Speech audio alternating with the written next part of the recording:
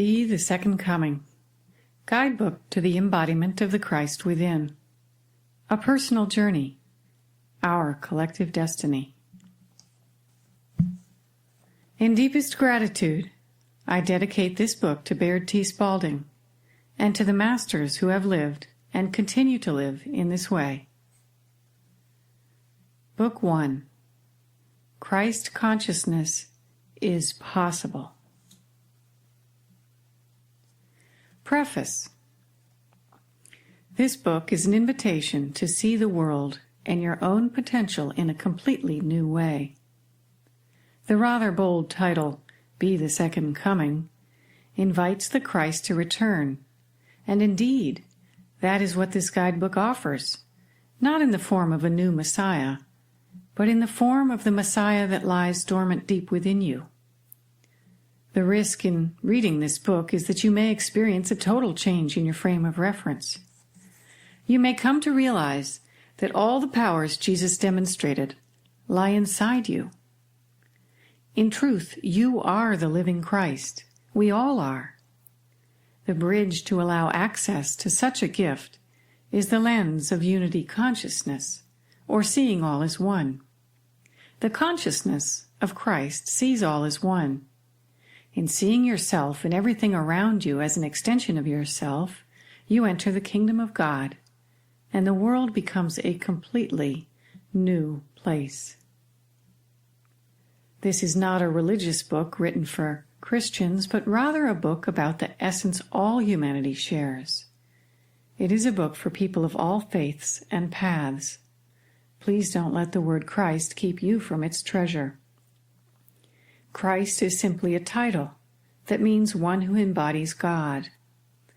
All people carry the same inner spark of God and may find this guidebook to be useful in the journey to the Christ within.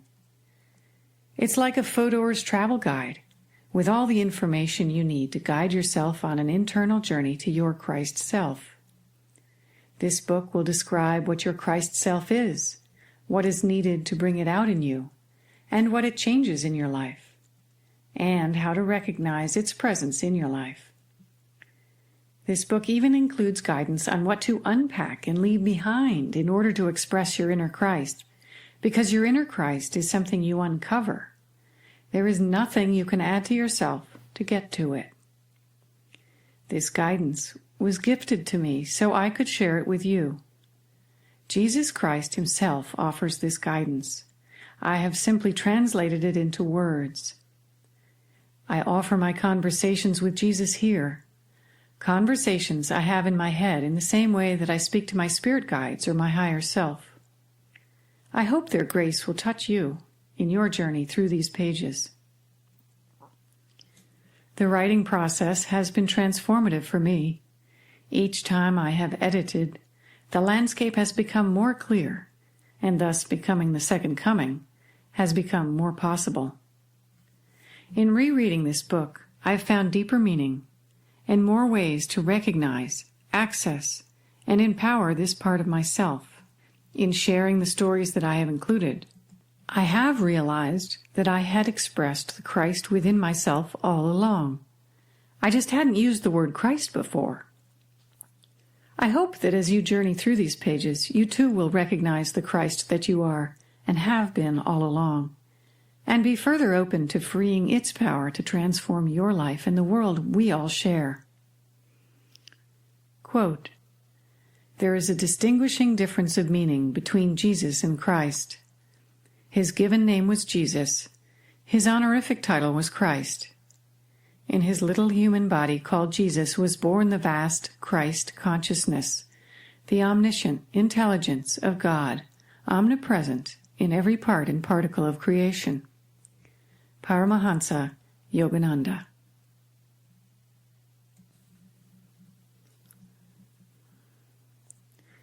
Chapter 1. Hope's Journey. April 21st, 2008. I was naked and lying face down on a massage table when Mary, my friend, a spiritual healer and massage therapist, whispered softly in my ear, "You made a commitment before you even came to Earth. you committed to embodying the Christ consciousness, and the time for it to come into fruition is in the next 5 years. A flash of recognition came to me. Oh, of course, I thought, as I breathed a sigh of relief. You know that sensation when something that you feel but haven't been able to find words for is finally spoken? An underlying tension that I had held forever dropped. I didn't even realize I was holding that tension until I let it go. It was replaced by a feeling of peace. I got up from the massage table and dressed as usual, but something had shifted. Truth was present, almost like another person had entered the room. I had been wondering where my spiritual journey would lead. Having read over 100 spiritual books, I was searching for something, and never would have dared to call it Christ consciousness, which sounded religious and out of reach. Mary had been offering me guidance whenever she came to town, and many really transformative and wonderful things had resulted. So I trusted her clarity and her source. I took her words seriously and committed myself to fulfilling that pre-birth pledge and discovering for myself just what it meant. Not surprisingly, my ego, that part of me that loves to separate itself from others by being special, liked the lofty goal. So, like bringing an unruly friend on a delicate mission, we set off on this quest with a destination that only the truest parts of me would complete. The words Christ consciousness were like a beacon of light guiding me ahead during a confusing period of my life. They offered a hopeful vision and destination, because a year earlier my decade-long, almost insatiable thirst for spiritual understanding and wisdom had precipitated a move to the country. I moved alone, without my husband and youngest son, which seemed selfish and foolhardy to some of my friends and family. Others admired my courage and willingness to take a spirit-guided leap into the unknown. I had been caught in a painful dance between leaving and staying.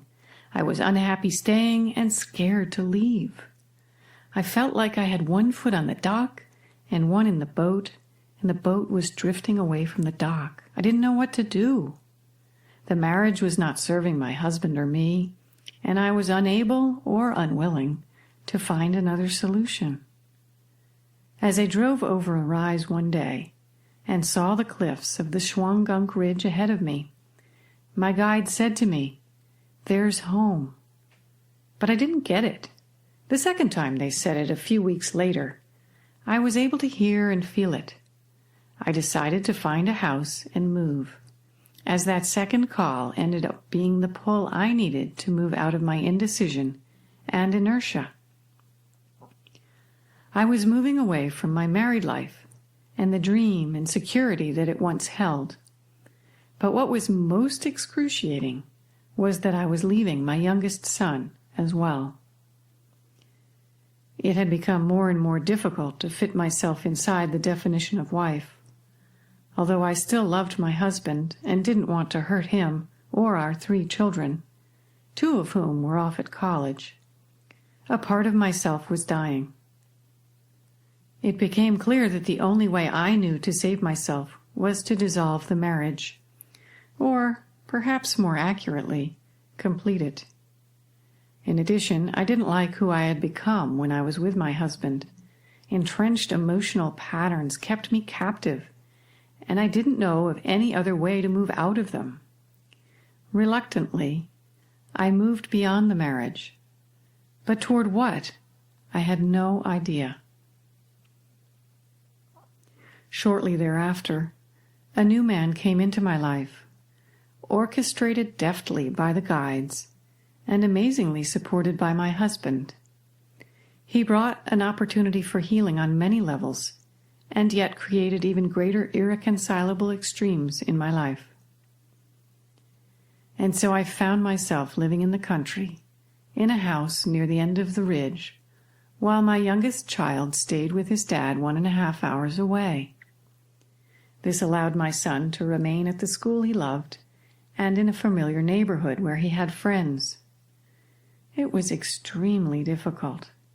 I wanted to be there for him as I always had been, but I knew that modeling for him being true to my spiritual self was also a gift in some ways. The theme of separation, the need to reconcile two irreconcilable realities, was everywhere in my life. My old life was broken in pieces, and the vision for my new life was hazy and didn't fit into any molds I was familiar with. Isolation and humility are perfect incubators for transformation. My retreat to the literal and proverbial wilderness left me feeling like I was in free fall, with no floor or walls to define my world. It was terrifying and freeing at the same time, and it forced me to live in the moment. To look forward towards the future or back to the past were too painful. I kept a Louis L'Amour quote on a card by my kitchen sink, and it gave me a hopeful shift in perspective many times. It said, "There will come a time when you believe everything is finished. That will be the beginning." Difficult times can offer great gifts on a spiritual level. I shed many layers of conditioning with regard to my expectations, obligations, and assumptions about what was most important. Seeing life through society's eyes simply didn't work anymore. Society's values alone didn't take into account my spiritual longing and whatever it was that was calling me. Being on a spiritual rather than a religious path, there was no obvious way to accommodate that calling. And for months and years after my move, I tried to figure out how to put my life back together, to make the people I loved happy, and be happy myself. But it was like trying to put together a jigsaw puzzle that simply didn't fit, and it made me crazy. The situation eased considerably when I finally realized that accepting life as it is, as opposed to resisting it, gave me peace and allowed me to find the gifts in the form that my new life had taken. Surrendering, I gently hit bottom and was then able to settle into a new and more balanced perspective. Instead of focusing on what I didn't have, I realized what I did have. I had deep alone time and time with my son, family, and friends. I'd always needed time alone, but I hadn't known how to balance my own needs with the needs of the children and the nurturing of the family. Nature's beauty and healing energy supported me and reminded me of life's sacredness. I reconnected with the land, which helped me to feel connected to everything around me. Nature gave me the opportunity to see the unity of all, even in the anguish of separation that felt so real. A saving grace was that I was mostly able to understand the ups and downs I was going through as just a part of a process I was in, and I felt my only choice was to hang on and try to enjoy the ride. So this is how I found myself 2 days after my massage with Mary, sitting in bed around 4 a.m. with my laptop on a pillow, heeding a call from my guides or the divinity within me. They asked me to take a half an hour each day to allow the wisdom that flows through me to express itself on paper, and they gave me this title for a book: Guidebook to Christ Consciousness, a guidebook for the transcendence of human thought patterns and the movement out of the prison of the illusion that we are simply and only individuals in a physical realm, and to the truth of our unity, our oneness beyond the physical evidence, and the transformation to the resurrected Christ, as demonstrated by Jesus. How is that for a mouthful of a title? My guides were asking me to co-create a guidebook, like a manual for the planting of vegetables or the assembling of an elaborate toy. I had to get over my incredulity that I could actually do this and proceed. Knowing that I was essentially just the scribe at first made the task manageable. Yet, just opening to the wisdom that flows through me didn't result in the structure or substance of a book. I also realized that inherent in the assignment to write a guidebook was the need to demonstrate the Christ within myself. With that not insignificant pressure, my confidence eroded, and I stopped writing. A year after the guidebook assignment, I remembered that tucked away in a binder were the written records of a miraculous series of meditations I had had 10 years before. It was in 1999 that my guides first helped me to embody the Christ, so I realized that I already had embodied the Christ. The memory of what it felt like to be the Christ from the inside made me realize that the Christ is indeed within me. The divinity within me was real, not just words I wanted to believe. I knew them as truth, and this gave me the courage to begin writing again. After my embodiment of the Christ in the meditations, my guides took me to see Jesus, so I knew he existed and that it was possible to converse with him. I also had another experience with him that I illustrate here in the book, so I knew he wasn't just a lofty historical figure, but a real presence. This is the caption for the illustration. When my son James was about 2, I was pushing his stroller down a country road in Rhode Island. A car came barreling down the 2-lane road toward us, never shifting toward the center as most cars do when they see a pedestrian. I shoved the stroller off the road into the underbrush and got off the asphalt, turned to scowl at the driver, exclaiming, "Jesus!" under my breath. As I watched the car go by, in my mind's eye I saw Jesus, his arms through the roof of the car, his body streaming out behind, and his hands holding the steering wheel. His head was turned toward me, and he was smiling as if to say, "Nothing to worry about. You're safe." I was transported instantly from fear and anger to joy. I felt so taken care of. The book changed again when I realized I could also speak to Jesus directly, to ask him to define Christ consciousness and the path to getting there. I offer my conversations with Jesus here, conversations I have in my head in the same way that I speak to my guides. Who am I to speak to Jesus personally? It wasn't something I set out to do, yet my spirit's commitment to embody the Christ energy has forced me to release my sense of unworthiness to do such a thing. I'm no one special. However, I have learned to attune in a way that allows these words to come through. I feel quite certain that all of us have gifts, and being a channel is one of mine. Perhaps it is through giving life to our gifts and talents that we all open to express our Christ within. The Christ energy is present within all of us. Our inner Christ is the truth of who we really are, if only we can allow it to be. In accessing this part of ourselves, perhaps we also awaken others to the Christ within themselves. Through meditations that my guides taught me to do, in which I modeled the unconditional love of Christ, I caused something in the heart of another human in Yugoslavia that impacted the physical world. So the guidebook continues with this story of Christ embodiment. Upon first hearing, the story may seem fantastic, but imagine what is possible when we allow the Christ or divinity that we truly are to express itself through us. Before I can share the story, first, I need to tell you about Shadrach. As you have come to know it, this will help you find your joy. I realize now that joy opens up communication with our divine selves And that's really the whole point. This was counter to what I was taught. In my Puritan heritage, the focus was on duty.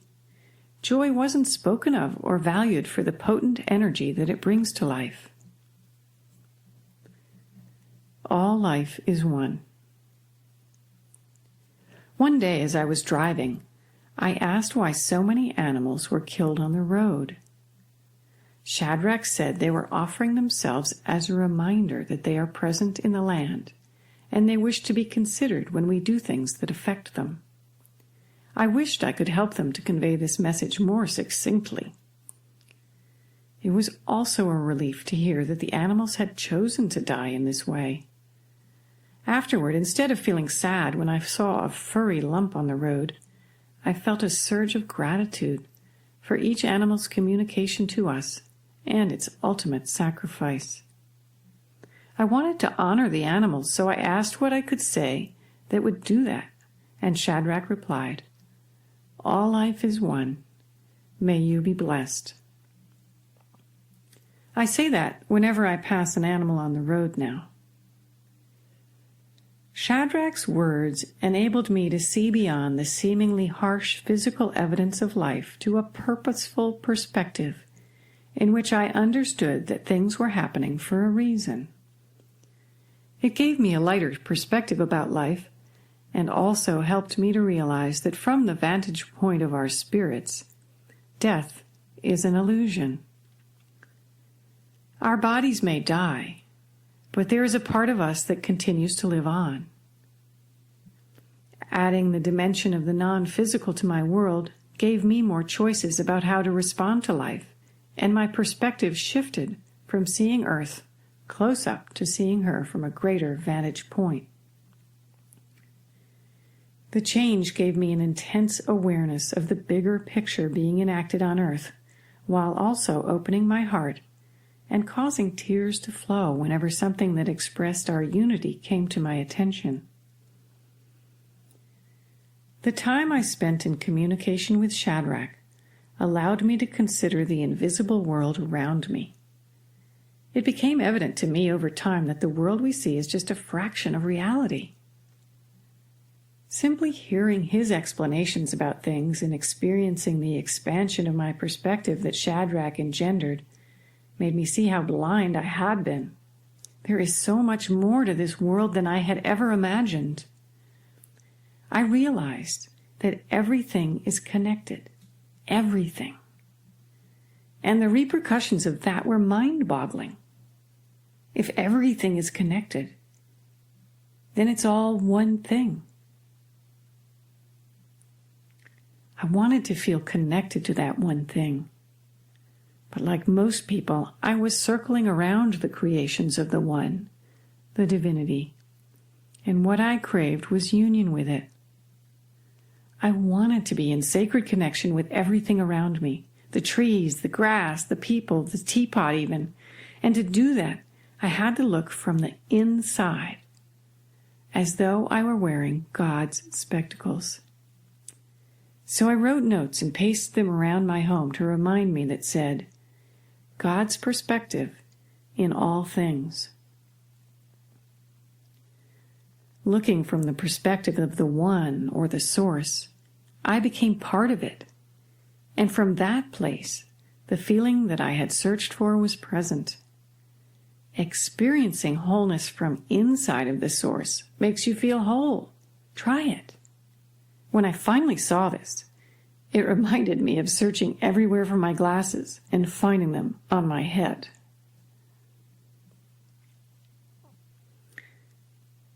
An exercise for seeing all as one. Take an object that you are near right now and imagine that it is a part of you. See its essence as the same as your own. Focus on that which is the same in everything as you look at it. Remember the illustrations in school of electrons circling an atom and all that empty space between the electrons? That empty space is the same in everything. Can you soften the definition of who you are and expand it to include the object you are looking at?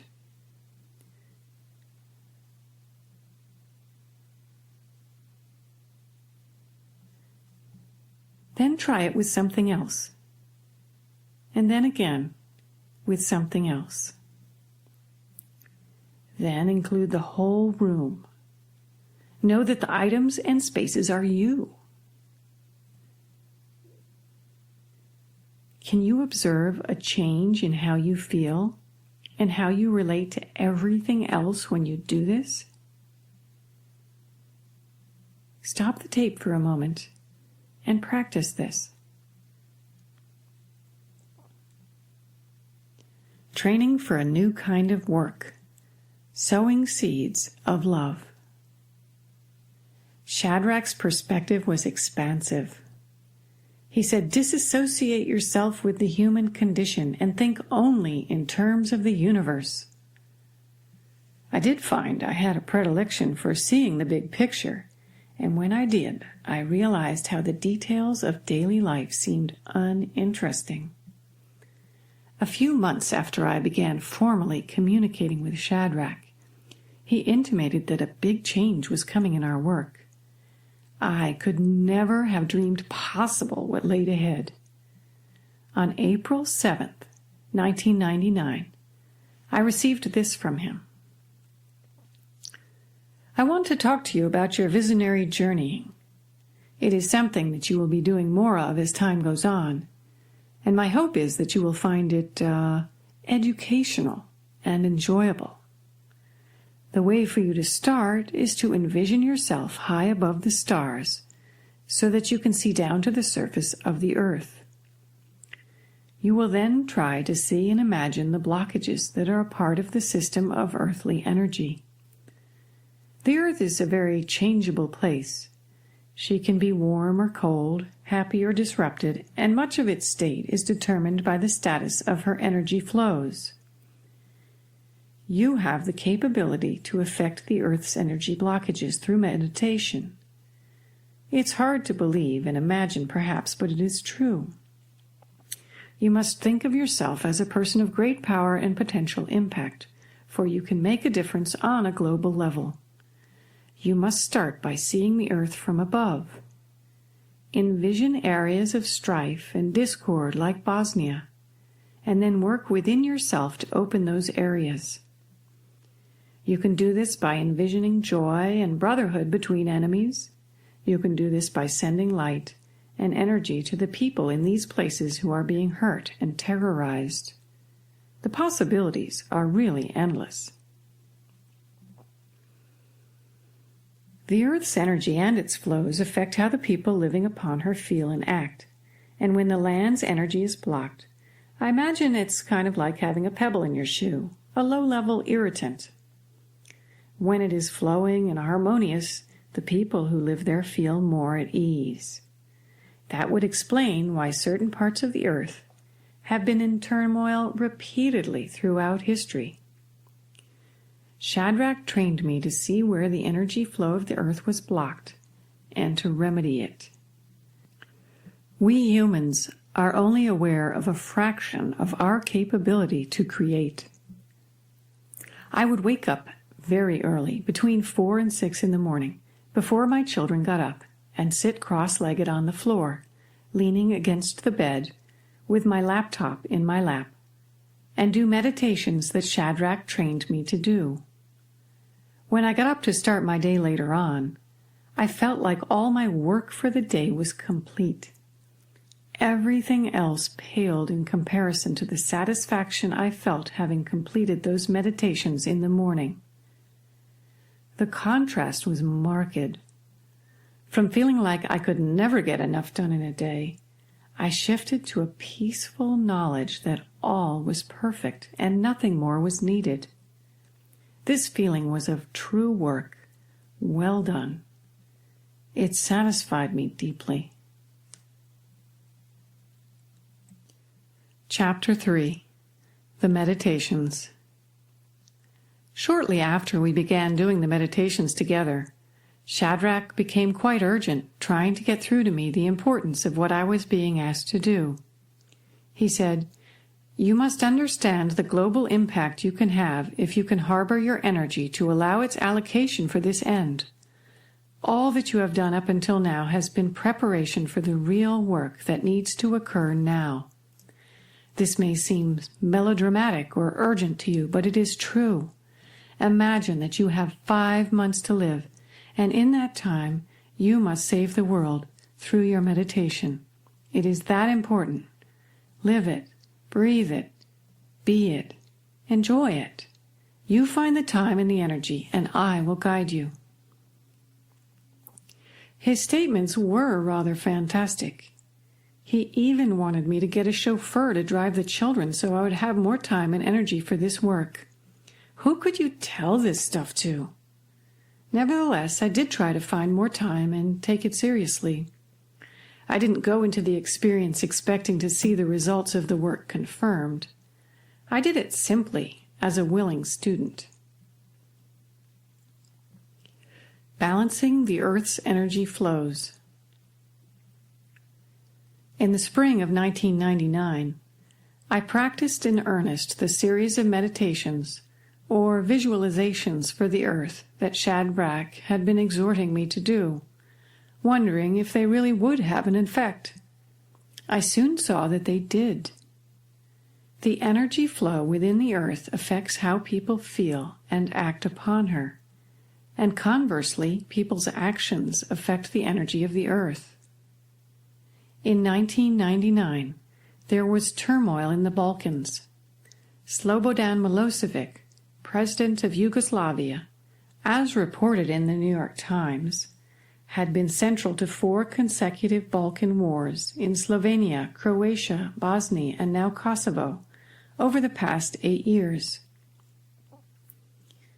There were 740,000 ethnic Albanians forced to leave their homes in Yugoslavia, along with stories of mass killings and brutality.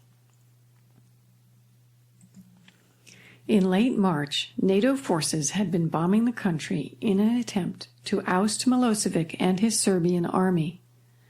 On April 1st, I began meditating on the Earth in Yugoslavia from my home in Connecticut. If you could imagine you were a satellite circling the Earth, or that you had a view from the moon, you could perceive that an energy blockage on the Earth was contributing to this destructive situation. War after war, neighbor killing neighbor, that is not how you would think people would choose to live. One reason that people act this way is because of the Earth's energy beneath their feet. It also has to do with their patterns of often short-sighted behavior, or the behaviors of their ancestors that set destructive processes in motion. In my meditations, I was able to balance the Earth's energy flow by visualizing that I was high above the Earth, looking down upon her. From that perspective, I could see the distant land and somehow also the energy movement within it. Where it was blocked, I freed its flow by finding what was blocking it, sometimes deep in the Earth, and removing it.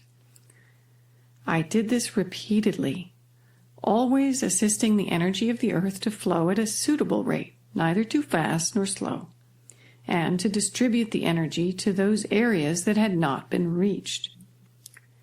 As energy flowed to areas without it, the energy was absorbed like water into thirsty land. It was a relief that I could literally feel. I could see the change that occurred in the land as I worked on the energy flow each day. I removed red rocks from blocked energy arteries, and the flow of energy to those areas increased and brought immediate relief. The areas felt and looked very different from the rocks around them, and removing the rocks was like removing splinters. Over time, the land relaxed. When I didn't know how to remedy the situation, I would ask for guidance. I prayed over the land, loved it, radiated warmth to it, broke up hard crusts on it, and did whatever else it called for. All of this occurred as I sat on my floor in Connecticut, typing out what I was doing on a laptop. Anchoring myself in the physical action of typing kept my mind from wandering too much. Milosevic Meditations. As the land relaxed and the energy flowed smoothly, I was directed to visit the people living on it. I first balanced the earth in the Kosovo area on April 24th, which is when I began visiting and blessing Slobodan Milosevic, then President of Yugoslavia. I started visiting many others on May 1st, a week later. I acted from faith, knowing that what I was doing was beneficial on some level, and that was enough. Expecting to see results seemed unlikely. I did not know then what scientists have been discovering about a field of energy that connects everything and acts as a medium of communication. Numerous researchers are documenting the phenomenon of being able to affect someone non-locally and virtually instantaneously. So what I did for the earth, and later with people, now seems quite possible, even though it seemed to be a big stretch at the time. Over a period of 5 months, I balanced the earth's energy and visited Slobodan Milosevic in meditation, interacting with him in my mind's eye. I developed a relationship with him within the meditations. I never met him in person. There was an openness and eagerness present with him after my first day. It felt like his heart opened. Here are excerpts of what I typed that day. Shadrach speaking. I would like for you to go to Kosovo this morning. Look down on the earth as you have done before. How is the energy flowing? And I answered, fine through the mountains. The plains seem to be covered too. Shadrach said, okay, now take yourself down to the village you have visited with me.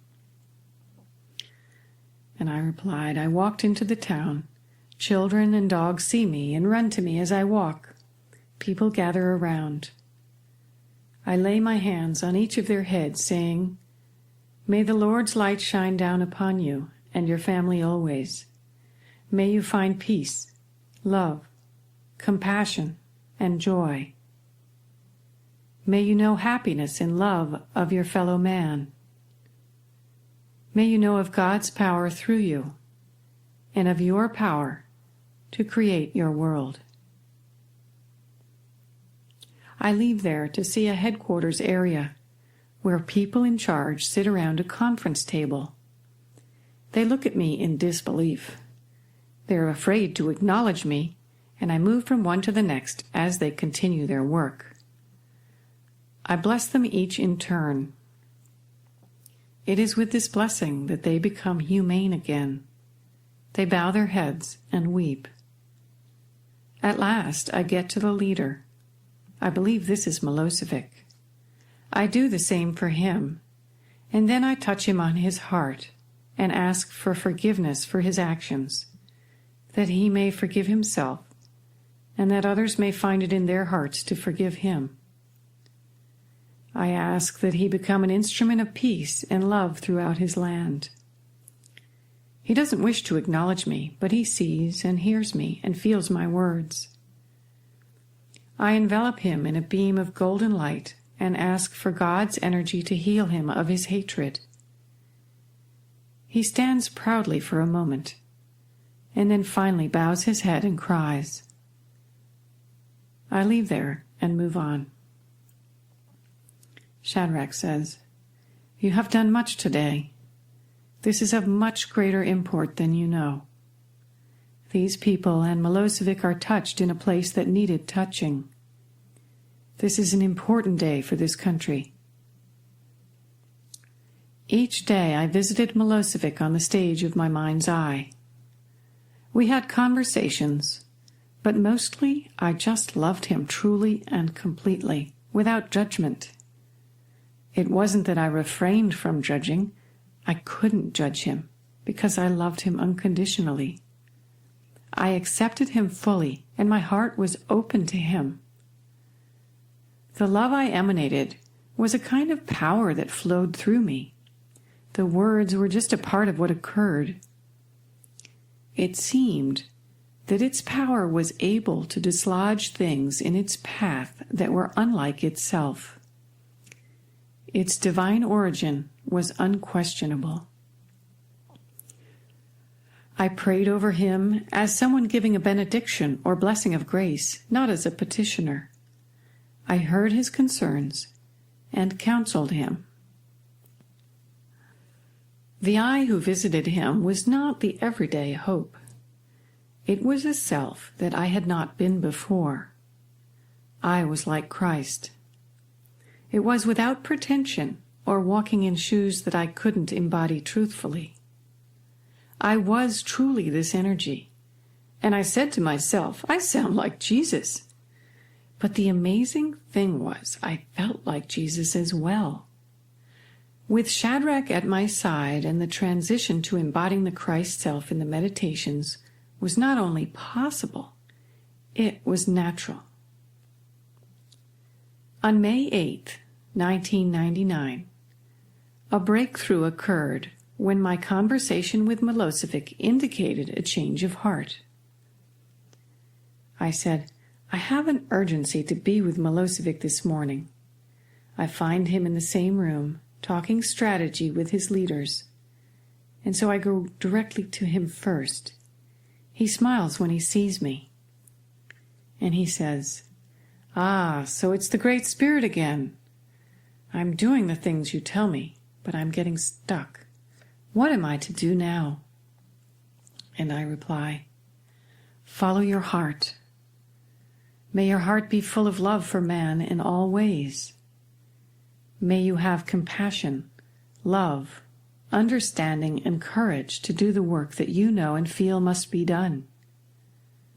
May your way be clear to a new understanding of life, living, and the world around you. May your people support you in this work, and may your knowledge of God grow in all things and in all ways.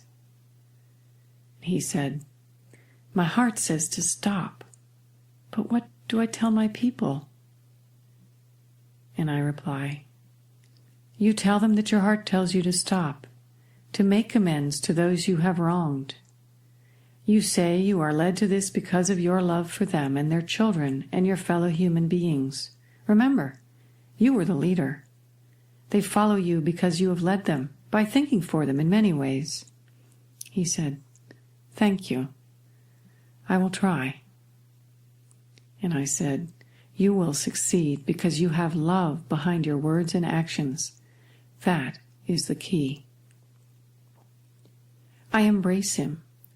I touch all those people around him, pray for them, and ask that they support their leader in his decisions based on love. Results. After a regular meditation on June 3rd, Shadrach took me to a field of flowers in colors I had never seen before. I stood in front of a bare-chested man with a powerful yet gentle presence. He was sitting in a wooden chair. It later dawned on me that the man was Jesus. At the time, I just knew that the man was a leader. You will see the impact of your work very soon. Keep watching the newspapers for your confirmation of all of this. It is imperative. Later, as Shadrach and I parted, he said, that is good, my dear. There is no more for you to do today. Watch the newspapers, as we have told you. I interacted with Milosevic daily, and with refugees, villagers, soldiers, resistance leaders, and others in towns and cities throughout Yugoslavia. The energetic I, sometimes many of them, went to those places in my meditations. Visiting Milosevic taught me that interacting at a non-physical plane of existence could affect behavior at the physical level. Perhaps being open to love made continuing on the path he was on no longer tenable, because it was so out of alignment with the love he now felt. I don't have answers to the question of how this works, but the results were in the news. The front page banner headline of the New York Times on June 4th, 1999, announced, Milosevic yields on NATO's key terms, 50,000 Allied troops to police Kosovo.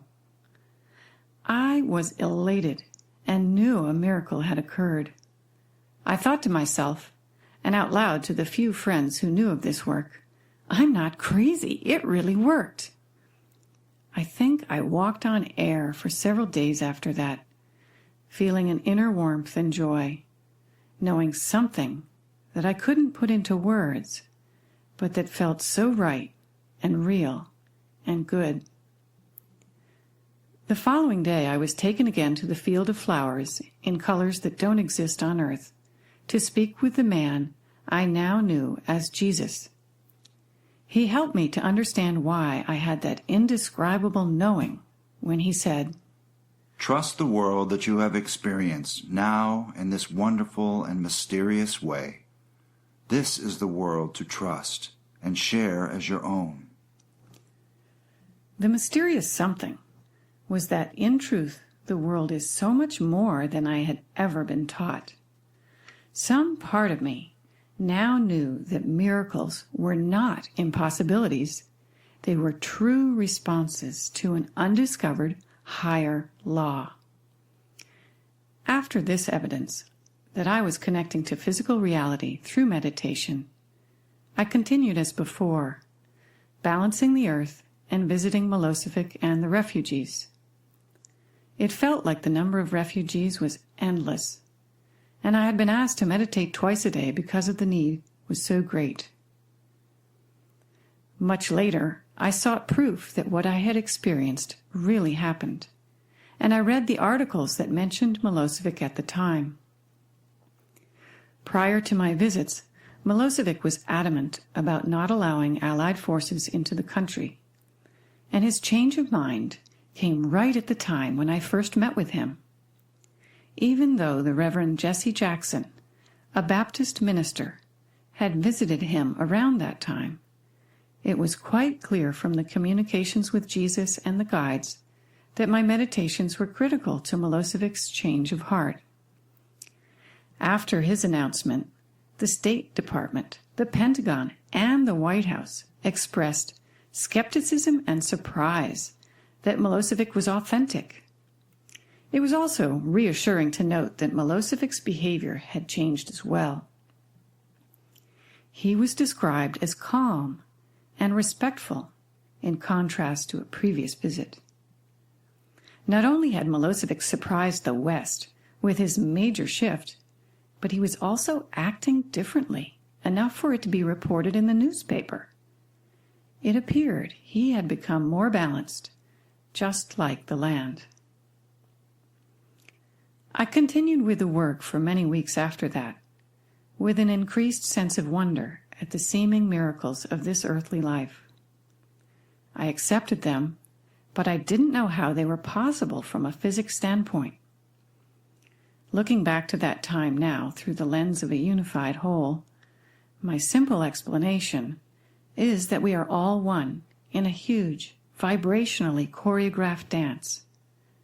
A miracle is simply cause and effect, like the one, all that is, itching in Yugoslavia and calling Connecticut to scratch it. Chapter 4. Explaining the Unexplainable. How could a person meditating in Connecticut change events in Yugoslavia?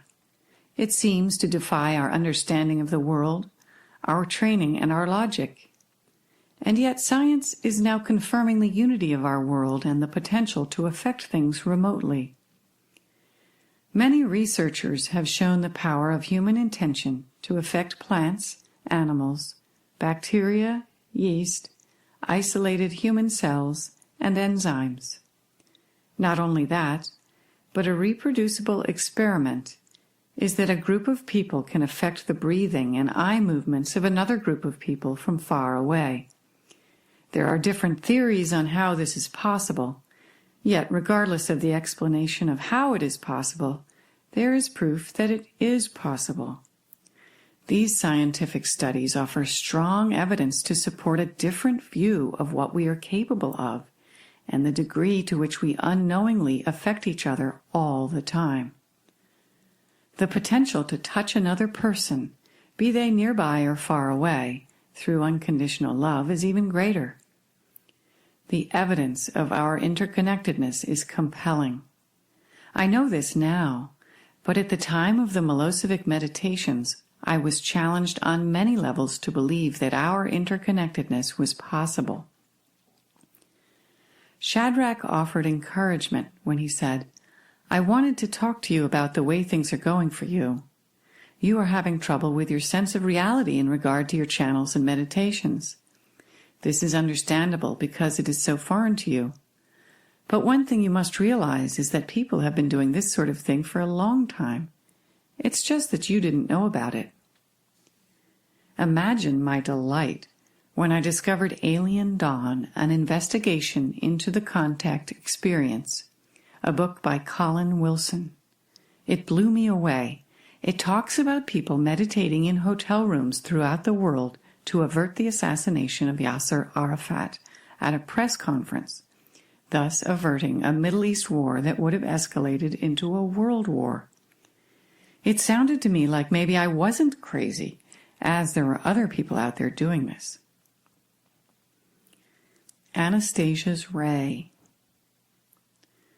Further confirmation on the phenomenon is found in Anastasia, the first book in the Ringing Cedars series.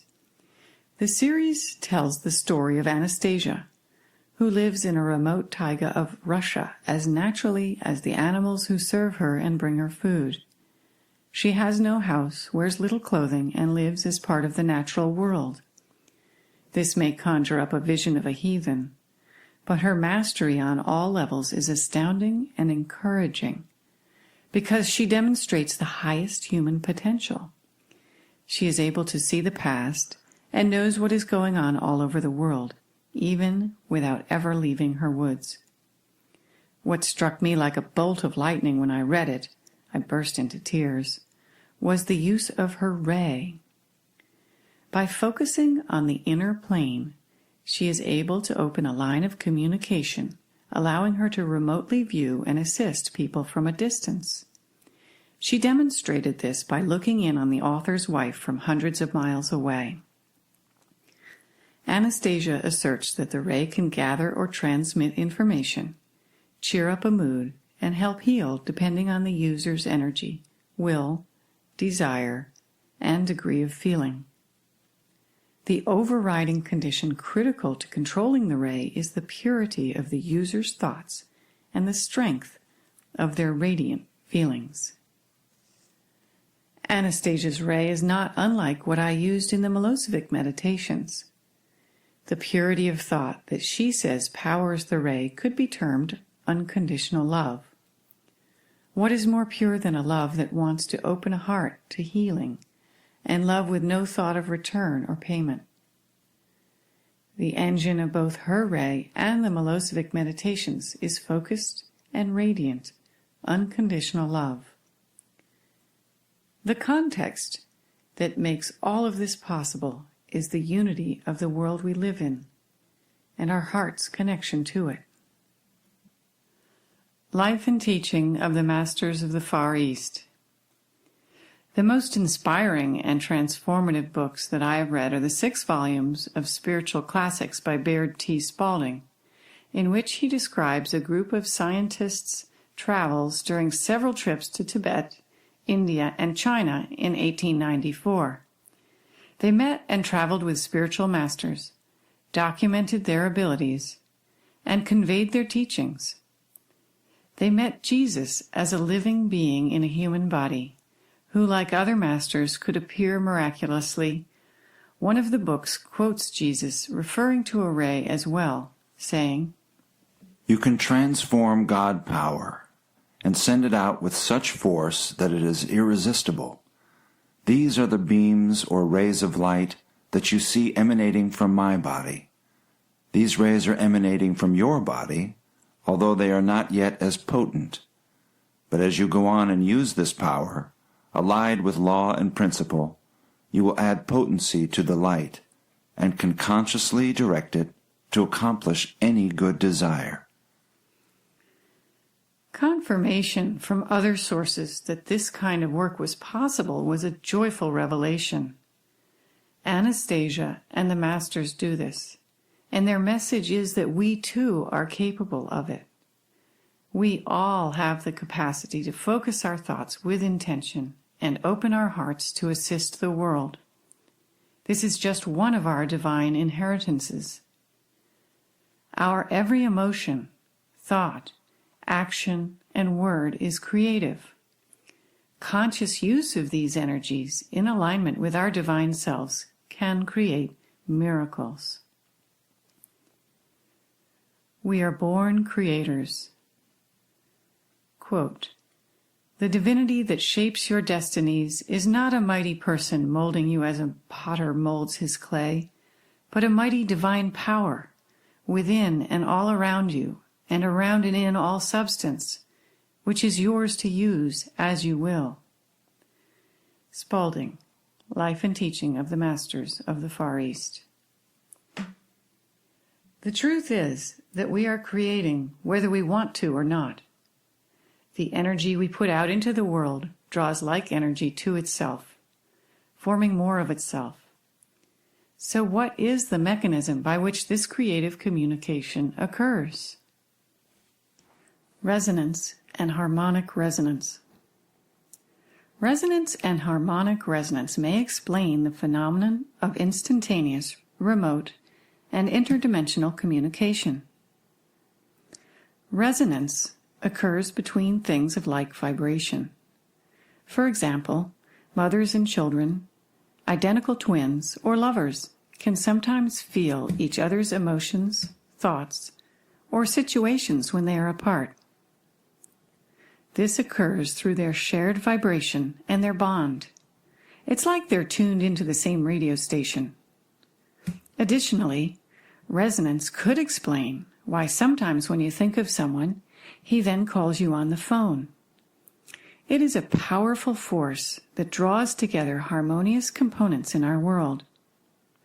Harmonic resonance is resonance that reaches interdimensionally. There are dimensions of reality, other than this 3D one that we live in, that exist within different ranges of vibration on a continuous scale, vibrating at a higher or lower rates. Perhaps our musical scale is a section of that continuous scale, because harmonic resonance is best described through music. For example, when a C note is struck on a piano, all the other C wires in the piano will start to vibrate, even though they haven't been touched. Similarly, our vibration on Earth affects other dimensions, perhaps because the continuous scale of vibration is like the musical scale in how it responds. Imagine flicking a light switch and having it turn on lights that illuminate scattered trees in a huge park. Harmonic resonance is like that, with the distant trees being other dimensions instantly affected by us. Joy, gratitude, and love resonate with like energies and dimensions, thus expanding the presence of these beautiful qualities in our lives and world. It naturally follows that when we vibrate at a place of frustration or struggle, those vibrations creatively expand into the world as well.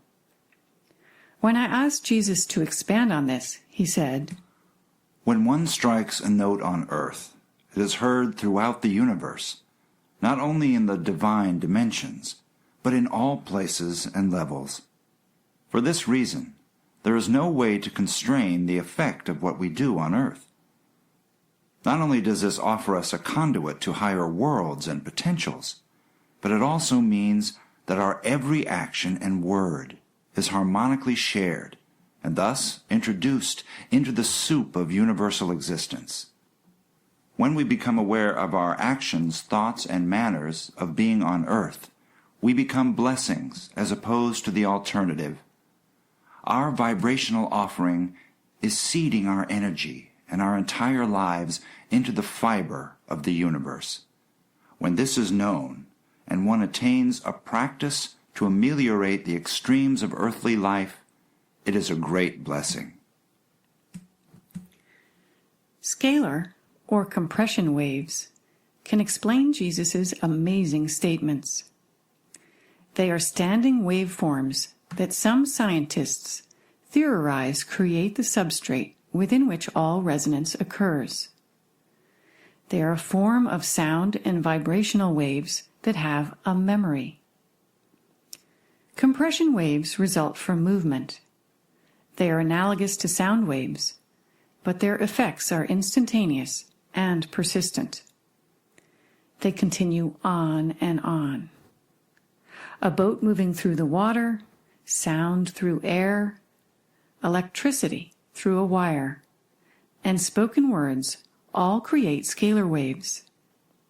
The universe is filled with them, constantly moving at all levels of creation. It's not a huge leap from here to realizing the connection between our every action, thought, word, and emotion, and the profound and lasting impact each makes throughout the universe.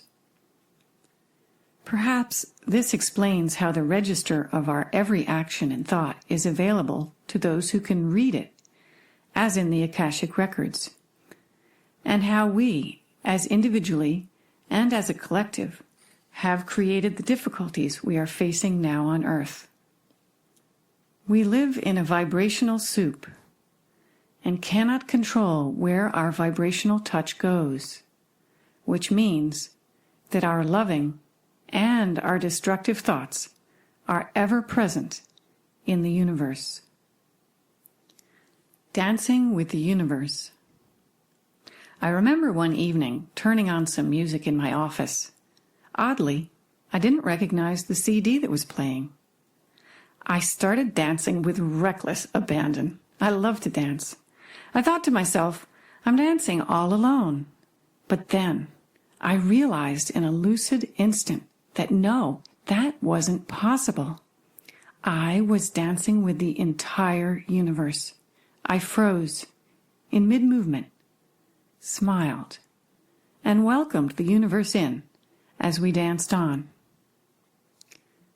In that instant, I realized that whatever I was offering in any moment was what the universe was receiving. Knowing there is a factor of infinite expansion and action in the universe is a really clear incentive to clean up my emotional act.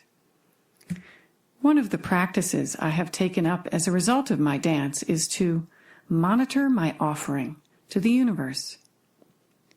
It reminds me of a message from my guidance, which said, "Offer only unto the present moment that which you hope to receive in the next moments for eternity." Resonance, harmonic resonance, and compression waves are some ways to explain how we are dancing with the universe all the time. I wanted to hear what Jesus would say about the permanence of our actions, and asked him, Jesus, is there a memory of the harmonic relationships of our thoughts, emotions, and actions as well? Yes, of course there is. No matter what occurs on earth and in the hearts of men, there is a record of it, not only in the ethers, but also in the very neurology of the individual. This is how a happy person looks youthful and vibrant, and an angry person is wizened and taut. So it is the vibrational signature that holds matter in form, and that is also why matter and our bodies are flexible and changeable. We may reconfigure at any time what our body looks like by defining or representing a different vibrational signature.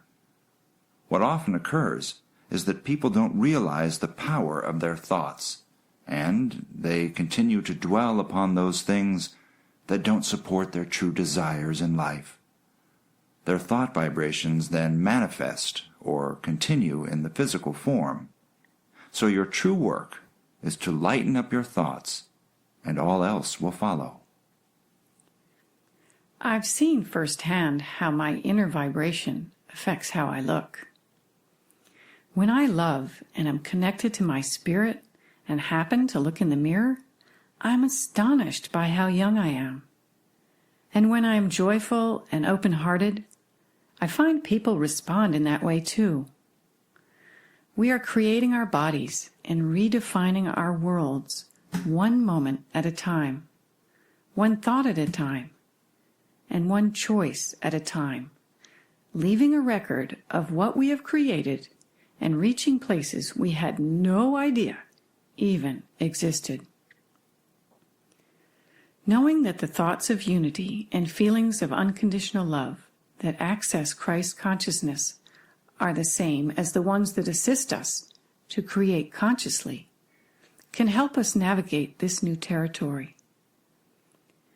There is a special quality of energy that emanates from us when we pray, bless, love, or consciously connect with nature. It is the same energy found in sacred places and healing wells, and in divine dimensions. Unconditional love in higher dimensions. I once stumbled into the divine non-physical world by chance. I was lying on my bed in the early evening.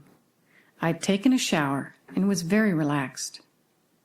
I was practicing a breathing technique I had just read about when strong tingling began at my feet and enveloped my body upward. It was a pleasant and intense feeling. When it encompassed my whole body, a veil lifted, and all of a sudden, like a channel change on TV, there were the heads of two old men in profile, bathed in bright light. I was filled with unconditional love, something I had no memory of having ever experienced before. I felt so good, but these words fall short of conveying its depth. Telepathically, one of them said, "Oh, I can't believe you're here so soon." And I thought, oops, what have I done? And then simply basked in the love, not wanting it to end. Now I wish I'd thought to ask a few questions. Afterward, in my delightful confusion, I wondered, where was I? And if that was God, why were there two of them? It was only later that I realized that I had stumbled into the afterlife, and that there are many spiritual guides assisting us behind the veil in non-physical dimensions. They guide our journeys in response to our intentions, thoughts, desires, emotions, and requests for help. Unconditional love was the quality of the dimension that I opened to. It was radiant and filled me completely. In radiating the unconditional love of the Christ, we speak the same language that the Creator speaks, and this is where the fun begins. Manifestation. Remote effects like the Milosevic meditations are just the tip of the iceberg of what we are capable of. I hope I don't send you over the edge into disbelief, but in vibrational alignment with divine energy from the source, we are not only powerful creators over distances, but can manifest our physical needs, such as food, shelter, safety, water, and even wine. It seems impossible, yet there are people who demonstrate such things. Manifestation is not your usual conversation topic among friends and family. Most people don't believe that we have this potential, and this lack of belief creates its own limitation. When you think you can't, you can't. To manifest, you must know it's possible. It is available not from the outer world, but from the inner world. The inner world projects the outer world into being. You must therefore go inward to manifest as the Christ. Truly knowing something comes only from personal experience. It is from knowing that you are a creator, that the Christ or God power lies within you, that your life may be transformed and a new world becomes possible. You must claim this knowing for yourself, because no one else will ever bestow it upon you.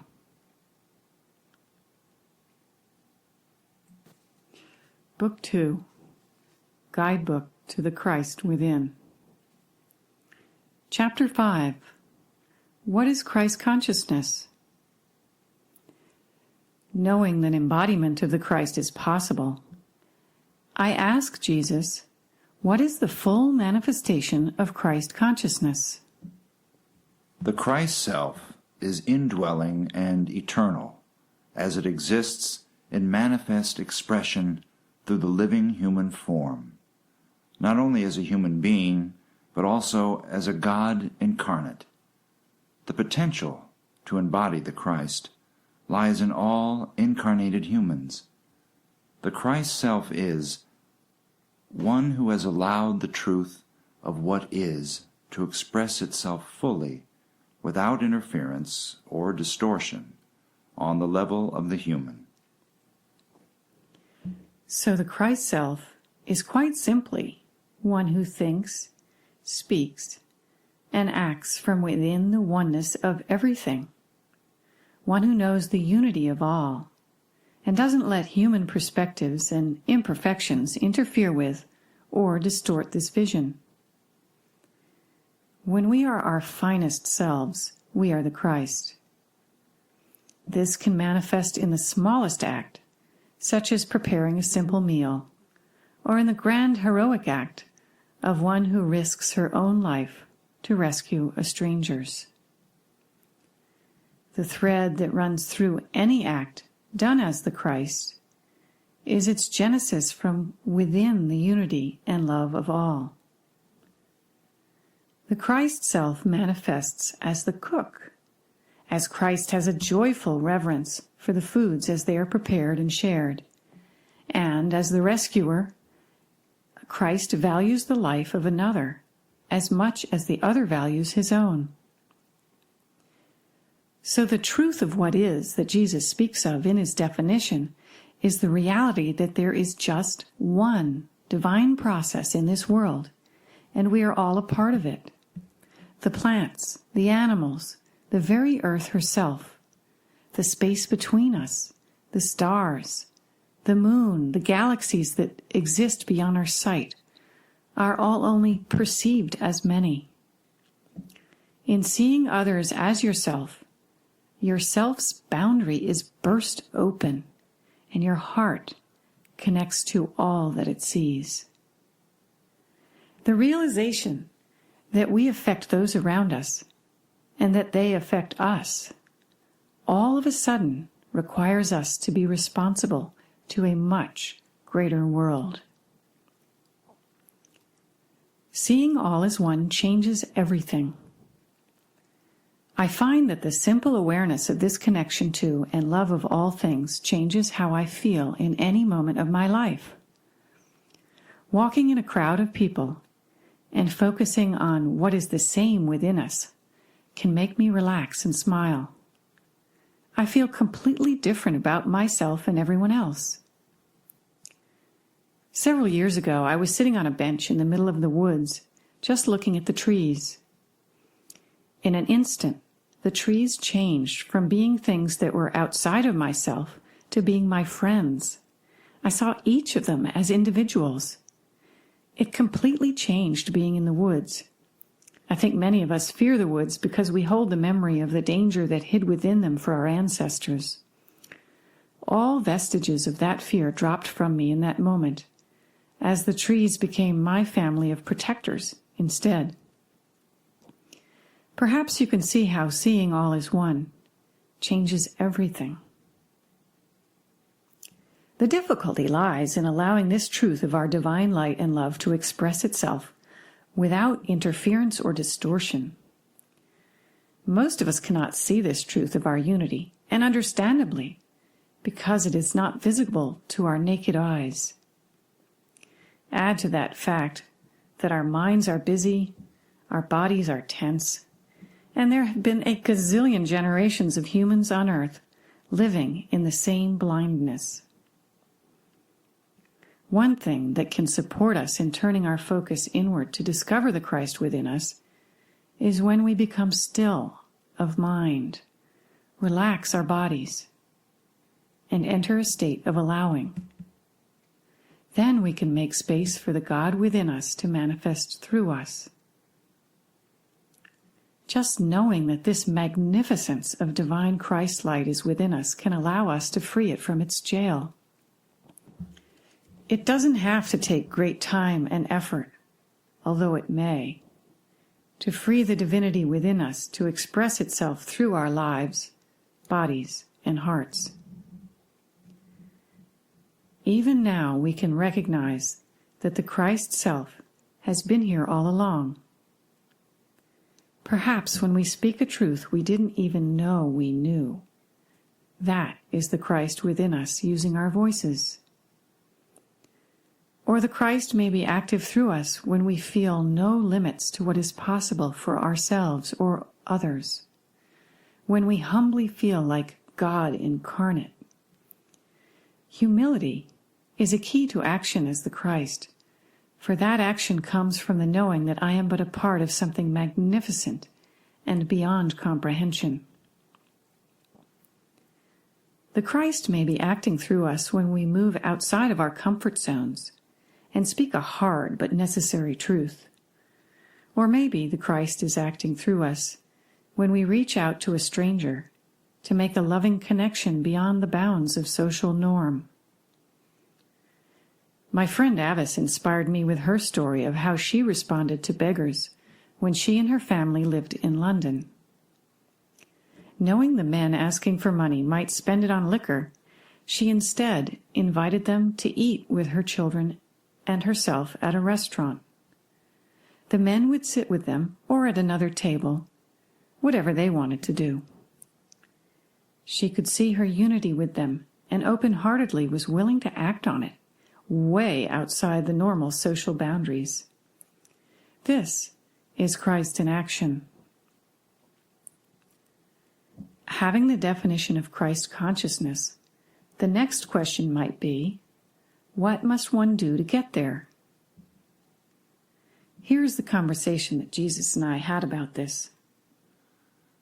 The first and only step is the intention to be one with all life, all things seen and unseen.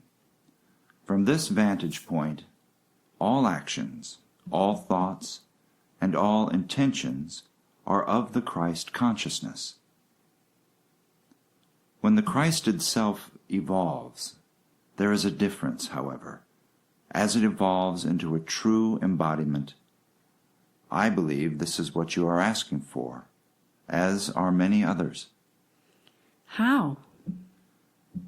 Focus on the realization that all is one, and whatever action you take must be action that serves the one in the largest sense. Your focus must be singularly held on the unity of all that is, as often as you are capable. Not only will this change your way of being in the world, but also it will ease the way for all of those around you as well. You will still do the things you do, but you will simultaneously know that you are connected to all, and therefore that your actions are responsible to the whole in a new way. Jesus later added, Seeing the one, all that is, around one at all times is the simplest and most easily performed task that most people can practice. It can be done any time, any place, anywhere, without anyone knowing it is being done. And it has profound effects on the nervous systems, both sympathetic and parasympathetic, and the systems that connect one to the higher dimensions. All barriers between the worlds are blasted apart when this frame of reference is used to see out from human eyes. So a new Christ intends to be one with all of life. And a true Christ takes action that serves the one in the largest sense, because she feels responsible to the whole. Stop reading for a moment and shift your perspective to see everything in front of you as all one thing. Join everything together and imagine the space between things as a thing as well. When I stop writing and shift to see that the wall, the table, and the map on the wall are all a part of the same thing, I see that they are all one thing. And I say to Jesus, when I did that, everything came alive, conscious, and my body relaxed, and I find myself loving what I am looking at. Am I relaxed because I'm in resonance with the things I see as the one? No, you are not in resonance. You are connecting with them in a way that offers an opening to energy within your body system. You're in a working relationship with the earth when this occurs. You join a team made up of the universe, the earth, life forms, and other forms, and exchange with them in a way that eases you. It brings the universe's wholeness to you, and so you find yourself feeling whole. Is this because I stopped putting energy into being separate as well? Not exactly. There is simply a union that occurs when you are looking at all that is as a part of yourself, and that union taps into a deep well of that who you truly are-ness that you don't normally feel. It is within you and available all the time. It is a contrast because you have not known to go there before. As I embody the one, I feel more whole, not just in my perspective, but in my body and emotions too. New possibilities become available. An intimate experience of oneness. I was blessed to experience the world's oneness during a guided meditation by Sadhguru Jaggi Vasudev. I rose, and my first step on the earth was a shock, because I knew the earth was alive. I couldn't walk normally because I felt so in love with the earth beneath my feet. I walked slowly, each foot placed lightly, gently, and painstakingly, as if I were walking on the face of something I loved completely and couldn't bear to harm. The tears poured down my face as my love for the earth moved through my body. It probably took me 30 minutes to walk about 60 steps. I had no reference for time. As people walked around me to the door of the meditation hall, I felt deep remorse for having walked like them, clomping along, unaware of the miracle beneath my feet. I was sensing that my body was a part of the earth herself. I reached and navigated the door at my snail's pace and saw the people, grass, and trees from a distance. They were all one thing. I knew them and myself as literally one thing. It is so easy to forget that we are already the Christ. We don't need to acquire it. We are all the divine process in living form. In order to make the Christ within a real experience in our lives, we must let go of our idea of separation and of all the toys, costumes, masks, and tools that we have collected thus far that help us remain separate and that we imagine keep us safe. What remains is the truth of who we really are. God, incarnated as a human, open-hearted, and connected to everything else that is. When we see the world as one, we have the energy of a nuclear reactor within us. while as separate individuals, we sputter along on a generator as our only power source. The veil of forgetfulness. My intention to embody the Christ is something that excites and inspires me, yet I forget constantly. I realized that it wasn't just that I personally was forgetful. Forgetfulness is the human condition. One of the terms, if you will, for incarnating in a human body is that we forget that we are one. Our journey on earth is to remember who we really are in the body. And when we remember and see all as one, this knowledge feels like it would be impossible to forget because it's so amazing. And yet we forget again and again. In seeing all as one, we are lifting the veil of forgetfulness. The veil is like an incredibly heavy theater curtain with thick layers of fabric and weights at the bottom. A huge curtain that separates us as humans from the truth that we are one. So we needn't chastise ourselves for forgetting that we are one, because it's not that we are imperfect in our ability. It's rather that it is challenging to go against the very rules of human birth. In order to play the game of appearing separate, we needed that curtain. When we see all as one, we are lifting the curtain up. We expect ourselves to be able to hold it up all the time, but it's almost impossible. And even more so when we try to lift the veil alone. So as more of us remember our unity, we raise the curtain together, and the brilliant light beyond the veil shines out. If we share the job of lifting the veil together, we can remember our unity for longer periods of time, and more light and unconditional love will enter our world, reminding us that we are more than just human. We are the embodiment of God, come to earth as creators. Chapter 6. Date with Unity. Incredible as it may sound, we are actually scheduled to embody Christ consciousness as part of a preordained divine plan.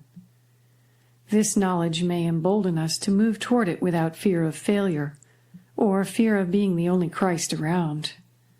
Several evolutionary models illustrate an active path to Christ embodiment.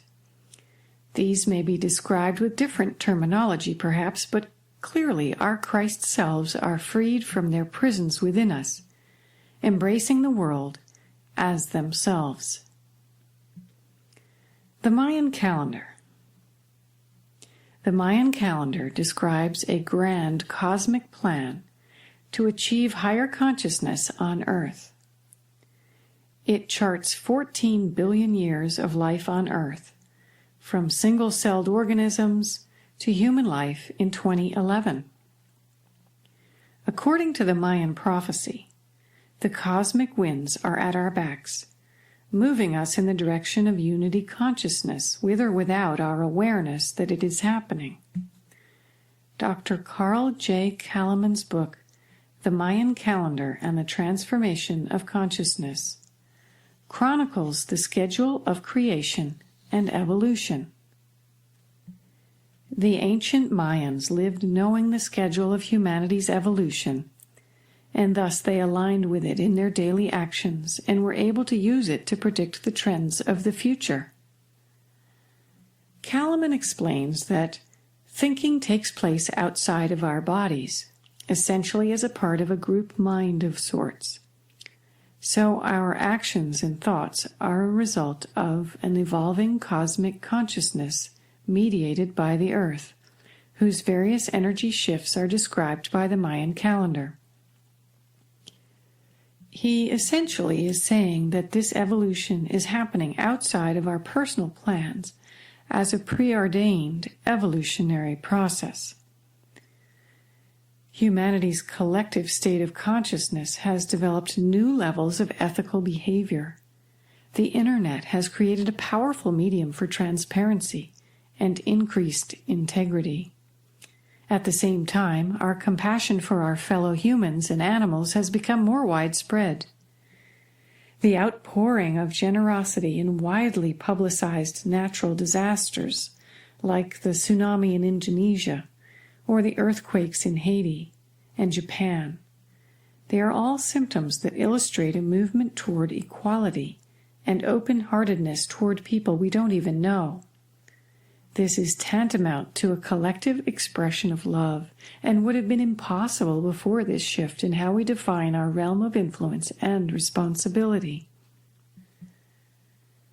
According to the Mayan calendar, the evolution to integrity completed March 2nd, 2011, or thereabouts, after which a new cycle began. The new cycle is the evolution toward co-creation and unity consciousness. This, like the other levels we experienced, is characterized by an acceleration of time. It's 20 times faster, in which it will seem that more occurs in less time. This will no doubt translate into challenges for everyone. The new cycle initiates a major shift in how we see the world and ourselves. Our shift in perspective is a natural result of the occurrences, like earthquakes and tsunamis, that demonstrate its truth. We are evolving to see our interconnectedness, which is followed by seeing the world as part of ourselves. We can no longer separate ourselves because it becomes increasingly evident that the fate of all of us rests upon each of us and the choices we make individually as nations and as a collective. This change in perception occurs organically as a result of a rate of change that is almost impossible to comprehend. And the evidence that supports this expanded view of the world that we see on the front pages of the newspaper.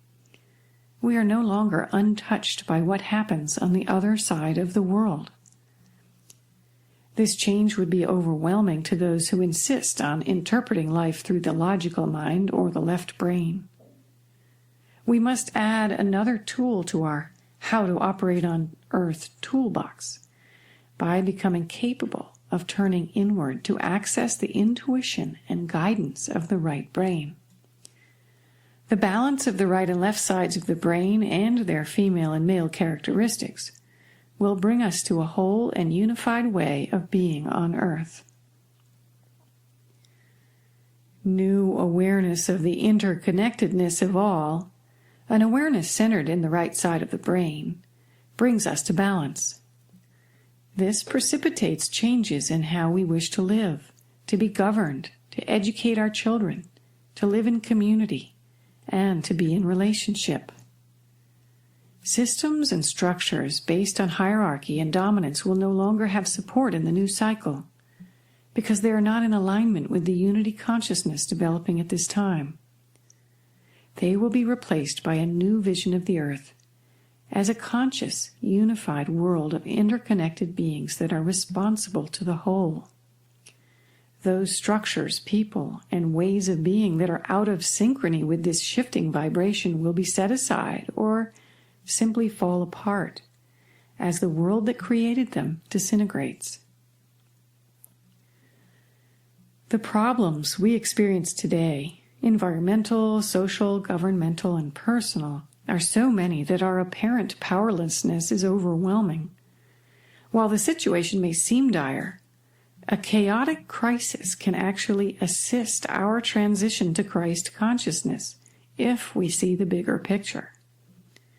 As the world situation overwhelms our logical minds, it forces us to turn elsewhere for guidance.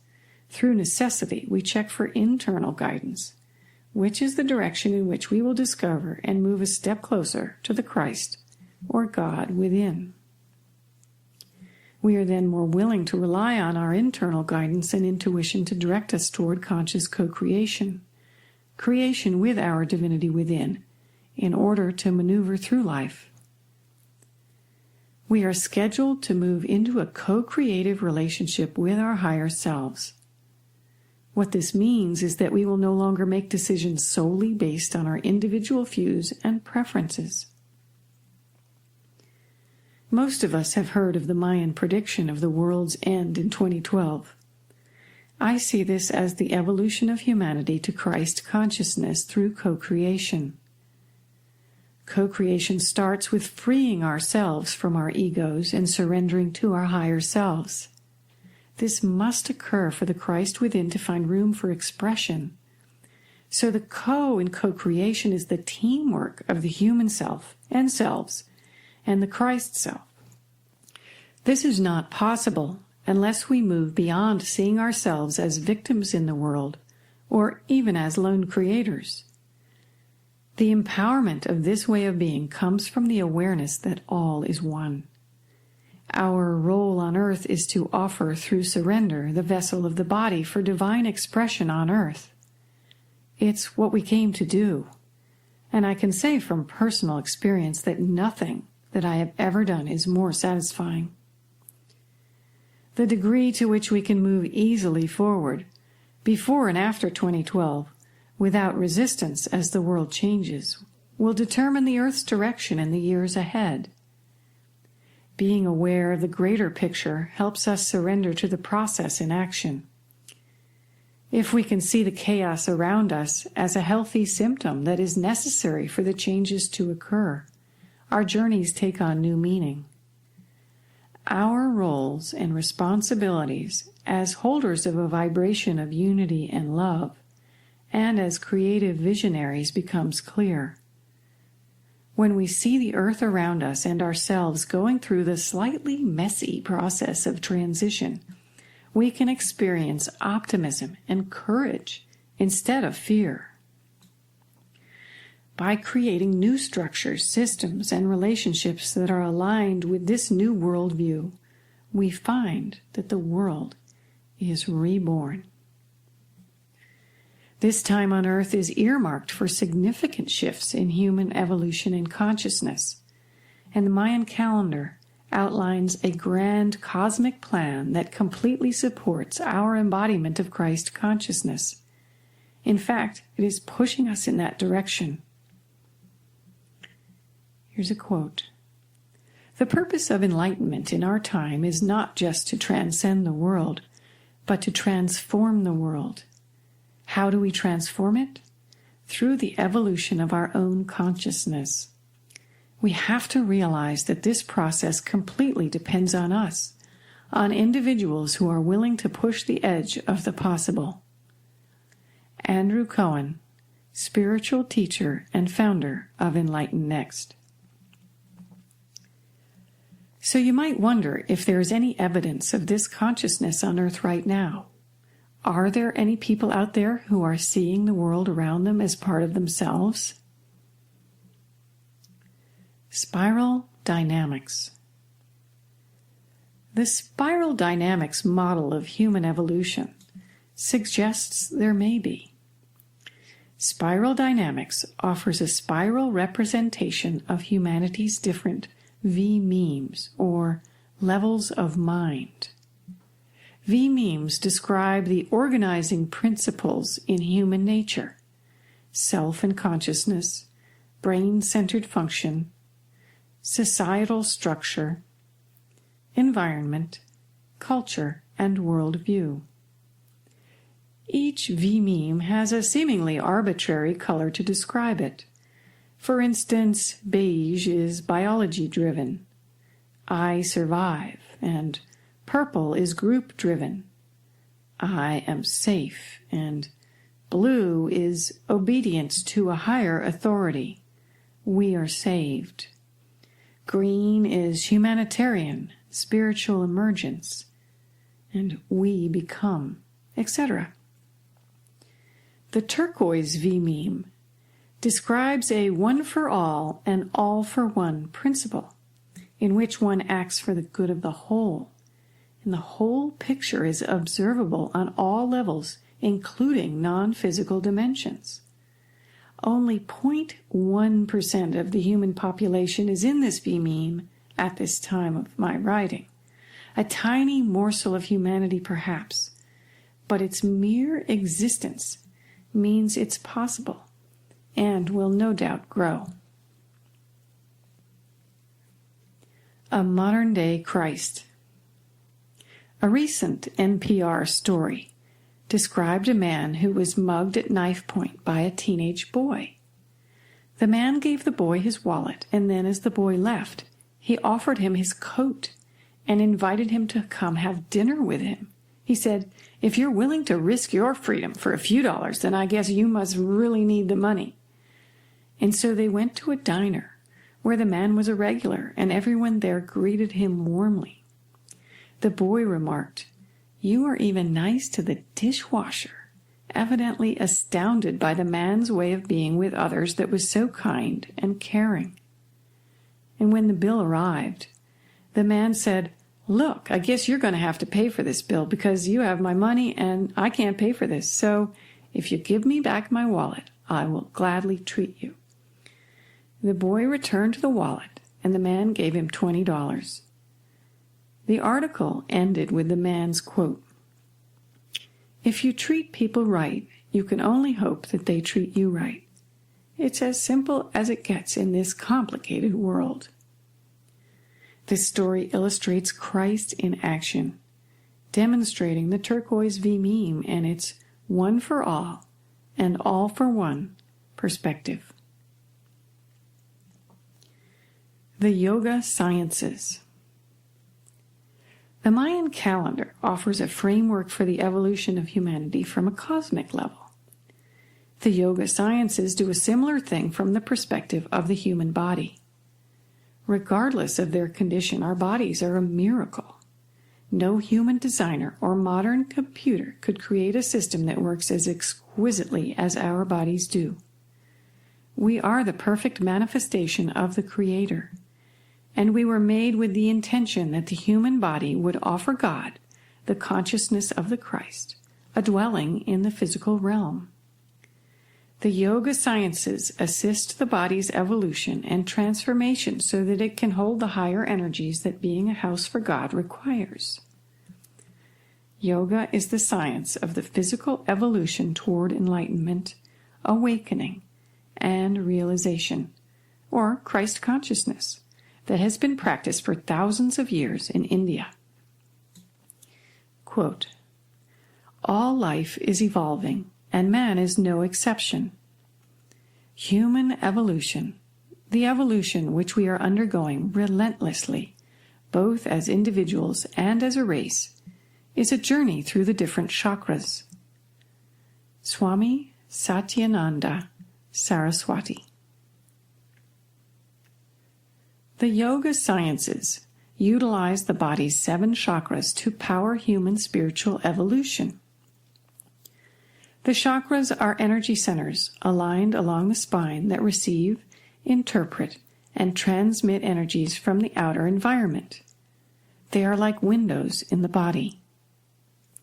According to Neil S. Cohen's Chakra Awareness Guide, the energy created from our emotions and mental attitudes runs through the chakras and is distributed to our cells, tissues, and organs. Realizing this brings tremendous insight into how we ourselves affect our bodies, minds, and circumstances, for better or worse. Our own thoughts and emotions, as well as the thoughts and emotions of others, go right inside us, and we translate them into our physical bodies. Perhaps this is why the bodies of saints and spiritual masters do not decay after death. Their thoughts, devotion, and openness to the divine transfer high levels of spiritual energy into every cell of their bodies. And this, too, helps us to see that our bodies and our influence really don't end where we thought they did.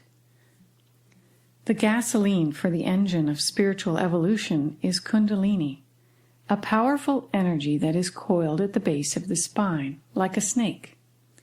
Sadhguru Jagi Vasudev says one only becomes aware of it once it begins to move. Each chakra starting from the base of the spine and moving upward is awakened by the catalyzing energy of the Kundalini Shakti. Shakti is a word that comes from the Sanskrit shak, meaning to be able, and ti is the agent for all change. The chakras are each associated with different functions, emotions, organs, and levels of awareness. The first chakra, or root chakra, is located at the base of the spine. It is associated with survival and connection to the earth, and it gives vitality to the human body. Once the first chakra is awakened, we are freed from our fear around our survival as individuals. The second chakra, or navel chakra, located in the lower abdomen, rules our assimilation of food, sexual expression, desire, giving, receiving, and creativity. As it is awakened, we transcend our attachment to pleasure and our aversion to pain. The third chakra, located in the solar plexus, brings vitality to the sympathetic nervous system. It is the center of will, personal power, self-control, and emotion. When it is awakened, we realize true freedom lies in mastering ourselves rather than controlling the outer world. The fourth chakra, or the heart chakra, is located at the center of the chest.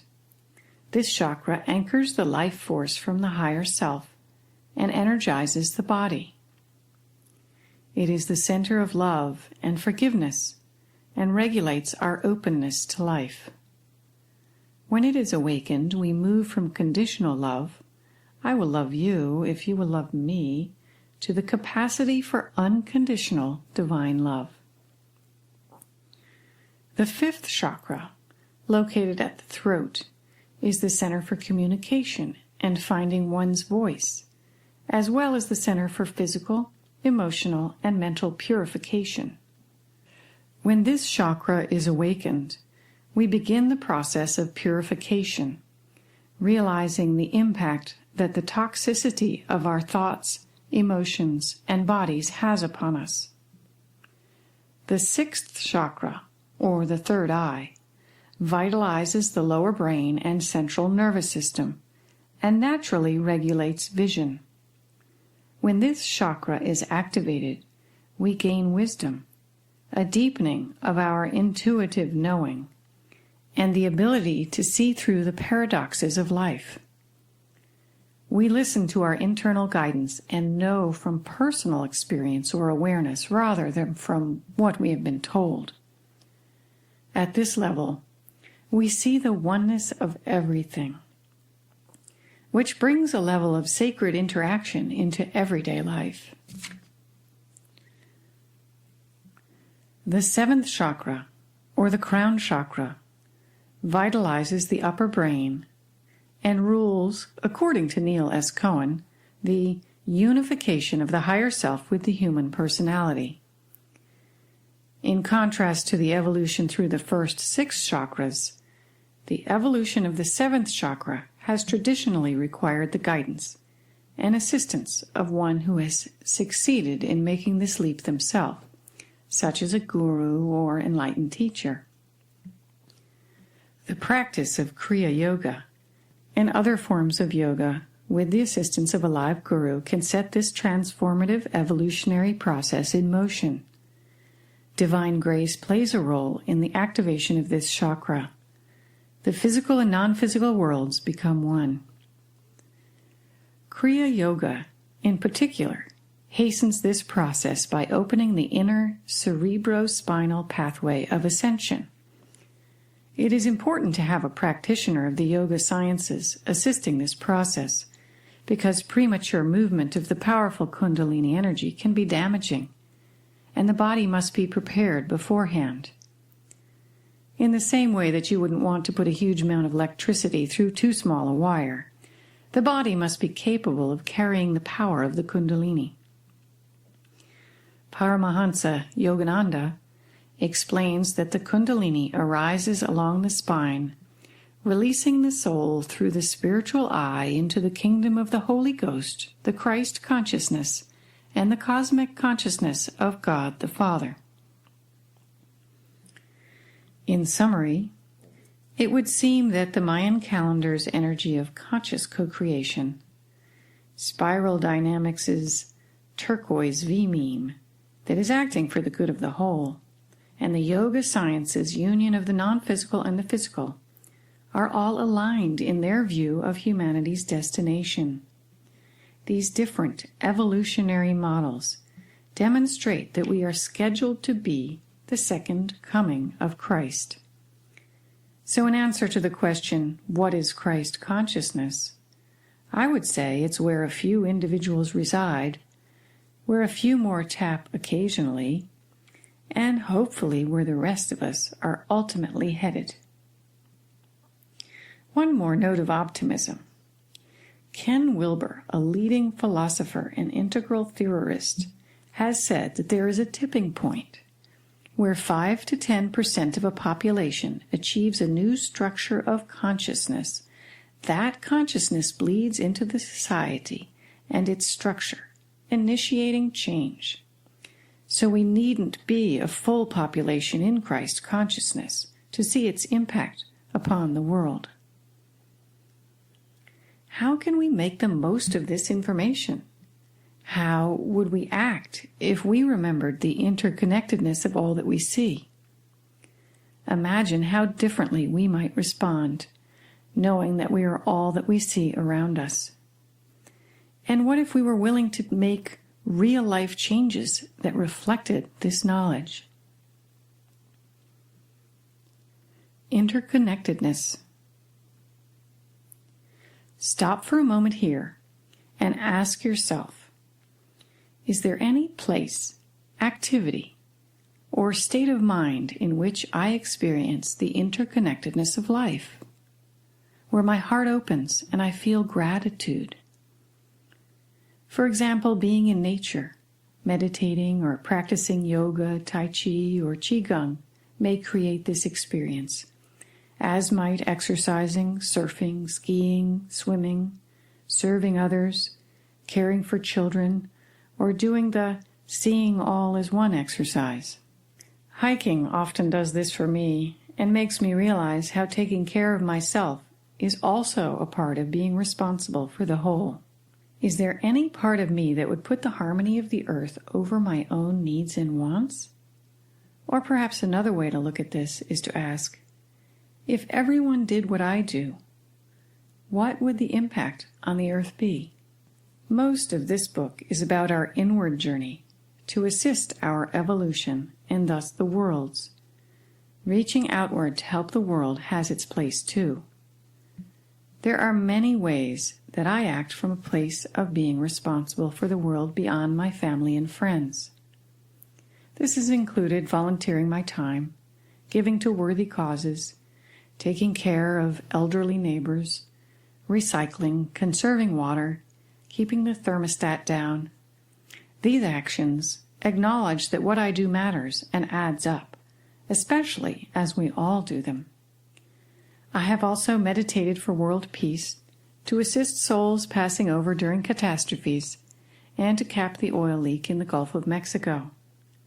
The expansion of my world has expanded my capacity to help others. It seems a bit mundane to end this chapter on the evolution to Christ consciousness talking about recycling, but it's actually a good metaphor. It wasn't all that long ago that recycling wasn't that common, and now most people do it.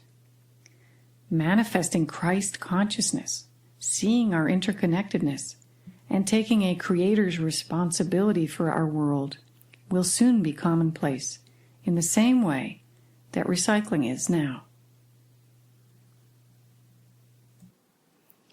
Chapter 7. The Power to Manifest. In the last 2 chapters, we defined Christ consciousness as the Christ itself, indwelling and eternal, as it exists in manifest expression through the living human form, and discovered our destiny as a species to embody it. Jesus surprised me as we continued our conversation. Yes, and much more is possible. Like what? Well, for example, bilocation, manifestation, and other demonstrations of the Christ condition. The Christed condition Jesus mentions is documented extensively in Life and Teaching of the Masters of the Far East by Baird Spalding. The book refers to the Masters' ability to bilocate, move from one location to another, even hundreds of miles away, almost instantly, walk on water, walk through fire, manifest food, and raise people from the dead. These are the same kinds of miracles that the Bible attributes to Jesus. This may sound like the stuff of fairy tales, and yet these acts are possible. For example, Michelle Small-Wright manifests a cubic foot of manure and describes the process in detail in Behaving as if the God in All Life Mattered. In the book The Energy of Life, one of the books about Anastasia, Vladimir Maigret describes how he learned to teleport himself. He took his second self to spend 3 days in Cyprus, leaving his body lying on the couch at his home. Having read about these amazing abilities in other regular people, my excitement built as I realized that these abilities really were what Jesus was describing when he described possible human expressions of Christ consciousness. I was eager to know more about how this was done, so I had the following conversation with Jesus. Is it like Matthew 6:31 to 6:33? So do not worry, saying, what shall we eat, or what shall we drink, or what shall we wear? But seek first your heavenly Father's kingdom and his righteousness, and all these things will be given to you as well. The quote perfectly describes the hierarchy of these energies. First, see the kingdom of your heavenly Father, then invite it through your way of being on earth, and then, and only then, will the divine grace and the possibility of the perfect manifestation of all your needs come forth, through the right use of all that is, which is within your power. Can you say more on what it means to rightly use all that is? Is that what it means by righteousness? Right use is the offering of yourself as a divine vehicle, and the knowing that all other beings and aspects of the physical world are in truth also divine vehicles. And so the way one is in the world is different when one knows this and acts from this place. So when one is seeing the kingdom and rightly using all that she sees, then the mighty divine power that is within and around her is available for manifestation? Yes, that is precisely it. The way through is to see all as yourself, and then, of course, you have the potential of all that is at your fingertips, so to speak. It would seem that our needs will be met divinely when we see the world in a certain way. As the kingdom of God, with perfect laws in action, and righteously, rightly use all that we see. In chapter 4, we described the intention to embody Christ, and then the act of doing so by treating all as ourselves. This is a third level of Christ expression, the Christed condition. Seeing perfection. Before the fall from grace in the Bible story of Adam and Eve, humans lived on earth as gods, able to manifest all they needed to sustain their physical bodies. Having one's needs met with ease was natural, and there was no premature death, disease, or suffering.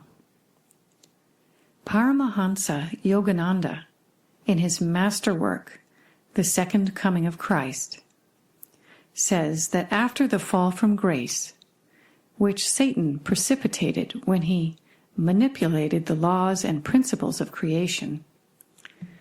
Satan turned the light of cosmic energy away from its focus on God and concentrated it on gross matter. The heaven-revealing astral light became the bedimmed physical luminaries of sun, fire, electricity, which show only material substances. As this story is interpreted as a metaphor or as truth, in either case, it points to the path for revealing the Christ, or the divine light that is within us. Looking inward is where we will discover the hidden divine light that lies there. It's no longer visible to the naked eye, but it is visible to our open hearts and our Christ eyes, where it is waiting to be acknowledged, revealed, and freed. In Life and Teaching of the Masters of the Far East, Baird Spalding describes meeting and traveling with masters that at certain times were seen to emanate a soft light. They did not need a lamp as they walked indoors at night. The difference between us and masters or Christs is that they know of the divine light and have cultivated its presence so well that it is the reality of their lives and worlds. They are transparent to it, and at present we are not. On this topic, Jesus said, "This means that the consciousness, the physical forms, and human growth and development have deteriorated to a degree that it is not possible to reclaim that perfected form without certain changes in consciousness. A person who sees the system and process as perfect and unified can patch it back together in a way that will reclaim, remount, and recreate it. What this means, however, is that the person must bolster the physical world himself. Like helping a wounded soldier to walk, the person holds the commitment to see only perfection in his sight.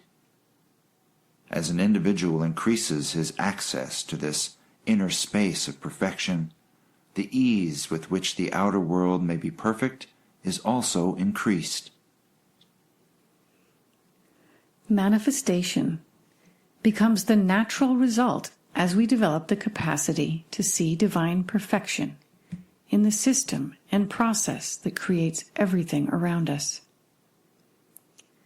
As we strengthen our ability to focus upon the divine process and its unity or wholeness in all the seemingly separate and imperfect things our eyes take in, we are changing the world we live in, and thus the laws that rule our world. So the bolstering of the physical world that Jesus speaks of is our seeing divine perfection in the process that has created everything. As creators, our perception and view of the world defines the world we actually inhabit. So we can change the world and its laws by changing our perception. Seeing only the kingdom of God creates the kingdom of God. We become subject to laws that allow for instantaneous manifestation. That is a lot to take in. Being aware of the perfection all around us and looking inward can actually change the laws in action that rule the occurrences of our life. Our consciousness allows us to expand our divine creative potential into manifestation as we develop the capacity to embrace the perfect kingdom of God all around us. In a conversation with one of the masters in Life and Teaching of the Masters of the Far East, one of Baird Spalding's party asked how the masters never became dirty or their clothing soiled, in contrast to him and his fellow journeyers. The master replied that it was more surprising to him that any of God's material could land where it wasn't meant to be. This illustrates a consciousness that sees perfection and doesn't know how to see otherwise. Before you think, I can't possibly do that, read on, because you probably already are. There are levels of manifestation. Synchronicity, the miraculous and delightful alignment of needs with answers, is one level of manifestation. Although they don't happen at our will and command, their frequency and reliability increases in our lives as seeing life as a perfect process becomes a practice. Life is sometimes filled with synchronicities, the amazing coincidences that defy all odds. No doubt you can think of some incidences in your own life where you manifested in this manner. For example, maybe you think of someone you haven't seen for years, and then you run into her at the grocery store that afternoon. A few years ago, I was at a cabin in the woods doing the illustrations for my last book. I was under a deadline and needed to find a photograph of a snake that was suitable to work from. I was flipping through a book with snake photographs, wishing I had one that was just right, when I heard a scream out on the porch, and I ran outside to find the babysitter hopping around in horror as a tiny snake was struggling its way up through the porch boards. No doubt she thought I was crazy as I whooped with delight and said, "Don't let it get away," and ran to get a clear storage box with a top. I put it in the box, used it for the illustration, and let it go later that afternoon. Now what are the odds of that?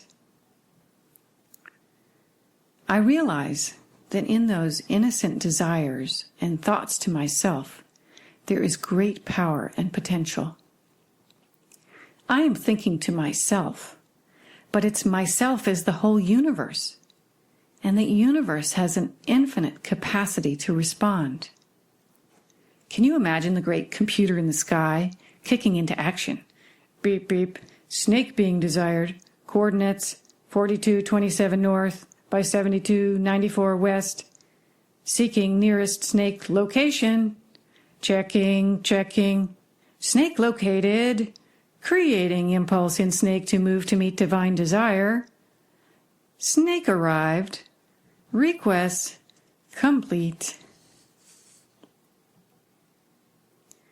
Synchronicities. Synchronicities occur all the time, just not always in the direction I would like. One story comes to mind. I was unloading the dishwasher and thinking about my son breaking a cup the day before. In that same moment, I hit the handle of a mug against the edge of the counter and it broke off. I kept the mug to remind myself of the perfect laws in action that create this perfect world.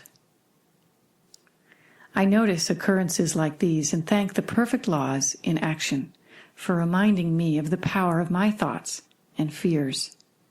They leave me chagrined and reassured at the same time. As one becomes more intentional in his manifesting, one can clearly visualize with thought, words, and emotion the end result wishing to be manifested. In order to move to this level of manifestation, one must understand the creative process, know it's possible, and have the focus to either hold his mind to it or let it go as appropriate. What this means is that the perfection of the human reflects in the perfection of the world. The reflected world happily reveals that which the perfected human thinks upon.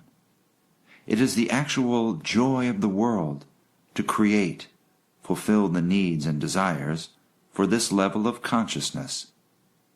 Think of it this way. The earth is clay waiting to be molded into shape. The human, as she sees perfection, is able to mold the clay into the shapes that she imagines. It is really as simple as that. Thought, creation, form. But perfection at many levels is calling this and thus is making this possible. The perfection of the human and the perception the human uses makes manifestation possible. Our ability to create what we want demands a level of mastery over our bodies, our minds, our emotions, and the lens and depth through which we see our world. Is it true that mastery of our bodies gains us access to divine creative power? Not only is this so, but there is another issue that is worth mentioning here. The transcendence of the demands and infirmities of the human body will also offer you a clarity of focus that looking at the world through the filter of the body's needs cannot offer. There's a fine line to draw here between appropriate response and slavish catering to our physical bodies and their demands. Jesus is pointing to a relationship with the body where one is first all that is, and second, inhabiting a body with its needs. There are documented cases of people not needing food to survive for years at a time because they have learned to receive their sustenance directly from the sun and divine source energy. Jesus isn't saying we must go that far, but he is pointing out that the body can limit our possibilities to manifest. Moving beyond the infirmities of the human body system, as Jesus mentions, means transcending the body's view of the world by looking from a higher, unified consciousness, from which the body is just one aspect of our perspective. Our focus can then be upon the divinity within everything instead. The other night I was in pain. My body hurt a lot. I had just been reading about looking inward to the divinity's source or contact point for energy in a certain part of the brain. I was guided to sit in meditation and focus upon the medulla oblongata in the center of my head. As I did this, the pain went away because I was focused on something much greater.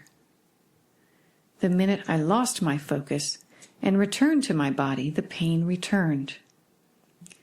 This showed me how the filter of the body's pain changed how I saw the world. Being in pain is an extreme example, but whenever our bodies are cold, hungry, uncomfortable, or filled with artificial ingredients, refined sugars, and processed food, for example, these experiences and inputs put a filter on what we see in the world, and thus they limit the possibility that we will see and know perfection. We are upping the ante here. We are talking not only about walking on earth as the Christ, but also of adding mastery or transcendence of the body and manifestation to the list. So what this clarifies for me, and hopefully for you, is that we are much more than we ever imagined. And when we live knowing that, we are capable of manifesting our every need. If we are to fulfill our divine mandate, our work is to walk the earth in Christ consciousness, seeing the perfect laws in action, treating everything as one, and loving the Creator of it all. When we are doing that, we are fulfilling our mission on earth. Did I get that right, Jesus? Well, yes and no, for there is a subtlety that must be addressed. When one is seeing all as one, there is a way of doing so that negates oneself, and there is a way of doing so that empowers oneself. It is a key truth of the human journey that an individual's empowerment is the expression of divine energy incarnate. The role of joy. How does joy relate to the expression of divine energy?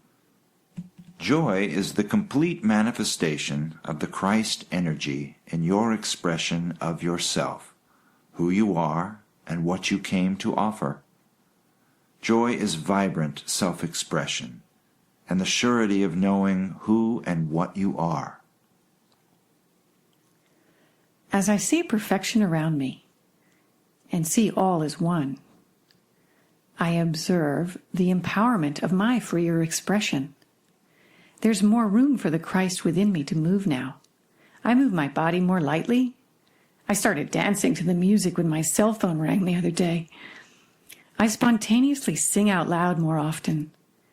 And I no longer allow limiting thoughts to always have the last word in my internal dialogues. I realize that I am empowering the part of myself that is spontaneous and joyful. The role of love. Seeing perfection is closely tied to love. In the Bible, Luke 10:27, Jesus Christ said, Thou shalt love the Lord thy God with all thy heart, and with all thy soul, and with all thy mind, and with all thy strength, and thy neighbor as thyself. Please explain the quote and the role of love. Always there are ways to get somewhere on earth, this way or that way, easy or hard, shorter or longer.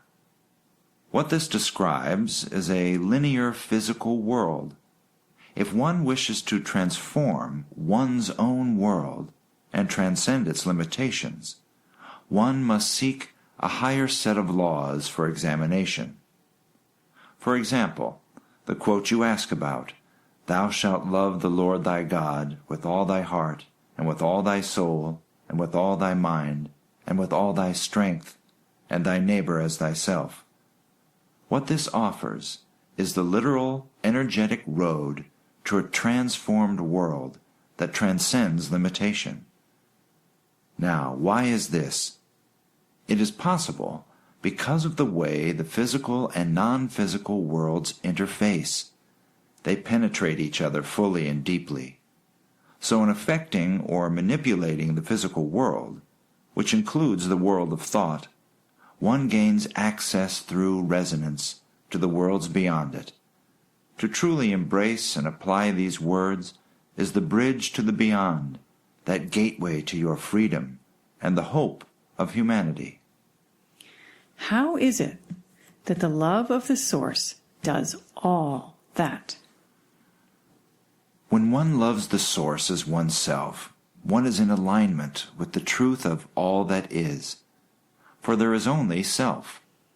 There is only love, and in that union one aligns with the power of all that is.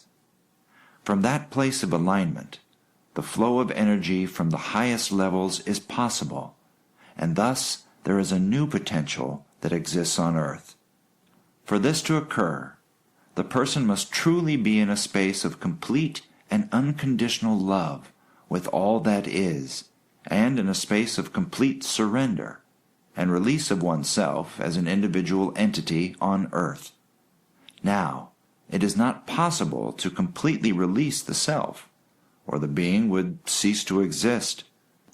But the degree to which one is in surrender is the degree to which one is in alignment with truth, and the degree to which one's works on earth may reflect the true glory and potential of the divine self in expression on earth.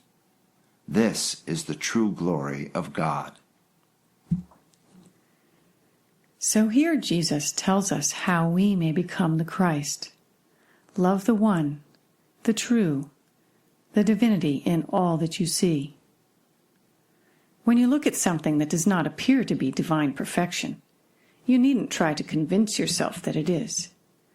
You simply look within its outer form and see the divinity that is within it, the creative process that birthed it, and thus the innate, divine perfection within its form. An exercise for perceiving perfection. There is an energetic framework that exists within physical things. The energy exists like a three-dimensional blueprint within the physical form. They define the same thing, just at different levels of demonstration. The physical world is a result of the energetic world that creates it. How is the energetic world created? It's kind of like God created a computer program, created long ago, and humans are empowered with the code that allows them to create. The problem is that humans don't realize their programming as they go through life and are creating rogue programs. Perhaps when we see perfection in everything and love unconditionally, that's like having God's password, enabling us to create a more pleasing world. So step back, one giant step, and look at the physical world with the understanding that it is a perfect reflection of the energetic world within it. If you can do this, it will help you to accept the world as it is and empower you to create, with thoughts and emotions, the energetic template of a changed world. An exercise for perceiving perfection. Stop for a moment and see the underlying perfection that lies within anything in front of you. The universal laws that created it are perfect. It is the perfect result of the underlying creative energy, vision, and physical materials that it is made of. Say, for example, that it is something that is not perfect in its performance or in its current state. Say it's broken or dirty. It is nonetheless perfect because of the universal process that formed it, its molecular structure, and its function at a deep level within it. It remains perfect even while broken, because the cause of its imperfection is also following perfect universal laws. So the perfection that the masters see and know is the deep level of perfection inherent in the process of creation itself. Chapter 8. Why Christ Consciousness? If the ability to manifest isn't enough, there are several more reasons to seek Christ consciousness. Creativity. Animals, plants, and other living beings are not able to create as we do. They have prescribed roles in the natural world, from which they are unable to deviate. An apple tree cannot choose to create other than apples. And a deer is made a deer by the source. It has no ability to deviate from that template. In contrast, humans have a role as creators on earth. Our free will gives us the right and responsibility to create as we please, without divine dictates determining what we create. It is entirely up to us. Jesus speaks of this when he says, How can God energy get into expression except through man? There is not another organism upon the whole earth that can vibrate at the same rate or frequency, and in consequence, it is so highly organized that it does perceive, then generate, and transform the supreme energy, which enables man to express God to the whole world. How can this be done, except through the highly organized and perfected body, which is when you are in full control of that body? In August of 1998, I got a channeled reading from Martha, who later became a good friend. In preparation for the reading, she asked if I had questions for my spirit guides. Aside from my questions, she suggested I ask, "What is my greatest gift?" I was on a road trip with my husband when I received the channel. The guides told her that I was an artist and that I was psychic, among other things. This was news to me. I was so eager to try out being an artist that I couldn't wait to get home. We stopped at an art supply store in some small town in Maine that same day and bought a pad and some colored pencils. I put the bag of art supplies on my lap, and for the entire day I would place the bag on the dashboard as I got out of the car, and upon my return I would put the bag on my lap. It was almost as though I had found a part of my creative self and was not willing to let my connection to it out of my sight. In the weeks afterward, I started to draw and then later to paint, and I discovered I loved it. As I got ideas for painting that had some expressive message in them, I became energized and needed less sleep in a way I had never experienced before. Creativity came roaring up through me as my love for the earth found expression through paint. These paintings are of a different quality than ones I did of commonplace subjects that had just caught my eye. I realize, in retrospect, that this energy was the creative arm of the Christ within. Heightened creativity and energy are also a result of Christ consciousness. Engagement with the world, in whatever field you are inspired to express yourself in, takes the creative expression of the Christ within outward into manifestation. Divine inspiration is both a personal and commonplace expression of what fills you with joy, and it is the cutting edge of consciousness experiencing and evolving through us. Divine inspiration. Stop here for a moment and think about the people that you admire, whose creations and lives have expanded the world in some way. Perhaps they were divinely inspired to create or live as they did. People like Ludwig van Beethoven, Winston Churchill, Leonardo da Vinci, Amelia Earhart, St. Joan of Arc, Helen Keller, Claude Monet, Maria Montessori, Georgia O'Keeffe, Sacagawea, William Shakespeare, Harriet Beecher Stowe, and Mother Teresa surely were. Where in your life do you express divine inspiration? What brings you joy? Happiness. Regardless of our circumstances, the gift of a body here on the earth at this pivotal moment in time is a treasure. If the universe has a lottery, you have won it, because it is from within a body that we have experiences that help us to evolve our consciousness. Through our lives' experiences, we become motivated to evolve. A more highly evolved person suffers less and has more choices in how to respond to life. Think of when you have felt anxious, frustrated, or angry, and think of the choices you were able to make in that moment. Most likely, they were reactive and limited. Then, think of a time when you were feeling joyful, loving, or accepting, and recall the choices open to you at that time. If you practice this awareness, you will see that the higher emotions consistently offer you more choices in the range of responses you are capable of. Your life is happier when you have Christ consciousness, not necessarily because your outer circumstances have improved, but because of the change in your perspective and attitude. The opportunity to transcend reincarnation.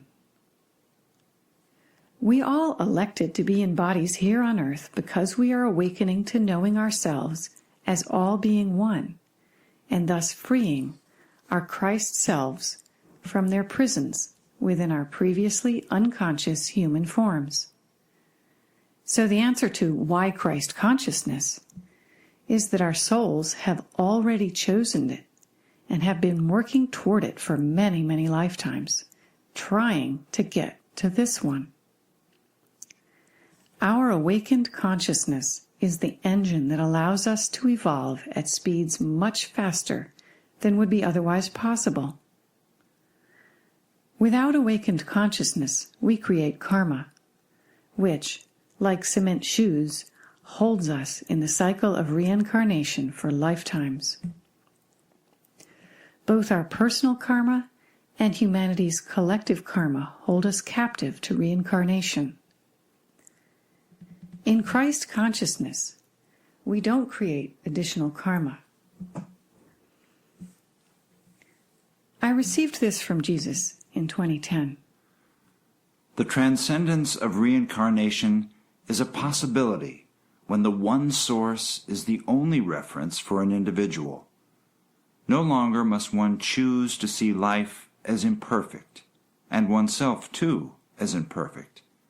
There can be a transcendence of incarnation through the unification of self with all that is. All that one must take from this is an understanding that as one applies and lives the one truth, this reincarnation will no longer have its magnetic hold on you. The transition to the non-physical world, or death, is a timeless and spaceless passage. It only offers the one moment. There is no past or future, because there is no physical form. So it would be logical that being in Christ consciousness at the moment of death would offer a baseline from which our next lifetime might be vibrationally built.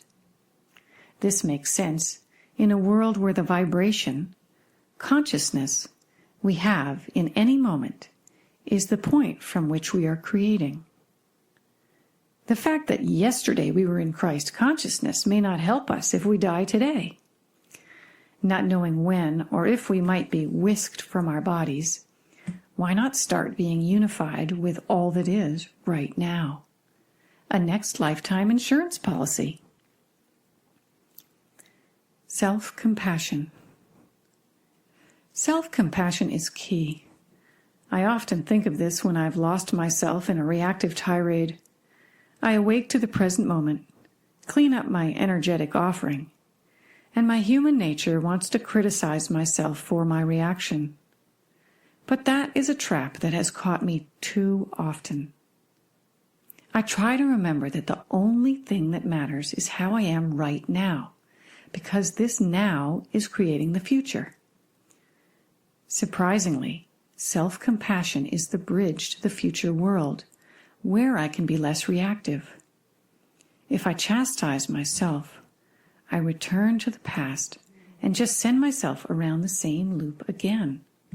Whereas if I see through the eyes of Christ and realize reactivity is a human pattern that we all struggle with, not mine alone, I can find compassion for myself, make amends to anyone I harmed, and move on. Christ consciousness is what we are already searching for.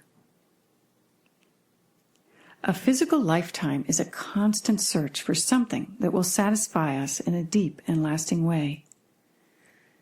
We aspire to job, financial, relationship, and lifestyle goals in the expectation that they will make us happy for good.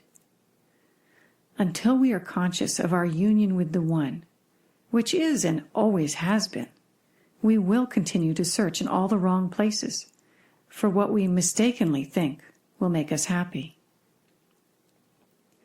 Reunion with our divine selves, the embodiment of the Christ within us, is the only thing that can make us truly happy.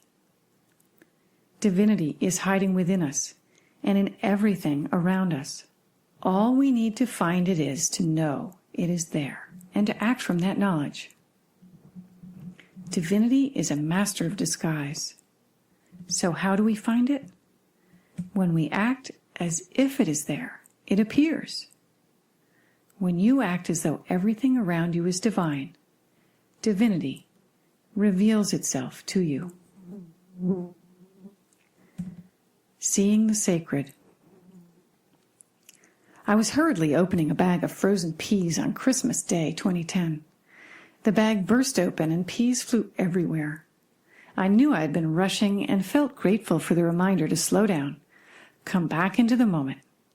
I put the bag down, lowered myself to my knees, and started picking up the peas.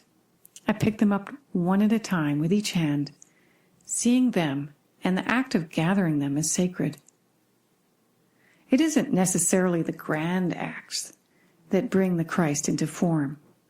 It's the little ones too. when we do things in a sacred manner, as though touching the divinity, the results of those actions carry that same sacred energy. That's why food cooked with love tastes better. I don't remember whether the divine peas got rinsed and put in the pot. Stop reading for a moment and imagine that something or someone nearby is divine or sacred and precious. As you make this shift in perspective, what changes do you observe in your body? How do you feel? What do you know about the thing you are seeing as sacred? The mantle. I bet you didn't know there was a uniform for Christ consciousness. It's invisible.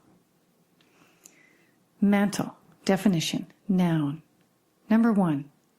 A loose, sleeveless coat worn over outer garments. Number 2. Anything that covers, envelops, or conceals. The mantle of Christ is what one energetically wears in the consciousness of the Christ self. Unseen, but not unfelt, the mantle holds a powerful gentility, a focused compassion, a loving demeanor. Not only is this mantle a true and tangible, energetic thing, but also it is a gift for those who come near it. Not only is there an emanation of the Christed source energy from this mantle, but also there is a gift of lifting upward for those who pass nearby.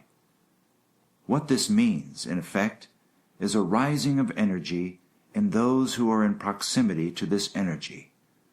The real issues that occur for one in this consciousness are clarity, oneness with all, the inhabiting of the present moment, and the expression of one great organism of life.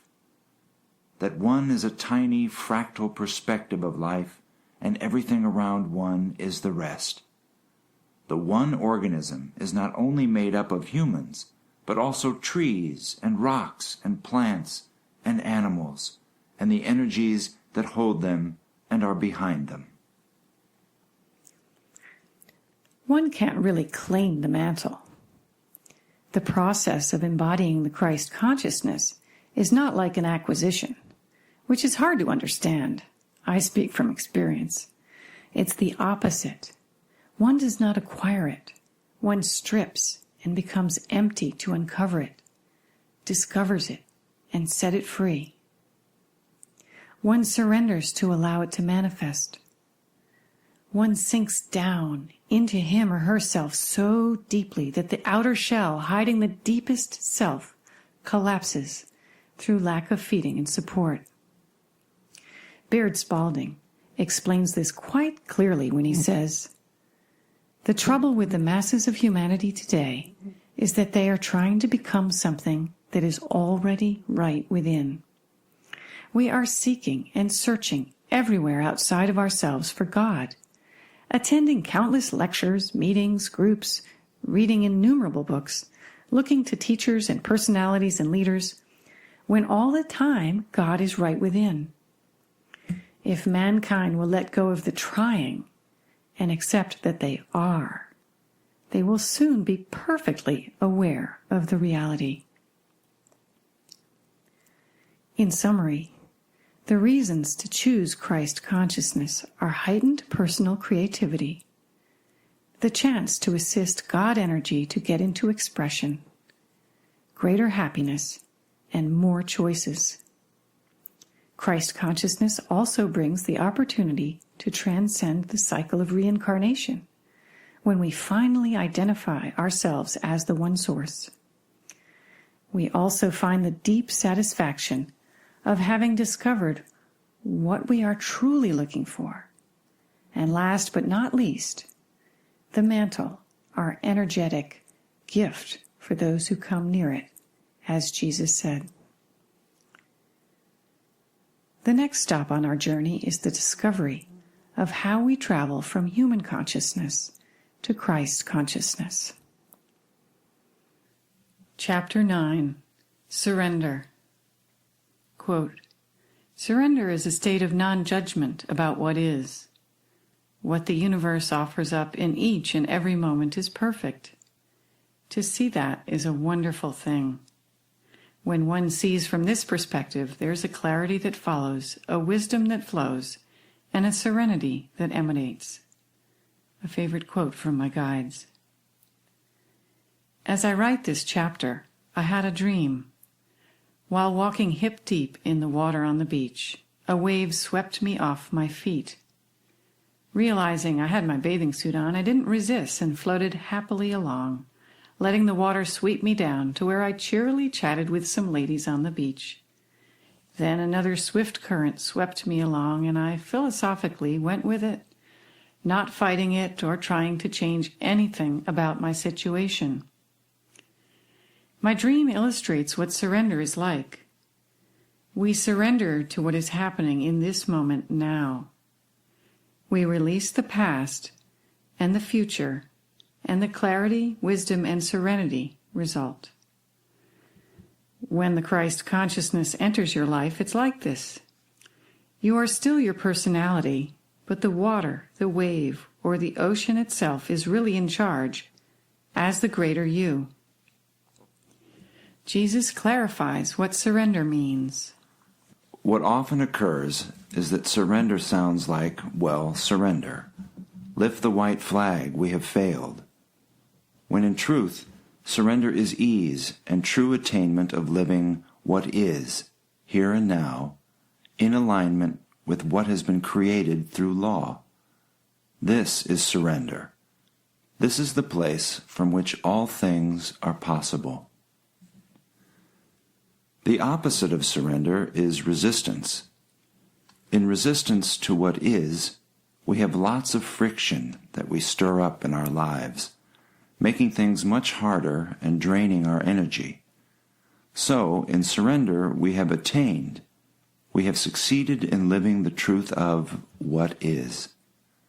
This doesn't mean we won't seek to change what is. It simply means that we accept that this is what is right here and now. And this is the platform from which we will move into the next moment of our reality. Is surrender of the small self required to allow the expression of the higher self through? What is required is surrender, yes, but not surrender to the ego-based human body system.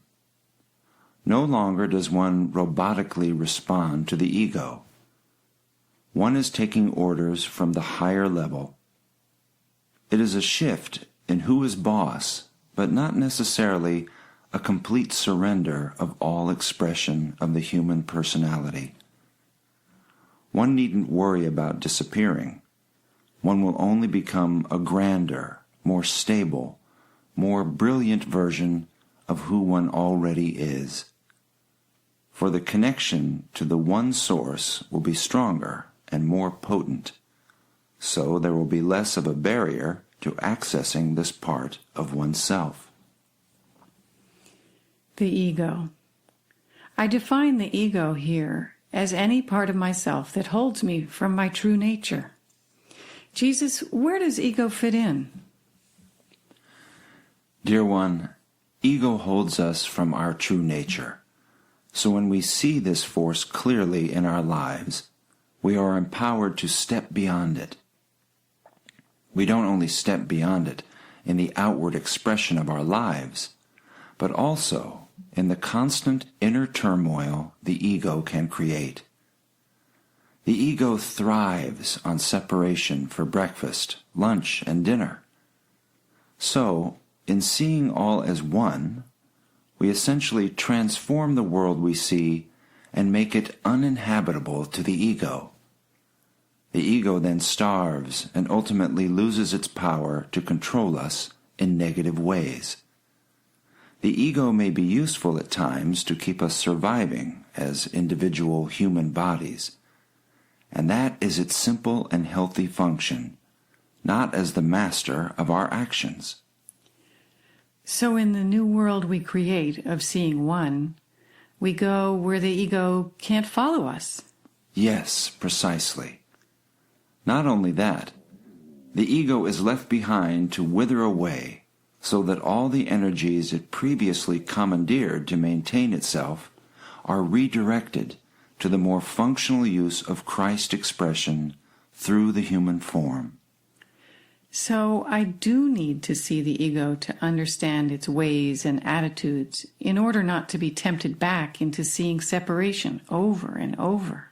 Yes, and the knowing of the self is easiest from seeing all as one. It's like this. The ego is camouflaged as yourself, your likes and dislikes, behaviors, judgments, and ideas about how life is. These are ego's trappings. If you then shine the light of oneness upon your life, then things become clear.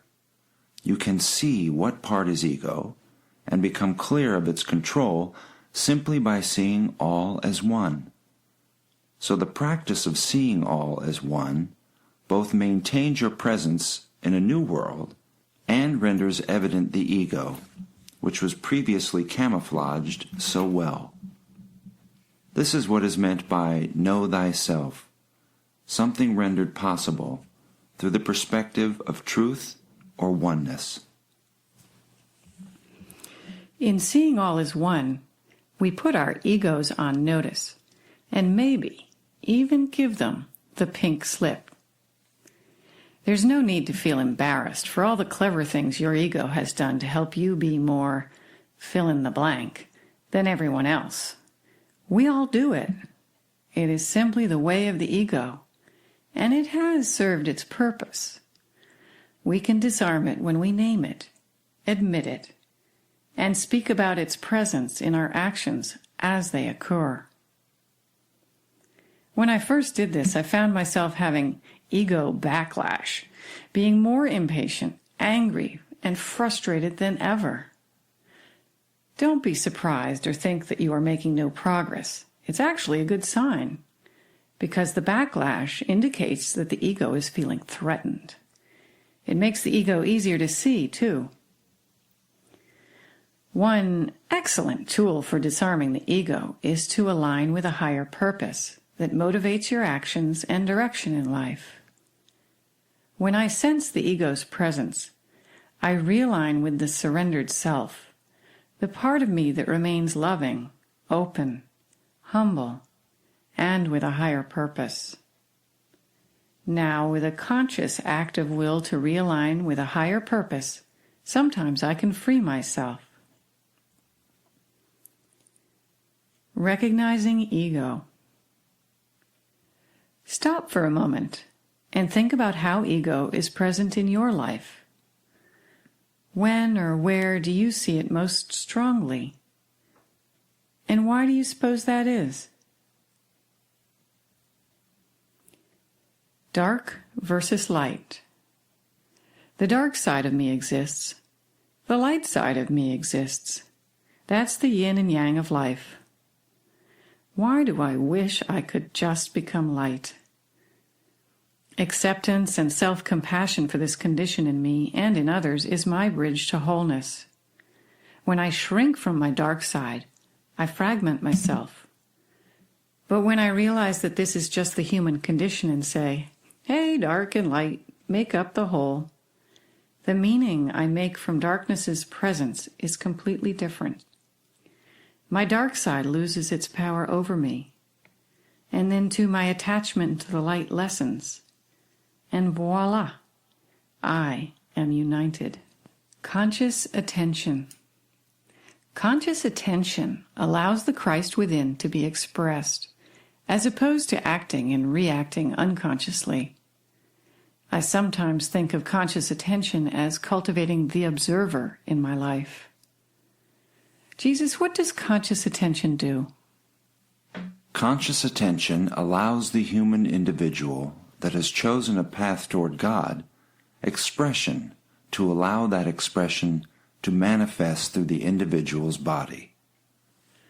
So, conscious attention is necessary to manifest Christ consciousness. I'm confused, though. How do surrender and conscious attention harmonize? Dear one, The relationship between surrender and conscious attention is simple. The first, surrender, allows the other to occur. Once one is surrendered, the state of that person's mind is in a neutral or receptive position.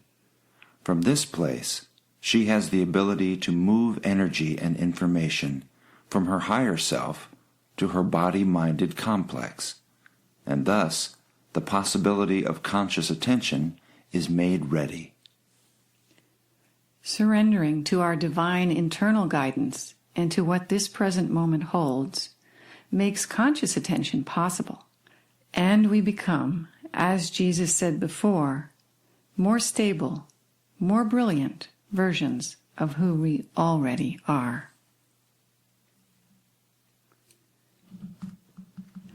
Jesus' invitation to Christ consciousness. Here Jesus offers the invitation for us to make a commitment to Christ consciousness. We are one in our thoughts, words, and deeds when we have attuned our hearts to the one truth of who we are. It is only when our attunement wavers that we find suffering, separation, and dissolution of the human body. Wandering the halls of earth aimlessly, most people find little to be joyful for, since their thoughts, words, and deeds are centered around and created from an energy that is a faulty impostor of truth. In many disguises, this impostor tempts the unwary, offering baubles and beads when true gold is desired. Unsuspecting humans are mesmerized by their ancestors' mistakes into thinking that life is hard work and suffering when there is nothing further from the truth.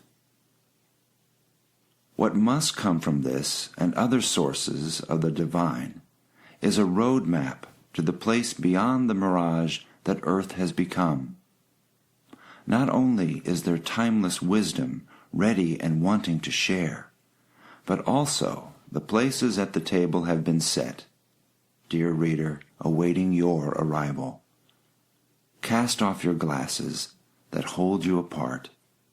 Lay down your burdens that seem so many, and lift your sights to love, to loving the one, the true, the divinity in all that you see, and thus you will become all of this too.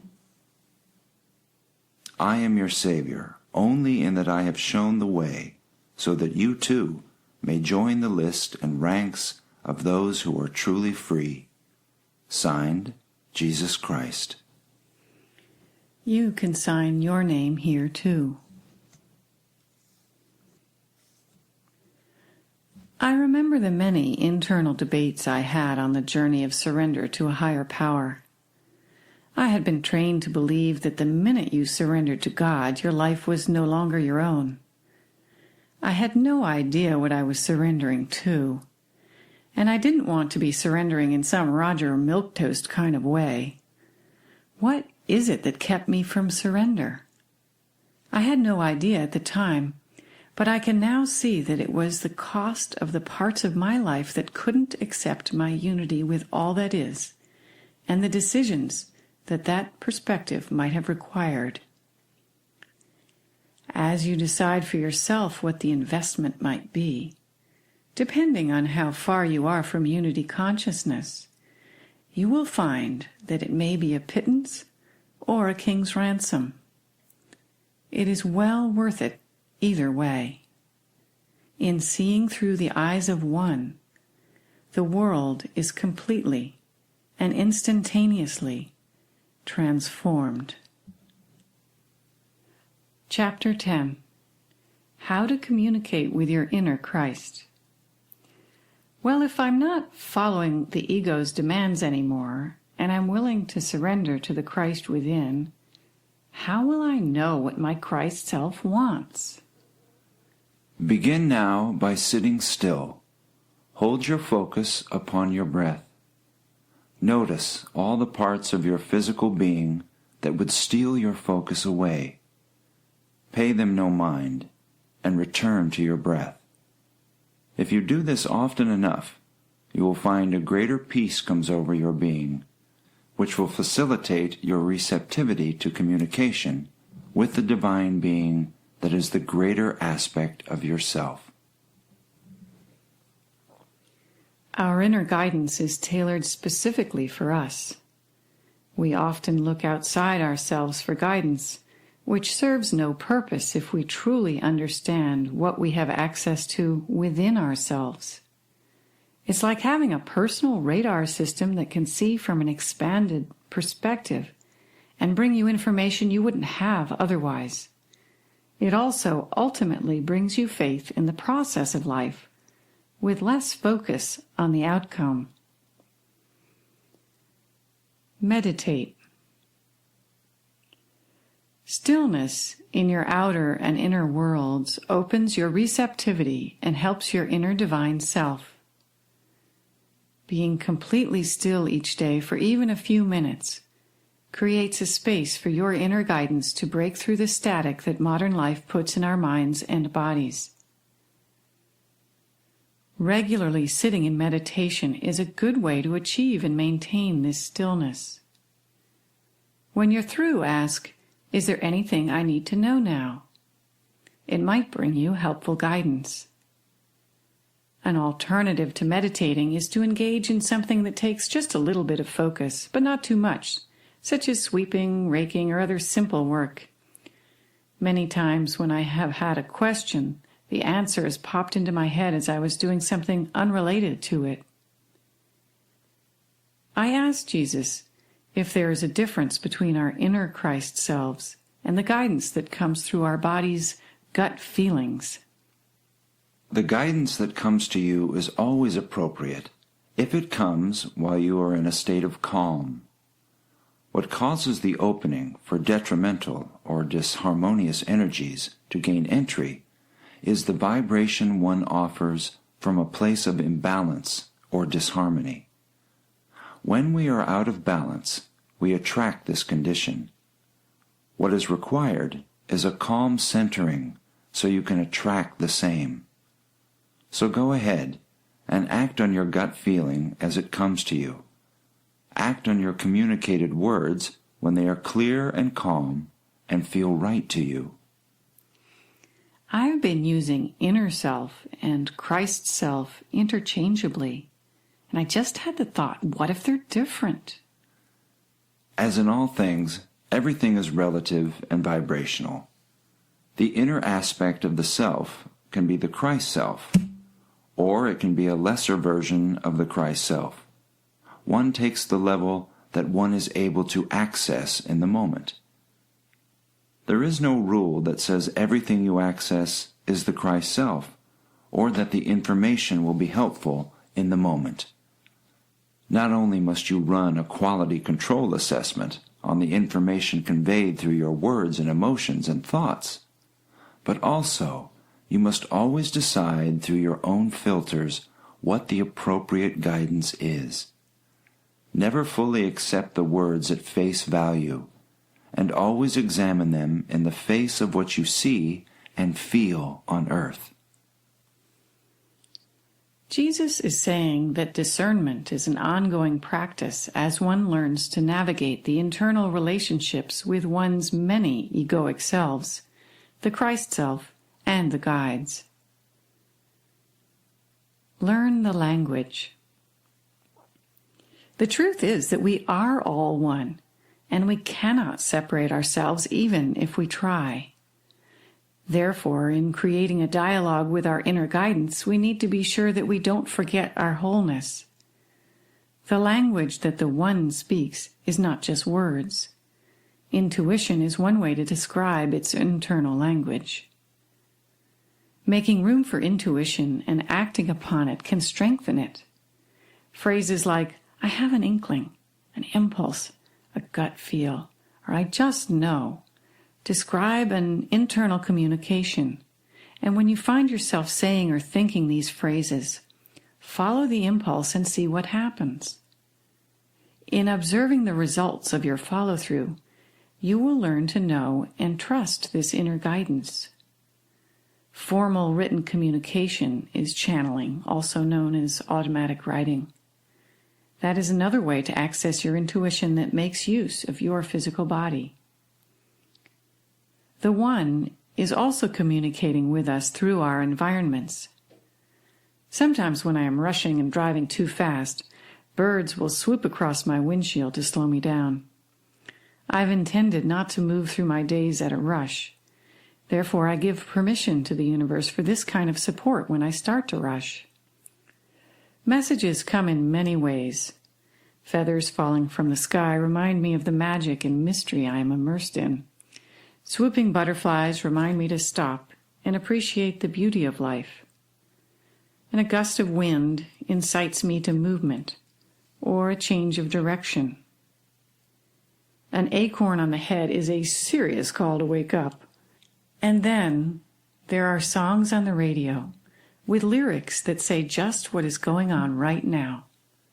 Or numbers on the clock like 11:11 and 12:12, which affirm that my energy is in alignment with the guides'. Books literally fall off the shelf or draw my attention when I need to read them. And friends are often messengers with wise perspectives. The sunlight shining through a forest of ice-covered twigs is so breathtaking that it makes me cry and opens my heart to life. A person who jostles me reminds me to be gentler. And when nothing goes right, I stop to recheck the decisions I have made. When a luscious, warm brownie that is halfway to my mouth falls on the floor, I know it won't make me feel good, and that I shouldn't eat it. There are infinite ways that we communicate with the One, and as we open to this awareness, the world talks to us like a good friend, guiding, encouraging, correcting, and walking along beside us. When this happens, life is magical. Discerning ego's resistance to the Spirit's guidance. Recently, I debated for weeks whether to go to a conference in Sedona, Arizona. I would feel excitement about it, and then immediately feel like it was too much and that I shouldn't go. This went on until I bought the airline ticket and signed up for the conference, feeling like I would never know why I was so confused unless I went. I felt a nervous contraction in my belly after I bought the tickets, and the night before the trip I felt so sick that I thought I needed to go to the emergency room. I really wanted to cancel the trip. And as I got in the car to go to the hospital, my guide said, "Just lie on the grass," which I did instead. I felt better after clicking into nature's healing vibration and commanding my cells to return to their divine perfection. When I remembered a phrase that Mary, the healer, had told me to say, "Oh yeah, this is just illusion," and I got up perfectly fine. The next morning when I was due to leave for the airport, I hoped my ride wouldn't show up, but he did. On the way to the airport, I started feeling panic, which built until I was on the security line and my former husband called me. He reassured me that he sensed it was fine. I was in a cold sweat with pressure in my lungs and throat. I did get on the plane thinking, if this plane crashes, I am the stupidest person on earth. I arrived in Phoenix safely, met my friend Michael, who had also flown in, rented a car, and drove to Sedona, carefully, waiting for something to happen, and I had no idea what. On the second night it happened. We were in a vegan restaurant that had a room filled with rocks and crystals. There were several huge Shiva lingams, one even standing 5 feet tall. I had the impulse to sit on it, or more correctly was directed to sit on, a Shiva lingam that was lying sideways on the floor against a tree. Shiva lingams are shaped like elongated eggs. They are made of cryptocrystalline quartz, mined from the bottom of the Narmada River in India. Twice I resisted my guidance's direction to sit on the rock, as I felt awkward about sitting on the display. Finally, at the third impulse, I grudgingly said internally, "Oh, okay," wondering why the guidance was so insistent.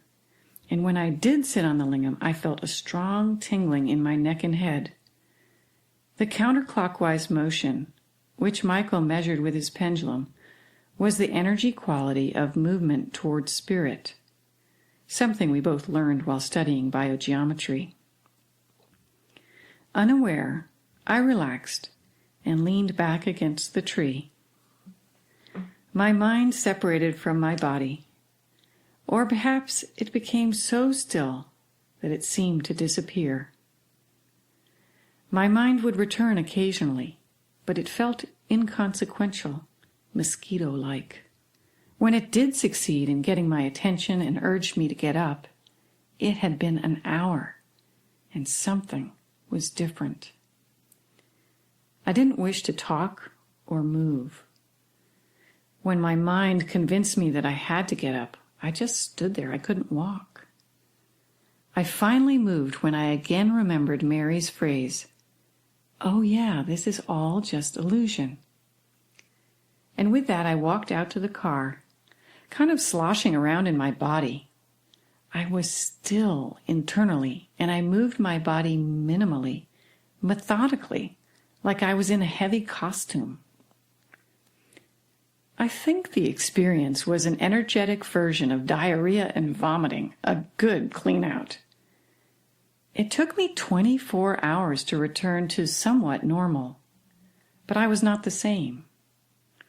Afterward, I was less needy on the human level, more relaxed and steady. I can see now why my ego had put up such resistance to the trip. It feared on some level that it would lose its control of my mind, something that I had asked for and had been unable to achieve on my own. Having studied the relationship with my guidance, I was confused by the experience and unsure just what had happened on the lingam. Was it good or bad? I was reassured when my friend Les, who was living in the Middle East at the time, called to say he'd had a vision of me spinning counterclockwise really fast, and that he was told to tell me that things were taken out of me and nothing was put into me. That was a relief. I looked in The Book of Stones by Robert Simmons and Nisha Aishian and found this description, which sounds quite accurate.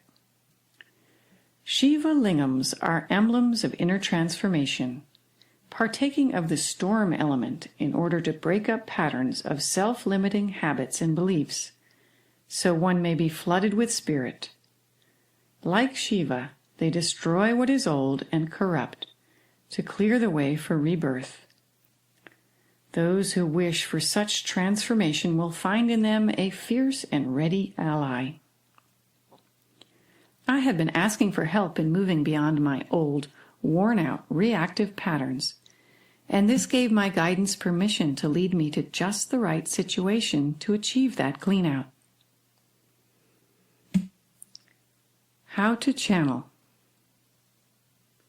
First begin by seeing all as one, as Jesus teaches. From this place of unity with all that is, we are in the best place to open a dialogue with our guides.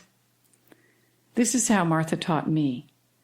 With a pen and paper in hand, ask out loud or silently, "Is there anything I need to know right now?" Write down what comes to you immediately. It will feel like it is you, and it is you, but it is also your guide speaking. If you do this regularly, you may find over time that more information flows to you after you ask this question. Suspend your disbelief and just write it down.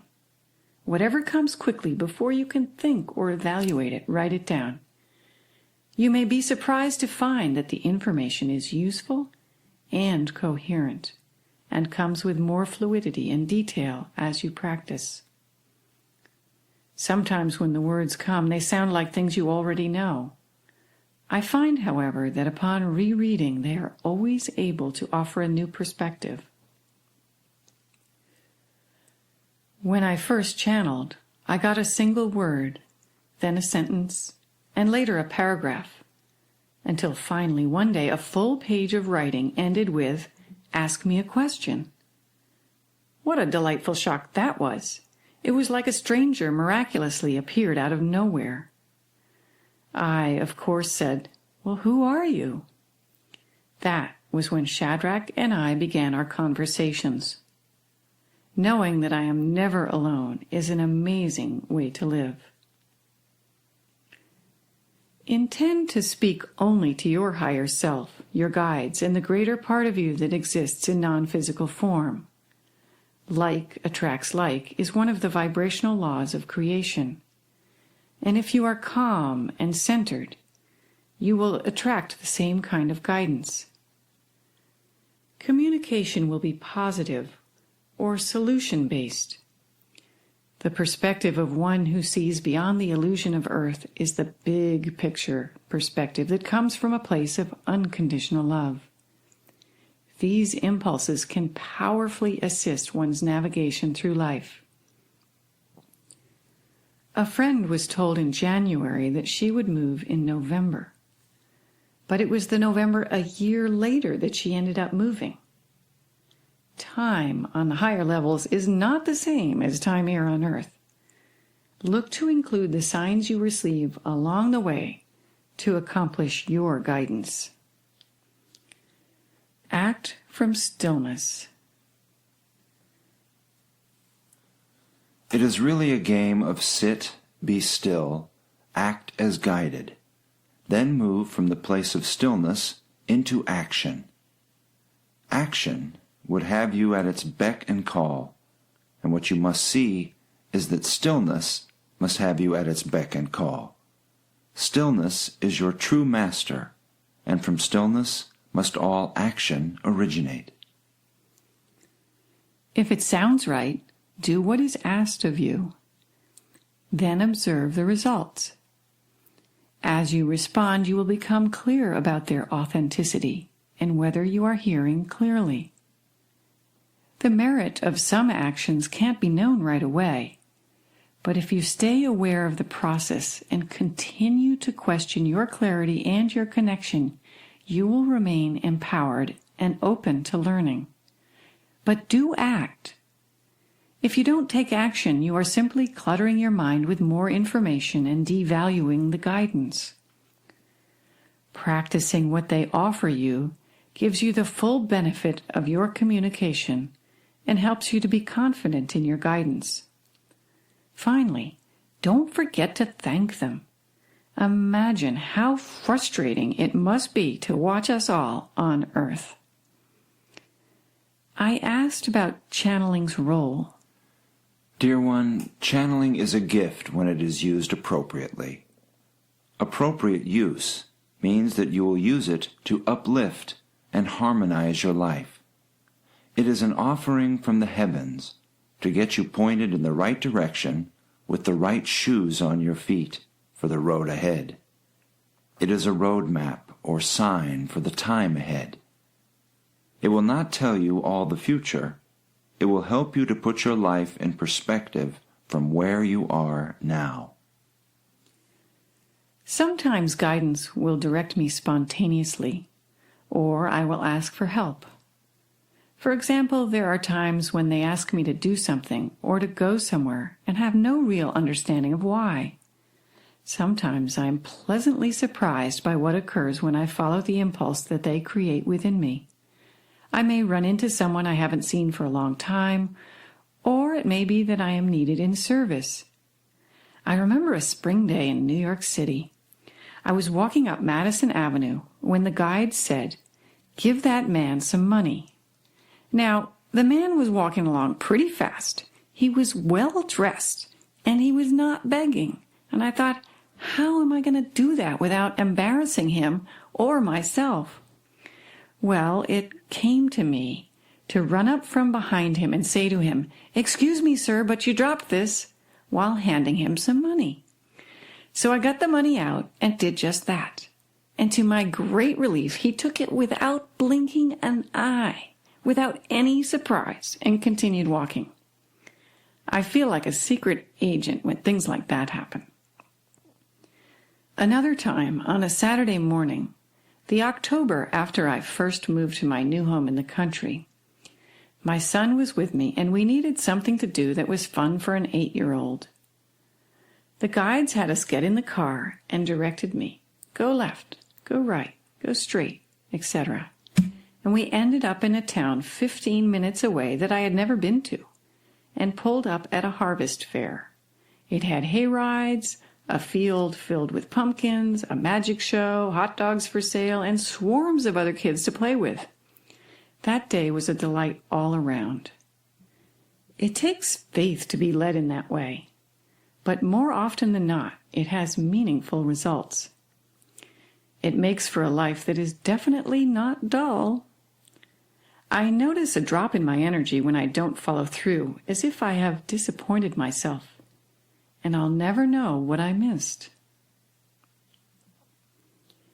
Intention.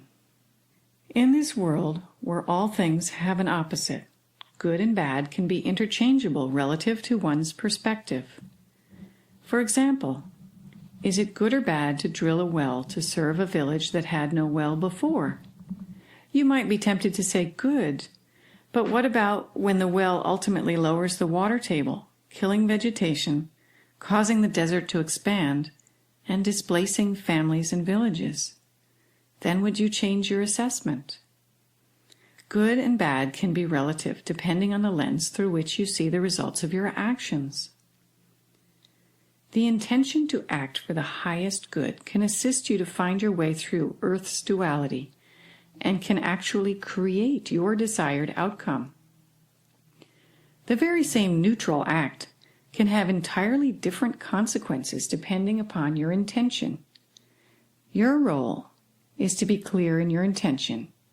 Be clear about what you desire. Visualize it. Feel the emotions that it would bring to you and others.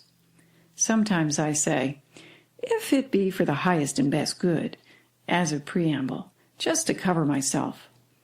That old adage that says, be careful what you ask for, you just might get it, is rather pertinent when wishing for something. My Emotional Transformation, Learn to Speak the Language of Creation CD, teaches creating not out of the desire for a particular outcome, but by using the emotion you would like to feel afterward. Discernment regarding non-physical beings. Do not assume that simply because guidance is non-physical that it is more evolved or knowledgeable than you are.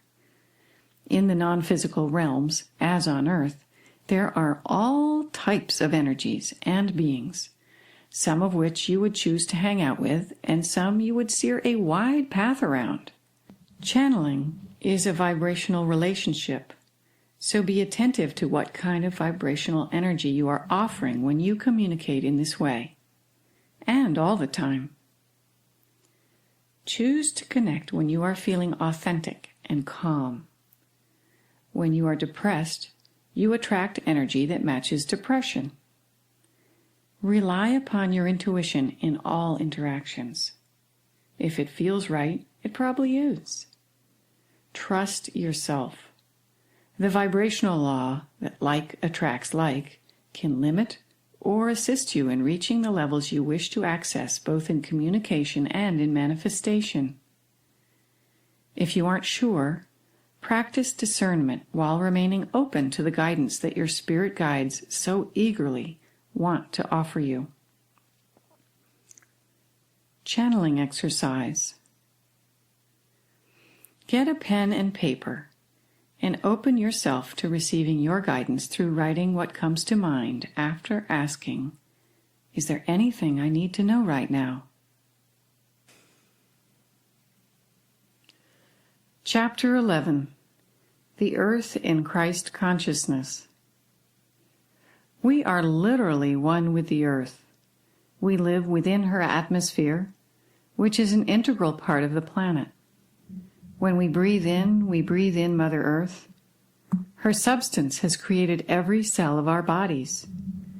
We simply borrow our bodies from her for our sojourn on earth. Jesus, how does a return to the earth coincide with Christ consciousness? As source energy incarnate, the earth is a sacred vessel of conscious expression of the one God. When an individual chooses the embodiment of the Christ consciousness on earth, he must find some expression for this as part of the earth system, part of the natural world. Saints and sages have always been closely connected with the earth, the animals, and plants.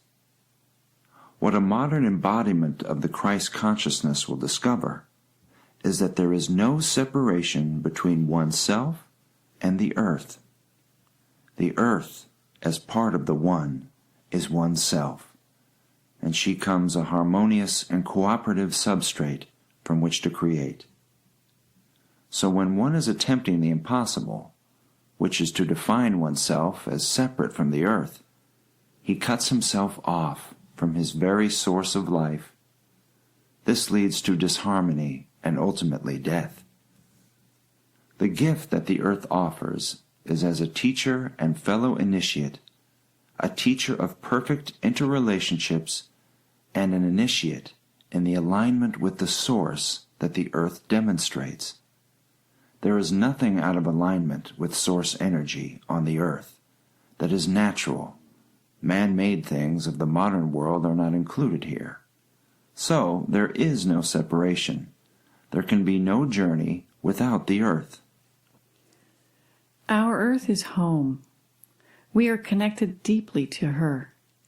Engaging in some way acknowledges her as our home and is what the Christ within calls for us to do.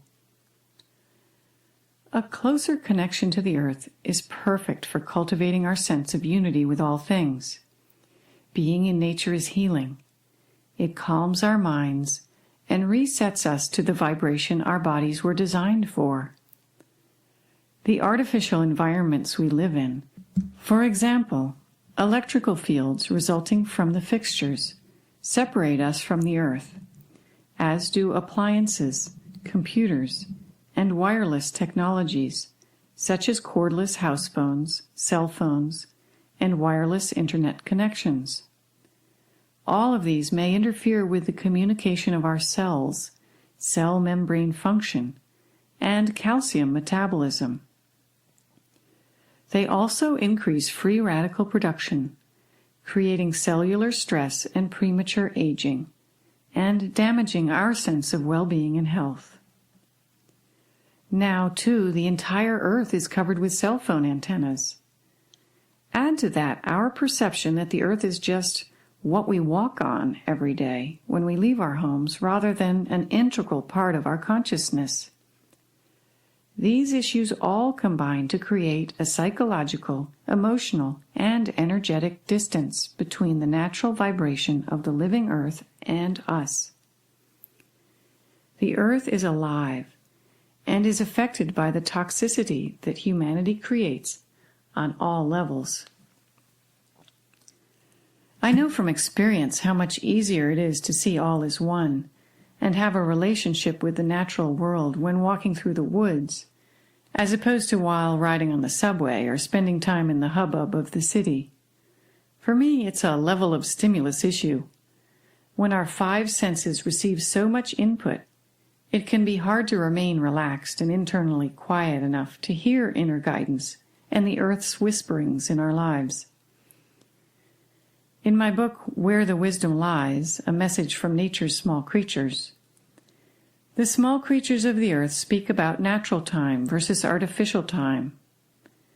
They say that our choice to follow our artificial clocks over nature's natural time creates a dissonance that is causing the whole earth system to fall apart. Their point is that natural time and artificial time are irreconcilable rhythms, and that our only choice to save the planet, life, and ourselves is to return to natural time. In Christ consciousness, we know the earth as ourselves and move within the natural vibration that she is, not foregoing the artificial clock time, but encompassing the slower daily, monthly, and seasonal rhythms of nature into our lives. For example, the winter is a time for quiet regeneration and rest. Spring brings renewal, energy, and growth. Summer is for strengthening, practice, using energy wisely, gathering in groups, travel, and communication. And fall is the time for shedding what is unnecessary and gathering the harvest. Observing and living within these rhythms is one way to bring natural time into your life and cultivate your personal relationship with the earth. Leonid Sharashkin, the English editor of the Ringing Cedars series, shares the roots of Russian words that link the journey of the spirit to the cycles of the seasons, to the care of the soil, and to the true role of humans as creators on earth. According to Sharashkin, the Russian phrase for Kingdom of God has origins that mean family homestead inscribed in the natural cycle. Chilovek, Russian for man, means eternal mind or wholeness. Rabota, the word for work, means talking with the sun. Lada, the origin for lady, means goddess of universal love. And Lad means manifestation of universal love. These words are a rich inspiration for a return to a spiritual connection with the earth. No matter where you live, you can still consciously connect with the earth. Start by greeting her each morning as you leave your home, or love her as you step consciously upon her each day. Thank the earth before eating.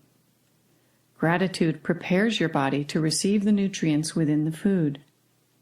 Sometimes I thank all the plants and animals that make up my meal before eating, or I say, "Bless this food, the hands that prepared it, the farmers that raised it, the devas that watched over it, and the earth that nurtured it, that it may bring perfect health to these vessels as we walk in the consciousness of the I Am, and may all who walk the earth be so blessed." Relationship with the earth. Our relationship with the earth is both internal and demonstrated by how or where we live.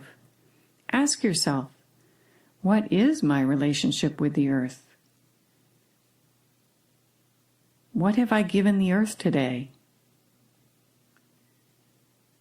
If I were the earth, what would I want from me? Spiritual permaculture, an idea for a new way of living. Jesus highlights how the earth is a teacher of perfect interrelationships. Permaculture is a design system that can be applied to gardens, farms, and communities. It uses natural ecosystems as a model to create beneficial relationships and to provide for human needs. Permaculture systems are guardians of the earth. They are not just sustainable, they are regenerative. Their aim is to strengthen nature's systems.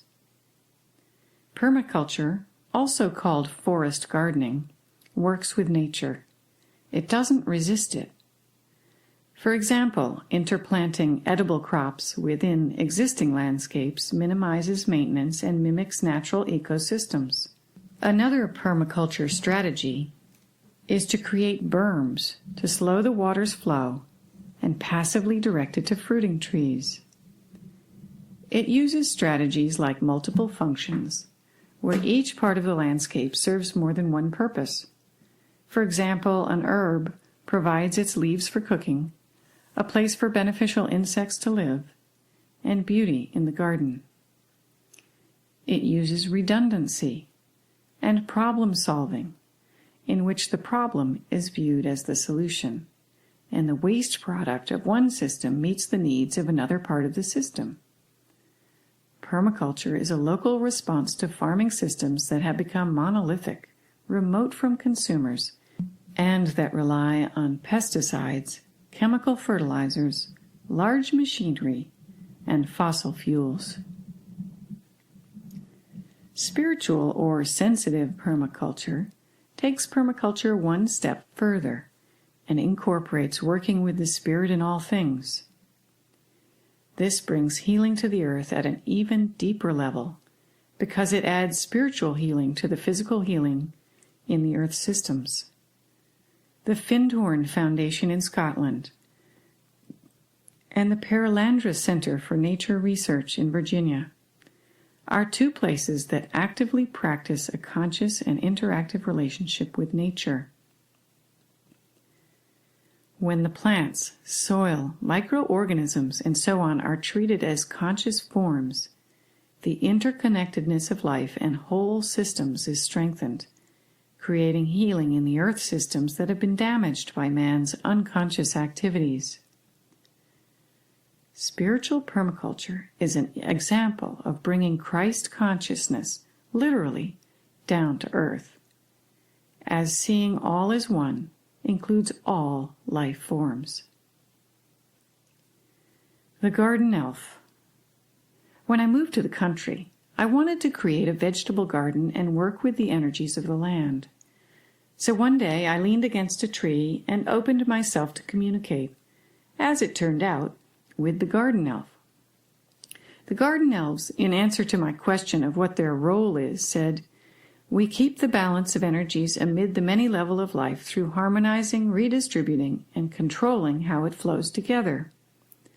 They said how grateful they were for the opportunity to work together. You have no idea how wondrous and rare this is. I had a very long conversation with the garden elves that day. They said the first step in working together is to agree that we wish to work with each other and lay down some guidelines so that we know what to expect of each other. Then we can set up our intentions for the end result and allow the energies that are inherent in the intention, but latent, to do their work. We can assist them in birthing. They trained me in how to be in relationship with them, saying, "There is no work to be done without our consultation," and they asked that I greet them as I enter the garden. They explained, "There are many, many beings and levels of life, and it is appropriate to welcome and honor all life that seeks a comfortable place to create and be, much as you do. This sets a tone for congeniality, cooperation, and mutual respect that is critical to a venture such as this." They said I needed to breathe more deeply and ground myself in the earth through my feet. They offered, "This is a basic guide for humans who need a gateway and a cleansing as they venture from the world indoors. You see, there is much disconnection from the earth inside. There is much shallow breathing. The great gift of human life is to bring together in one vessel, the human body, the physical and non-physical. This you can do with grounding and breath." They taught me how to create and suggested that rather than say to them, as I did, "I wish to create a fenced-in area for a new garden," instead I might consider creating it in its physical, visual, emotional, and spiritual effect. To create in this way means to see it in your mind's eye, feel the emotion it creates in you, and sense its spiritual energy. The elves pointed out that the garden's species, structures, and such may be invited in through visioning, their energetic blueprint, which is created that way. You not only create all of these aspects of the garden in your mind's eye and your emotional body, but you also go beyond your own bodies to the place of all creation, a causal plane where manifestation begins. You connect to this level energetically with pictures and feelings and spiritual centeredness. I responded, "So, to create the garden, you want me to envision how I feel being in it, my joy in looking at it, the ease of maintaining and creating it, the abundant food of highest nutritional value that will come from it, and the fullness of my spirit in the process of its creation and in the resulting garden? Yes, they said, exactly. So I said, I begin with gratitude for this land, all the life that exists here and makes it beautiful and whole. I am grateful for the creation of wholeness here that incorporates nature's whim and perfection. I add species and structures to enhance the whole, bringing greater diversity, color, abundance, and joyful expression. I see flowers, herbs, vegetables, trees, and bushes that are useful for human life, which feed not only the humans here, but the land and its needs as well. I see a place where the land and the earth receive as much as they give. I see joy and ease expressed through the human and energetic co-creators of this place. I feel deep satisfaction in knowing the interconnectedness of all life, and in feeling like this co-created garden is an expression of a new way of being on earth. I see people being attracted to this place, to be healed, to learn these ways, and to share their gifts and creations. I see animals and new structures, barns perhaps. I see people and energies honoring and joyfully present.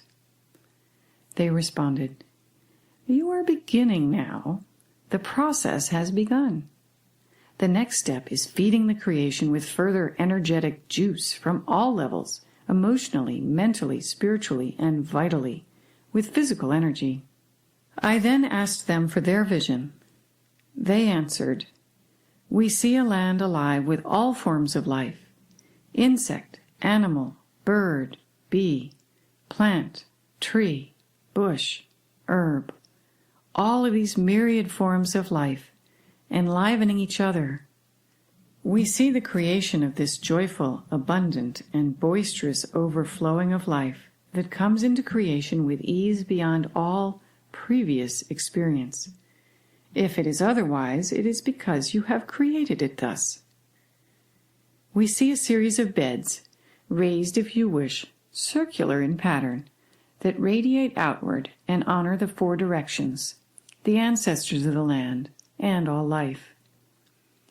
In honoring the life forms that lead up to the snail, the bee, the chicken, and the apple tree, by connecting to these ancestral foundations of life, we create a solid ground for new creation, design, and life.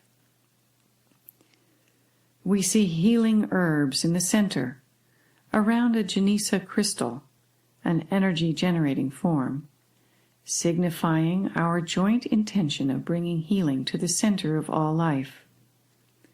Then, around the herbs, we see vegetables, signifying the feeding of all life, the full, vibrant expression that is possible here in this Eden, where land and sky are joined as one. Then, beyond the circle, we see trees that bear fruit, rooted in the earth, stable and permanent, and bushes that have berries. They are symbols of the structure and stability that can come when life is whole and fed. They remind that a structure that supports and returns year after year is possible. Outside the fence will be fruits and berries planted solely for the wild creatures, the birds, deer, and rabbits, so that all life is fed and honored, not only man. I was bowled over by their description, and their structure was what I used to create the garden.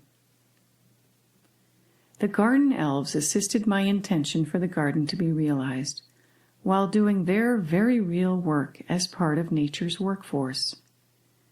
In working with these energies of the land, we acknowledge that we are not the only species or consciousness that has an interest in the process or project. An amazing potential exists in this interface of human and nature consciousness. My challenge is remembering to honor my agreements and to follow through at many levels, including practical, social, and energetic. Perhaps you can see how this relationship deepens and enriches the process of life and creation. This method of creation may be used for anything. The following quote from the guides makes more sense in light of the garden elves explaining the depth of life that is part of nature's consciousness. There once was a way of being on earth that honored this oneness, this knowing.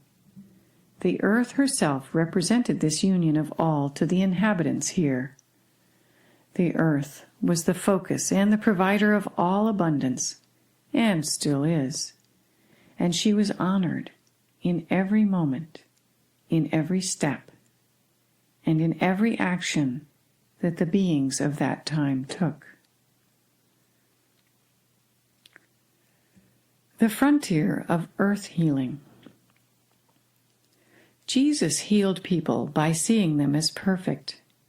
His highly coherent energy emanation, aligned in his body, mind, spirit, and divinity, overrode the less organized energy condition of the sick, and healing occurred. He didn't focus on their ailments. That would have only made the energy template for sickness stronger. He instead focused upon their innate perfection, creating, with their cooperation, the perfected human form that lay within their DNA. This model for healing can be taken into the realm of earth healing as well. In the Gulf of Mexico and other places that have been polluted, the frontier for cleanup, in addition to the obvious physical cleanup, is energy and people themselves. When people gather remotely or on site, with aligned intentions and the understanding of the power they have simply as human beings to affect the world around them, anything is possible. If groups of people were focused on seeing the perfection innate within the natural world, they would reinforce this perfect template energetically and form the physical reflection of it. By seeing divine perfection within people, places, systems, and water bodies, humans have the capacity to heal. Imagine the result of many Christs working together in this way. I remember that I can ask Jesus about his healings in the Bible, and he says, "Yes, this is true.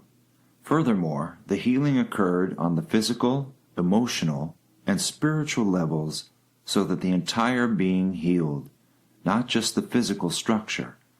For without healing, the energetic template for the broken form, body, the body would revert to its former state. And what would be the point in that? So you see, the energetic creative component is the first and foremost tool for healing the body or the earth.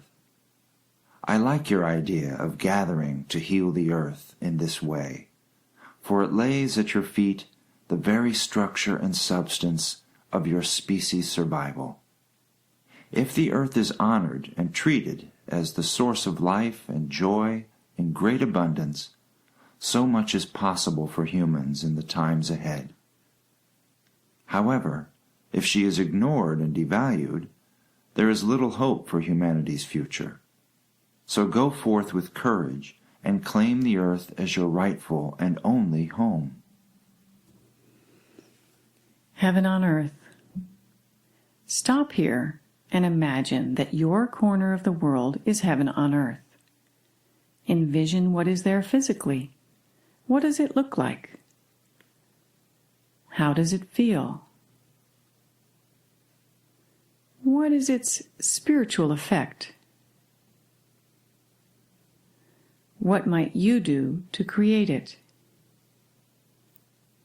You set it in motion by, as the garden elves said, feeding the creation with further energetic juice from all levels, emotionally, mentally, spiritually, and vitally, with physical energy. We have already begun to create heaven on earth.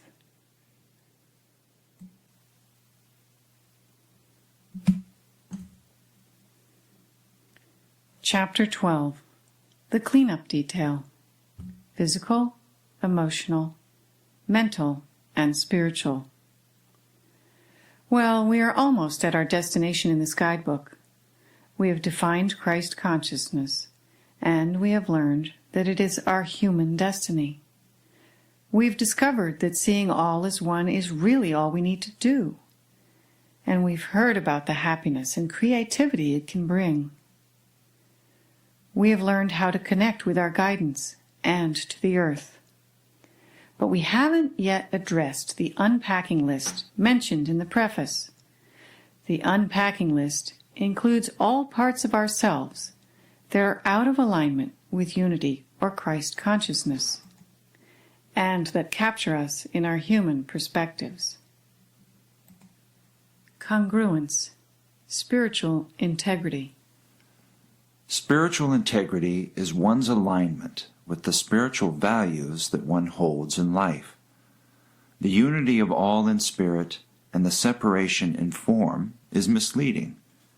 If the actions one takes are in alignment with the unity of all of life, one has spiritual integrity. In the spiritual world, there is no past, and no cleanup is required. At the human level, there is a past, and if there are parts of your past that you are dragging along with you, go ahead and clean them up. Know that whatever actions you take in alignment with this intention to clean up your past are multiplied 1,000 times over, and that is all. We operate from different selves in different areas of our lives. We are not all one self that is working toward one goal, and our many I's are at different levels of evolution and willingness. In order to bring myself into spiritual integrity, I need to have my eyes aligned. This is challenging, to say the least, because most of the eyes are not particularly interested in the spiritual path or spiritual integrity, and don't wish to change. I have found that the I that I give voice to in any moment is the one that is strengthened. And so the spiritual path is one of not giving voice to the I's that would wish to be reactive or selfish or wounded by someone's actions, essentially overcoming, outwitting, and outweighting the many I's that keep me trapped and out of spiritual integrity. Finding and strengthening the voice of the self that is seeing all as one is the best tool for this difficult task. This alignment is important because when parts of our lives are in conflict, it affects our energy levels and vibrational offering. Pilgrimage to Conyers. This reminds me of a time when I had just started on the spiritual path. I saw an article in the New York Times about Conyers, a small town outside of Atlanta, Georgia, where people saw an apparition of Mary, and pilgrims were gathered there. When I saw the article and photograph, I knew I had to go there. I didn't know why, I just knew I had to go. It was way outside of my comfort zone. My ego did not want anything to do with being a pilgrim. But I bought a ticket to fly down to Atlanta in the morning and returning in the evening. I rented a car and started driving east to Conyers. I didn't know exactly where in the town I was going, but since it was a small town, I had faith that I would be able to find it. Once in the town, I asked directions of a man in a dry cleaning store. He didn't really know where it was, but he thought it was in that direction, pointing me down the road. And I drove and didn't see anything. I was becoming worried, as there were fewer buildings, and I said out loud to my guide, "Well, if you want me to find this place, you have got to help me find it." And at that point, I became aware of the car having turned onto a side road, and I was 50 yards down it by the time I realized what had just happened. The car had turned the corner and driven itself. It was as if I had disappeared for those moments. A short way down the road was a handwritten poster that said, "Pilgrim Parking." This was it. I spent the day there singing Spanish songs with the other pilgrims who were evidently devout Catholics. We gathered in front of a small house with a porch where the miracle was said to have occurred. Seeing me come and sit down on the grass among them, the other pilgrims gave me a sheet with the words they were singing and welcomed me in. There was a healing well that I gathered water from, following the steady stream of people walking there. I later returned home, empowered by having moved beyond my comfort zone in some mysterious and joyful way, and by the miracle of the guides' intervention. I share this story with you because I realized that my body, mind, and spirit could not remain in harmony if I didn't follow my spirit's command to make the trip. It was like there was no choice, and I was aware enough of wanting to be aligned that I was willing to do a very out-of-the-box thing, to lift myself up to a standard that my spirit was calling me to. In some ways, it was like a graduation to another level, or a test of sorts, that I recognized as such and met with the egoic surrender that was required. I stepped forward to meet it. My body and mind fell reluctantly in line with a demand from my spirit. Who is my master? To be congruent in body, mind, and spirit, or to have spiritual integrity, we need to be able to answer the following questions.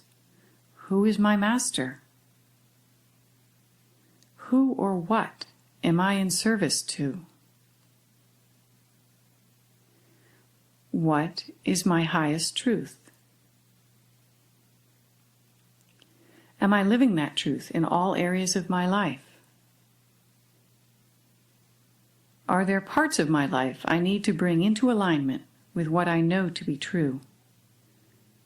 You may wish to turn off this recording and take a moment to answer these questions.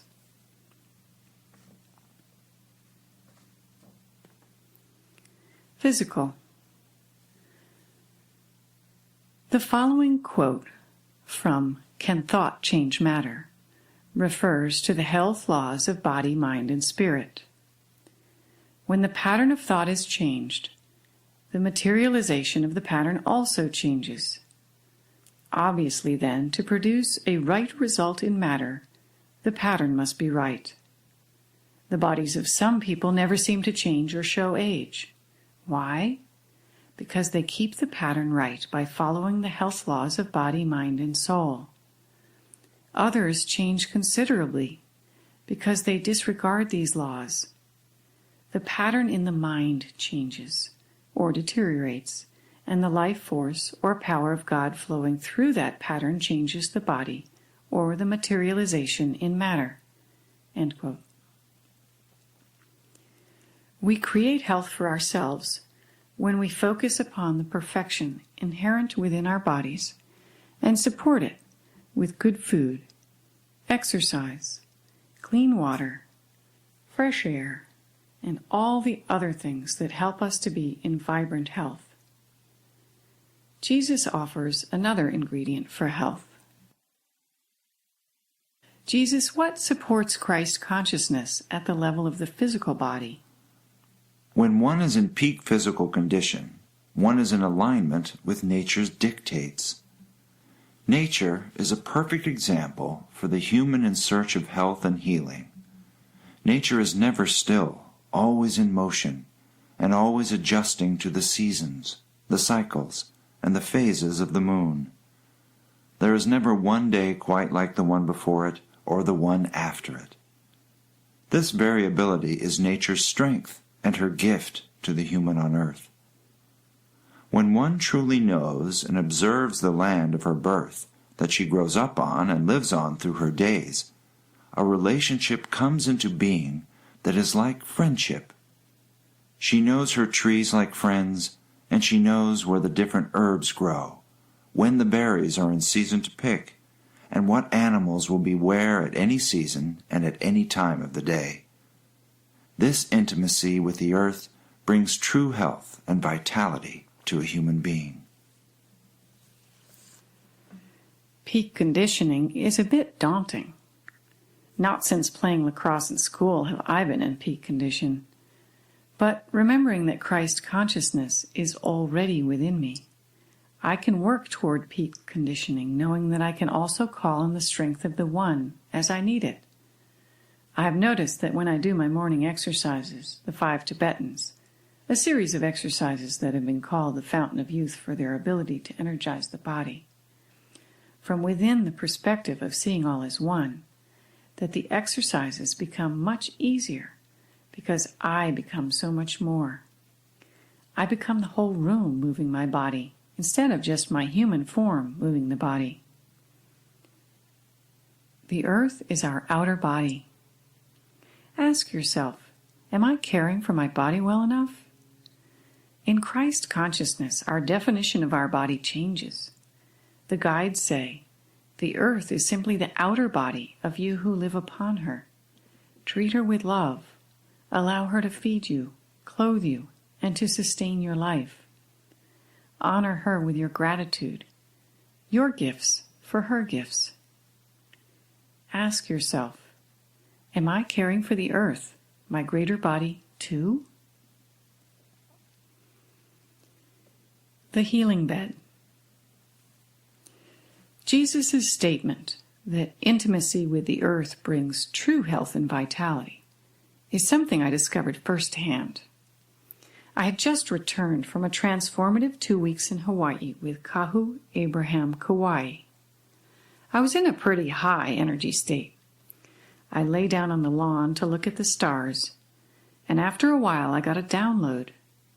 My awareness instantly accessed a complete package of information. The downloaded information was for the healing bed, a bed dug 18 inches into the earth that I was to lie in for 3 hours a day. I rushed inside and wrote it all down. Several days later, I carefully selected a location, built a wood frame to make the sides stable, and dug a hole that deep to lie in. Yes, it did look very much like a grave, and thankfully the neighbors couldn't see the spot I chose. I really did lie in it for 3 hours each day for several days that first week, and then, though not usually for 3 hours at a time, I consistently lay in it each day for several months after that. I found that I felt really safe and that I could relax at a whole new level. The healing bed gave me a totally different feeling from lying on top of the ground. As I used it over time, I developed cellular awareness. I could feel each cell in my body. I was calmer and more in tune with what my body needed in the way of food and movement. I had to figure out a new way of eating because I craved fresh live foods and couldn't tolerate eating my usual diet. Emotional. Jesus, what supports Christ consciousness on the emotional level? Emotions are the flag that blows in the wind of our centeredness. When we are calm, centered, and connected, our flag and its movement are within our control. Our emotions are authentic responses to actual conditions. They healthily release energy, make connections, and heal through radiant, unconditional love. The converse, emotions that come from a stressful, reactive, or pre-programmed state, are quite different in their effect. Not only do they harm, interfere, and disconnect, but also they are unhealthy for the organism and the earth. Now, how is one to find the harmony and balance to support healthy emotions? Begin with now. Are you breathing? How does your body feel right now? When we get caught up in external happenings and stimuli, we get tense and lose our connection with the core of our beings. The practice of a spiritual path is simply this: becoming simultaneously aware of our inner and outer states as we interact. It's kind of interesting that to control our emotional states, we look at our bodies. Tension in the body comes when the outer world sucks us into exclusive focus on it at the expense of the inner world. The spiritual path is to be aware of both. We cannot be present for our Christ selves when we are reactive, angry, overstimulated, or emotionally drained. Simply returning to your breath throughout the day can help you find peace and stillness, even if the world around you is in turmoil. You may have noticed that emotional reactivity is not the easiest thing to clean up. Give yourself some margin for setbacks here.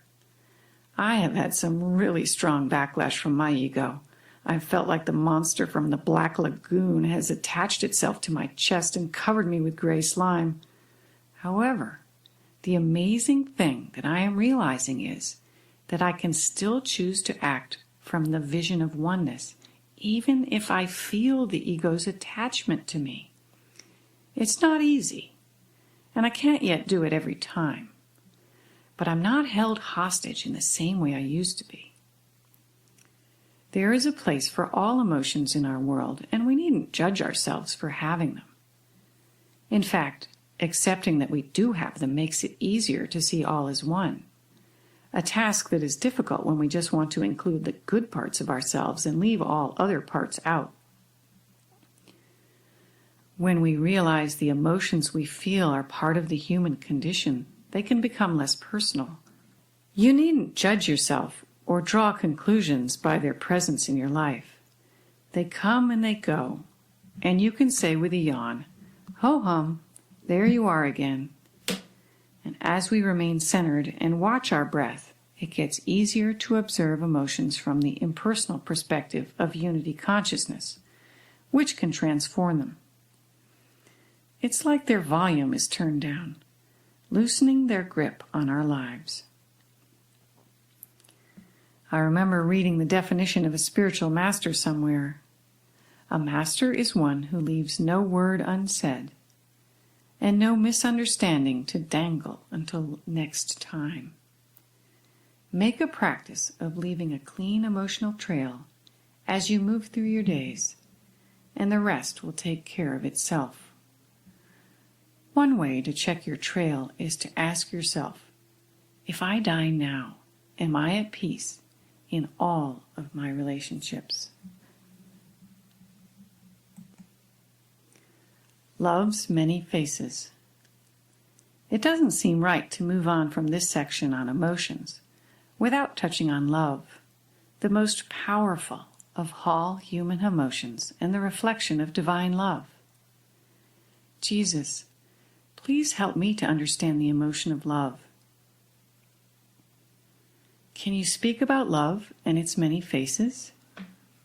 Yes, dear one. It is with grace and joy that this question alights in my today, for there is much misunderstanding about love and its role and ruses. For example, the way to love is a many-fingered path, for there are ways to embrace love that are far from what we would think looks like love. There are loves that have an almost masochistic flavor, for they hold an individual to a deep internal path of self-revelation and inquiry. What love's grace offers most is light, joy, and understanding, that quickening of the heart, that ease in the being. Love dwells in this face most divinely. One can know love by the outcome of its action. For example, when love is hard and demanding, yet the outcome is greater order, alignment, and the ability to stand in truth, then this is love. When love looks like it doesn't care and is aloof, this too can manifest eagerness and willingness that all the standing and whipping in the world couldn't elicit. When love is understanding and kind, the other being is opened and vulnerable and feels like he can go on, do more, and be more just through its kind touch. The faces of love are limitless, and in the embodiment of the Christ consciousness, this is an excellent query, for the limitation of love is the limiting of life as well. If your only response is of kindness and caring, then you limit and see only a fraction of love's possibility. In the old days, the demand to defend yourself, your town, or your country was an act of love as well, for saving and protecting life and life forms could not have happened otherwise. The other life forms that would take over your land and your ways of living would cut short your chance to love. So this isn't an invitation to do what you please and call it love. It is an invitation to see through the action you take to its reception in the world, in the other. See what it creates in its immediacy and down the road, and then you can decide if it is true love. Only then can you be sure of your gift or your curse to another. So the thinking through of love's action to its landing in the heart, mind, and soul of another is an important way to determine its efficacy and thus its worthiness for someone manifesting Christ consciousness. As God speaks and acts and loves through you, only surety and confidence come. As you love in the way of discipline and hardness, you will feel confident, for you will hold the soft edge to that discipline that lets through the love that is fragile and kind into the other's heart. The one you love will sense your caring, your concern, and your wish for the highest outcome in her life. This, too, is possible in your relations with yourself. When you love yourself through applying discipline to your actions, you create great possibilities in your life. Think of those things that you know are good for you, but that you find hard to do and continue day after day. Those are love in action. These are God's loving presence in your life, your initiation to love through the one and only being that all are. Your willingness and awareness that this thing that has been hard is in truth love can change everything about it. So this has answered your question. We trust. Yes, thank you. That was eloquent. This is a useful guide as a parent. It's reassuring to know that love can be so many things and still be love. Graceful, hard, demanding, aloof, understanding, or kind.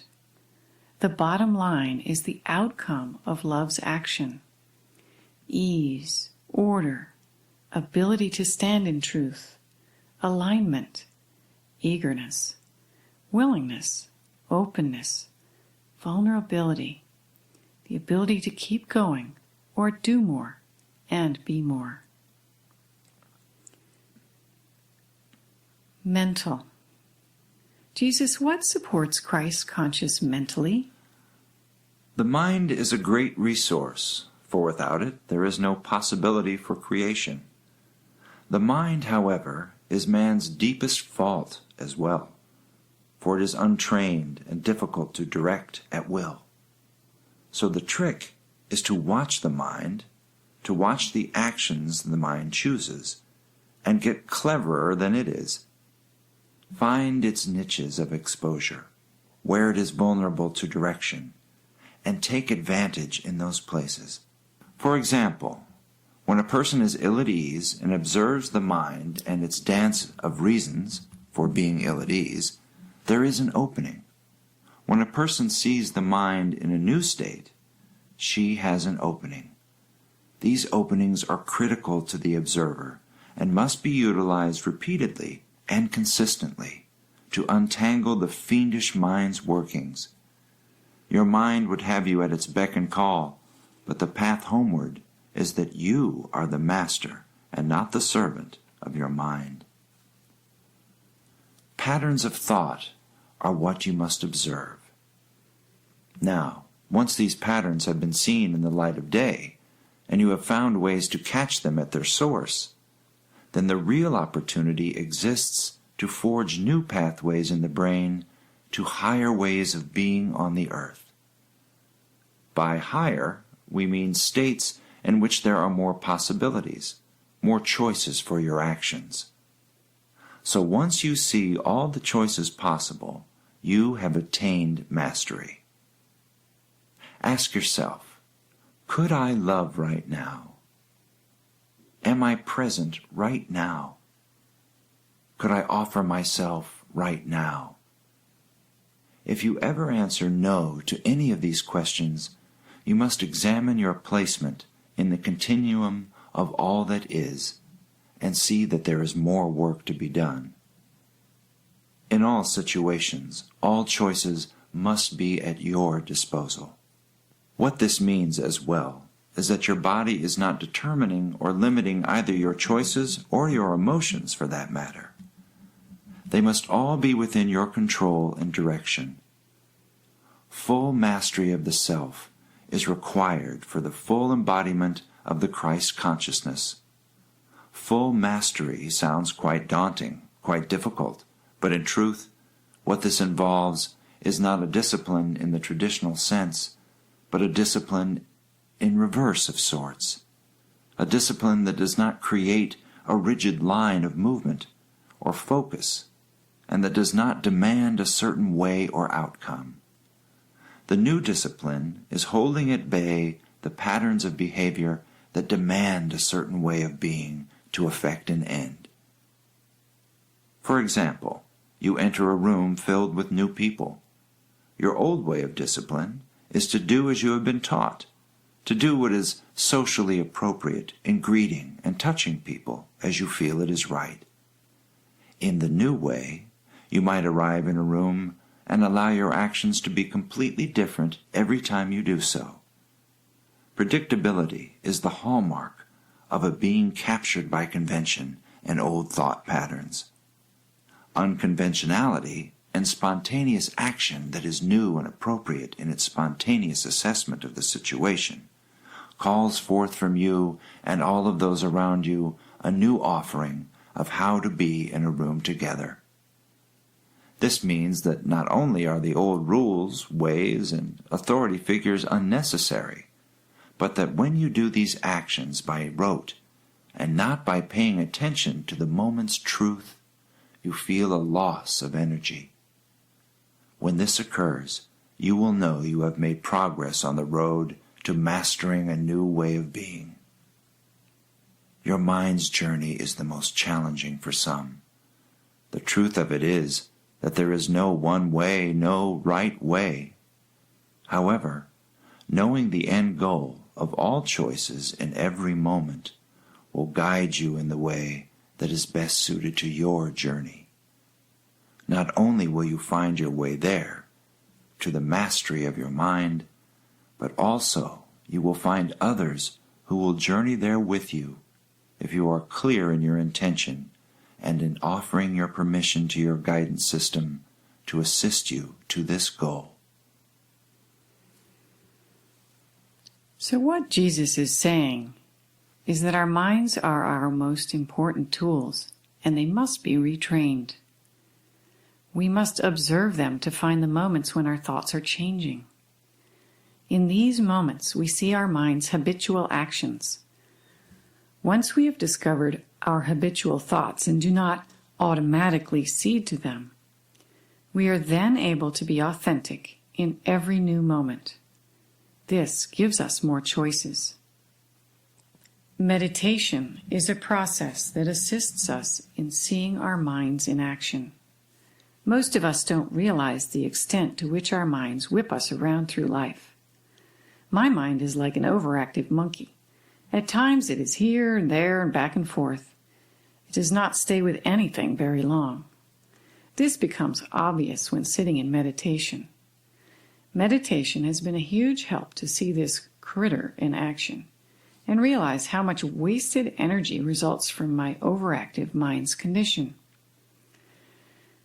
Meditation exercise. In meditation I sit and my mind rushes off with me. I am lost in thought until I realize it. Oh, and I come back to meditating. I sit in stillness for a nanosecond or two, sinking in a place of non-thought until my mind whips me off onto another tangent without my noticing it. I am lost in different thoughts until I notice and return again to meditating. This goes on and on, over and over. The only thing that determines its effectiveness is how often I am able to catch myself and return to meditation, and my willingness to do it. It takes some effort to pull myself away from my mind's thoughts. When I eventually see the patterns of thought that my mind enjoys, they lose their power over me. When we stop believing our own thoughts, there is space in our minds for stillness. Meditating with a group can be a very powerful assistance because the coherent field of energy that the group creates as it sits with a shared intention and focus helps quiet the mind and create a greater ability to remain still. If you have tried meditation and found it tedious, you're right. You might try it again with the realization that once you get over the resistance to sitting, meditation ends up feeling like food for the spirit, and you will wonder how you managed without it for so long. Stop here for a moment and meditate for 5 minutes. Sit on the floor on a cushion or on the front edge of a firm chair. Put your hands comfortably on your knees or thighs. Keeping your spine straight allows the energy to move freely up and down your spine. Gently close your eyes almost all the way. Breathe and observe your breath. Stop the recording now for 5 minutes if you so choose. Did you experience difficulty in sitting? It may take more than 5 minutes to move beyond the resistance we have to being still. Sometimes it takes me 20 minutes to finally surrender to sitting and being. And sometimes I can't seem to surrender at all. Spiritual. Jesus, what supports Christ consciousness spiritually? When one intends Christ consciousness, there is no way not to ultimately achieve it. The intention demonstrates a clear knowledge that this intention is the choice of the one in question. When individuals choose this goal as the overriding vision for life, on the level of the spirit's journey, they give themselves, in the greater sense, the permission to be led there. This is the singular most effective step toward the embodiment of this consciousness that there is. Nothing in the way of trying this or that will offer what this intention will in the way of movement toward this goal. When the child of God says, "I wish to embody the God force on earth, that I may fully express the joyful ways of life here on this planet," there is rejoicing in the heavens, for there is much that the heavens receive from this child of God's intention on earth. The life force that makes you live is one that not only pours forth from our level to you, but it also returns to us out of an expansion of your thoughts, words, and deeds. Levels of energy not before manifested on earth create a great cycle of movement and creative force. Yes, force, the life force. When individual souls come into human bodies, they do so in order to make manifest the divinity on earth. A being who knows this consciously moves in this direction and actually offers himself as a conduit for this level of light is fulfilling his intention of earthly embodiment. So when one says to oneself in a moment of quiet and focus, "My goal is to embody the Christ consciousness on earth," the heavens open and offer all the materials to assist this to happen in one's life. Can you picture a stream bed clogged with debris, old sticks, dead leaves, and such? When one offers oneself to the goal of Christ consciousness, there is an increase in the energy flow. The water gets faster and stronger, and much of the debris may be washed away.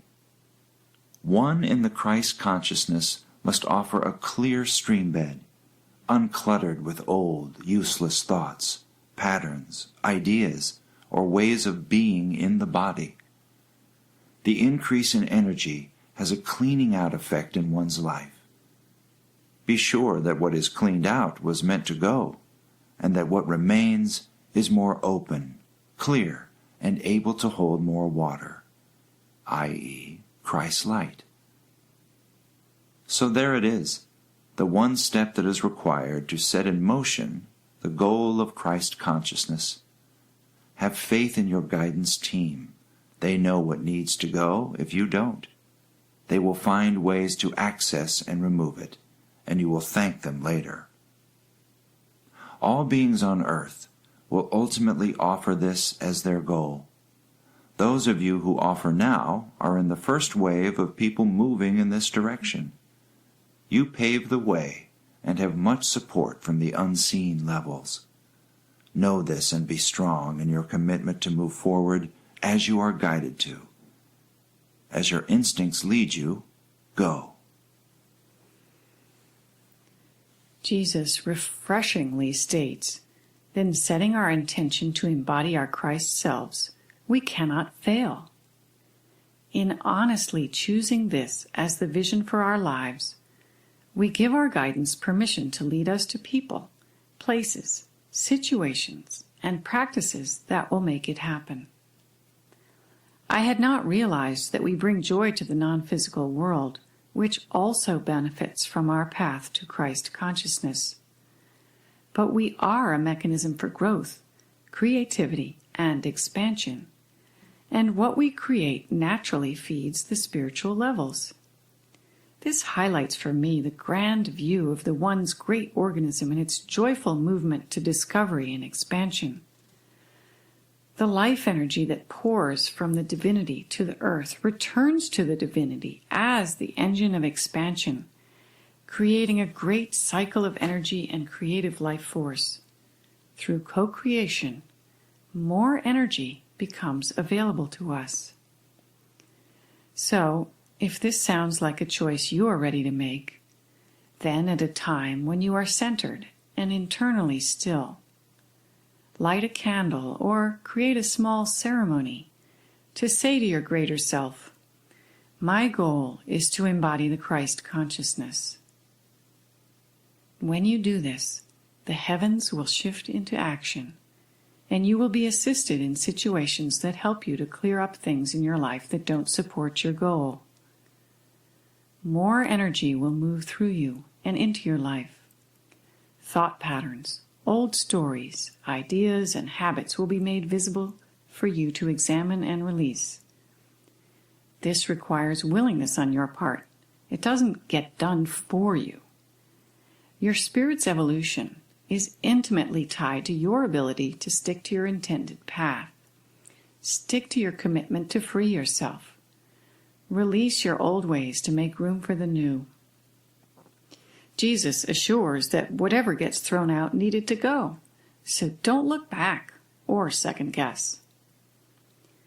In summary, the unpacking list and the cleanup detail include the parts of your past you are dragging along with you.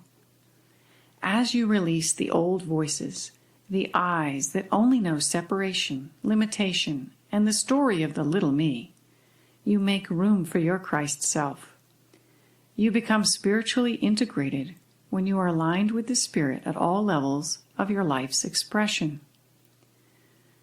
Physically, we strive for peak condition, which is the result of following the health laws of body, mind, and soul, and keeping our patterns of thought clean. When we add intimacy with the earth to this, we have true health, vitality, and life. Emotionally, being aware of our breathing and bodies helps us remain calm, centered, and connected. This state is the perfect haven for the Christ self to shine forth. Mentally, We must see the mind's patterns to extricate ourselves from its fiendish hold on our lives. We have openings to do this when we observe the places where our minds change direction. At these moments, we have the opportunity to see what triggers our habitual thought patterns. When we no longer rigidly believe what we think, our minds become our servants instead of our masters.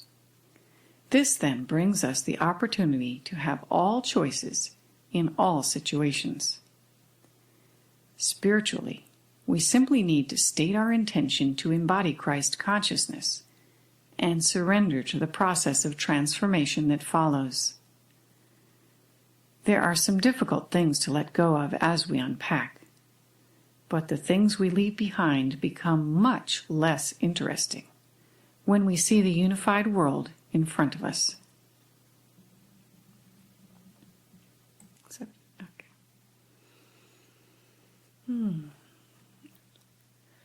Chapter 13. Transformation to Christ Consciousness. Recently, I had another session with Mary, my friend and spiritual healer. It seemed fitting to visit her as I was concluding the book, since a visit to her was my impetus for writing it. Seeing her was like getting an infusion of the Christ light. The guidance through Mary reminded me that everything in my life has come through my consciousness.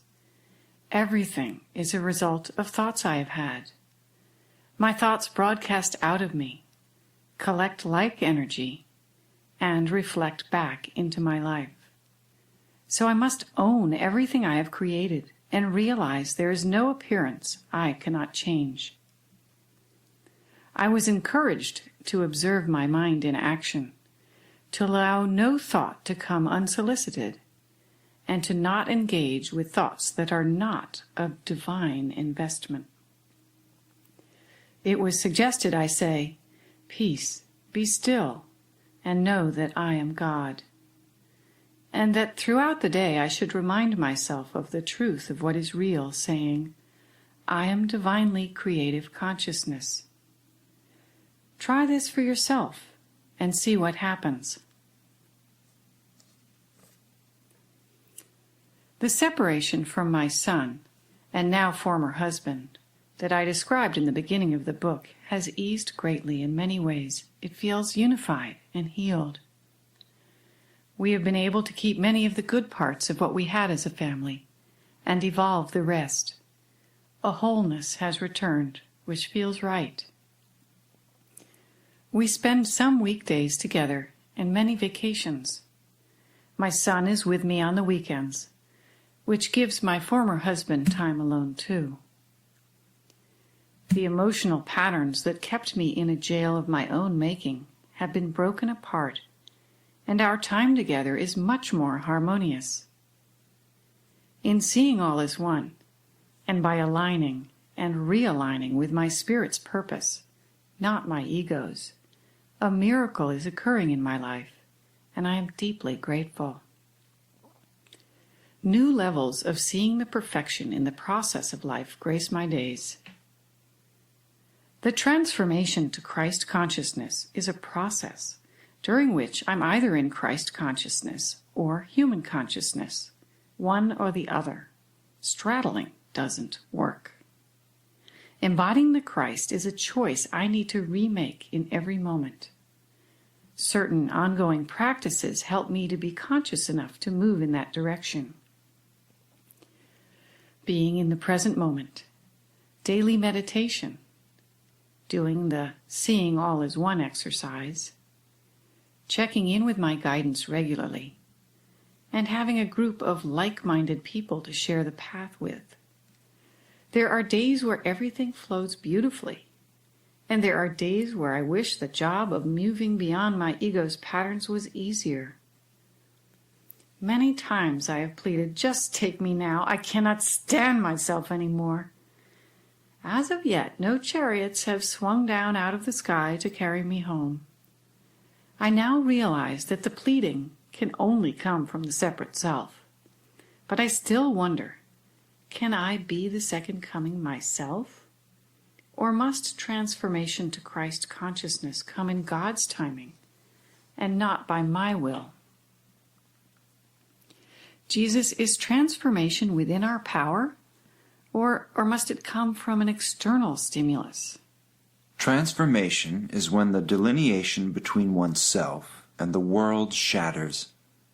This means that the definition of who one is completely changes. The transformation, that is the difference between knowing the self as the isolated individual and knowing the self as the energy of all that is incarnate. The challenge is to translate that knowing, that transformed self, into its fullest expression, translating, if you will, the unification of all that is as the one into the life of the individual. This is the challenge and the joy of life. So life's joy is figuring out what translating Christ into my life means, and then taking action to give it its fullest expression, which may put me outside of my comfort zone. Change versus transformation. It's worth looking at the difference between change and transformation. Think of a napkin and all the ways you can fold it. That's change. Light it on fire. That's transformation.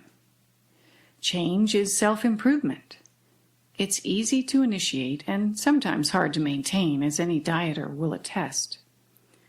Being good at change helps you sit loosely in the saddle of life, a good skill in preparing for transformation.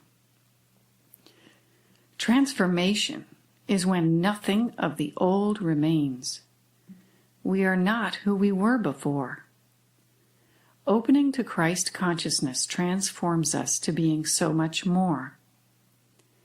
On the road to transformation, we can state our intention, set our compass, practice seeing and loving all as one from the perspective of our highest selves, and surrender to what is.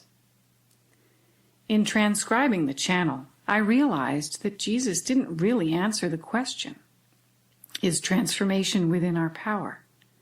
So I asked for clarification on how transformation occurs and the role of divine grace. When Jesus mentions a life stream, he means a human life. Dear one, we are grateful for your inquiry. Is it possible to enact this sometimes chaotic reorganization of a life stream for oneself? There is never one way to do things on this earth. The beauty of this work of human life is its variety and the fact that no two people think or enact the process of life in the same way. So the answer is really yes and no. Depends. Does that help? Yes and no. So the action of grace is sometimes the impetus and sometimes not? Yes, you could say that. For how would you define grace? Couldn't an event of great difficulty, such as the burning down of one's home, be determined grace? The resulting outpouring of love and generosity from a community might precipitate transformation in a being.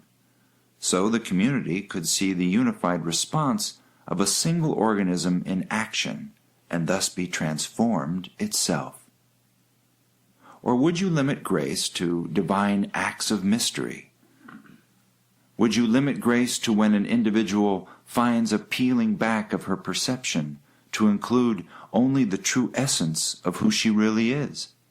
And this exposure of truth comes from an inner willingness that no real event in life made occur. What if a life stream's vision of a new world precipitated a shedding of the old ways that she had clung to, and a full embracing of the possibility of living in a completely different outer world? Couldn't this too be termed transformation? So in truth, there is only one, got you here, and there is no outer that transforms the inner or vice versa. You make me smile with that one. I'd fallen for my own argument. My vision had dropped into the separated version of me. Thank you. So really you could say that transformation is occurring all around us all the time. That what nature is doing at the end of the growing season, withdrawing life energy into the bulbs in the ground and the green tops dying back, is transformation, a regular rhythm of the earth. The growth of children, too, could be one transformation after the next. The letting go of one stage and allowing something else. I'm getting excited about this one. If we would let the true miracle that life is moving through us without fear or clinging, we would be transforming all the time. Is that right? Yes, you could say that. Transformation is an organic process in your world. The true vision for transformation to Christ consciousness, the dynamite explosion that catapults one to see through the eyes of unity consciousness, is never limited by anything that is not of the human being's making. Transformation is, period. It is waiting outside your door, wanting to sweep you up and carry you into a life that is so much more. It is only those human attributes I mentioned that limit its expression in your life. Thank you. That makes it quite clear. I see a gorilla sitting outside the door ready to come in. Oh, I like that picture. But it is not a gorilla to fear. It is a gorilla to play with. But at the gorilla's level of play, with strength and extreme unlimited potential. Do you see the distinction? Yes, I think so. A powerful force would sweep us into action and ways of being that have great power within them, but only if we allow the force in. Yes. The gorilla of transformation. So I sit here and sip my tea. It's 5:30 in the morning.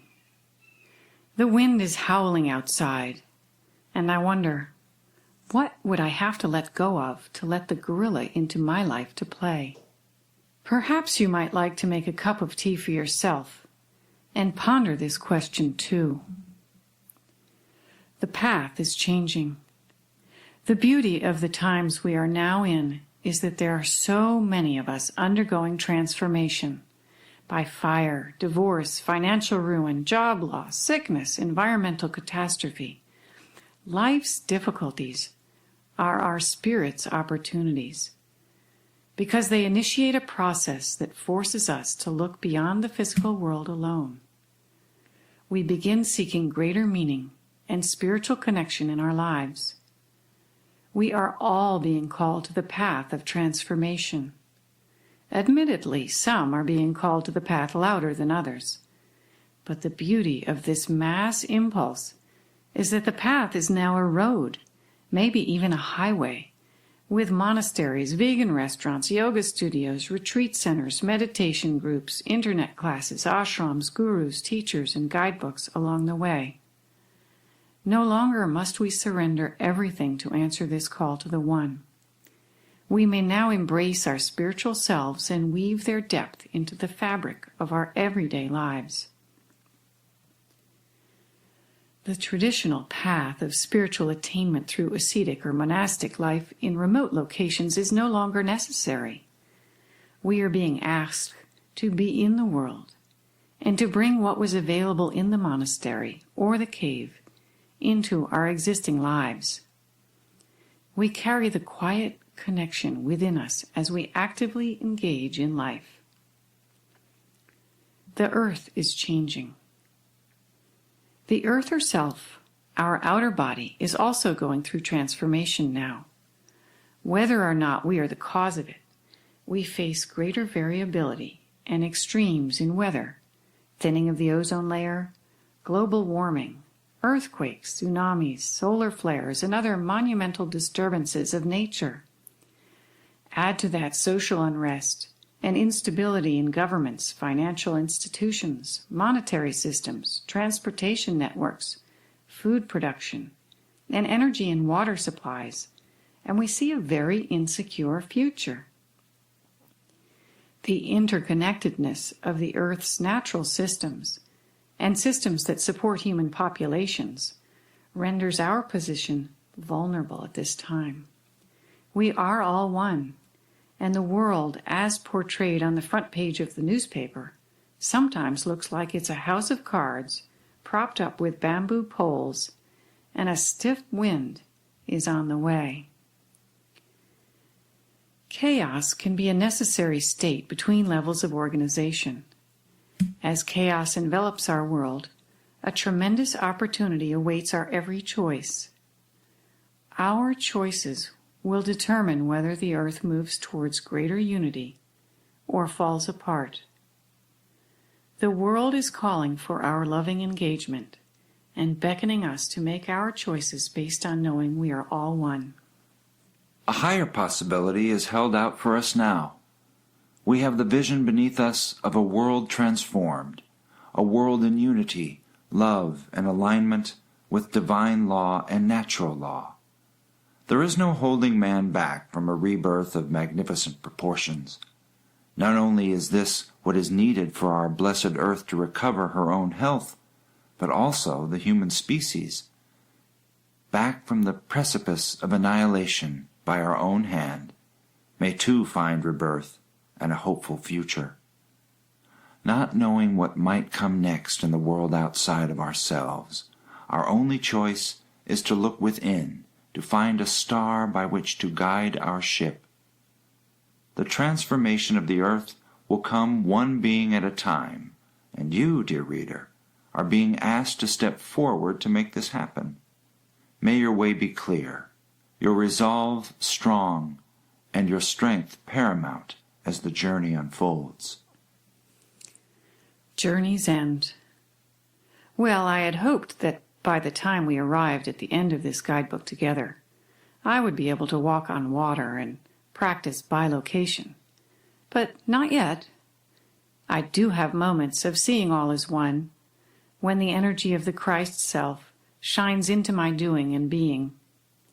The creative, expansive, unlimited, and unfettered self gets to come out and play a bit more.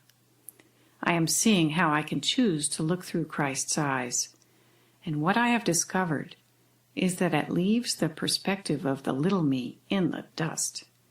It's like inhabiting a brand new world. What I see is the same, but the meaning I make from it is different in the most profound way. I am surrounded by consciousness in its many expressions and forms, and we all meet as equals on this stage of earth. The moments I embody the Christ within are those moments when I am surrendered, present, and humble enough to be available to something greater than myself. And it really boils down to my choosing what I will focus on in this moment: separation or unity. As the moments that are mine to choose increase, very slowly a Christ is freed. As more of us find our way to the Christ within, the world around us will have to change to reflect the higher order of unity consciousness. Imagine what kind of a world we will create from this place. The Dragons of Separation. A future storybook will begin. The world in crisis was created from a human population that was blind to the divine light present within them. As humans awakened to the divinity within themselves, their inner human landscapes were revealed, with their very real maze of tunnels filled with memories, ideas, dreams, and misunderstandings about the world. The tunnels were guarded by the dragons of the illusion of separation. By courageously exploring their own inner landscapes and one by one taming the dragons, they discovered hidden within themselves their own divine nature, trapped and waiting to be set free. Joining forces with their powerful and newly freed divine nature, they looked outward to the earth, knowing that they were all that they saw, and that changed everything. As we arrive at the guidebook's destination, I ask Jesus if he would paint a picture of this new world for us. Yes, of course, my dear. The world that you can imagine is a bold and bright place of extreme joy and understanding, or extreme opportunity and delight. When the Christ is present in the eyes, ears, hands, and feet of those lucky humans who walk the earth, the world becomes a benevolent place, a place of joyful interacting, clarity, and exuberant creative energy. When this occurs, life will be changed, for all life on earth and the earth herself will heal, and the land will be reborn anew. My hope is that a conglomeration of those people willing to embody this level of the divinity within will gather and create what might not have been even thought of before. In this vein, anything is possible, and all paths are of the Christ. Go in peace, for only the land will hold you in her beautiful stillness that will bring you to new possibilities of an earth reborn and brand new. Namaste. We are one. Here we have reached the guidebook's destination. Now is your opportunity to explore the landscape that lies within you and before you, with the Christ present in your eyes, ears, hands, and feet. Life will be changed for all life on earth, and the earth herself will heal. Thank you for your presence here with me until now. It has been a journey into the mind of a Christ. Perhaps you may see yourself in this role. Perhaps it is not yet for you. Either way is fine. What is most important and what you will find is a sense of empowerment in the journey of your life. Seeing how you can direct your journey and make it more of what you had in mind when you came.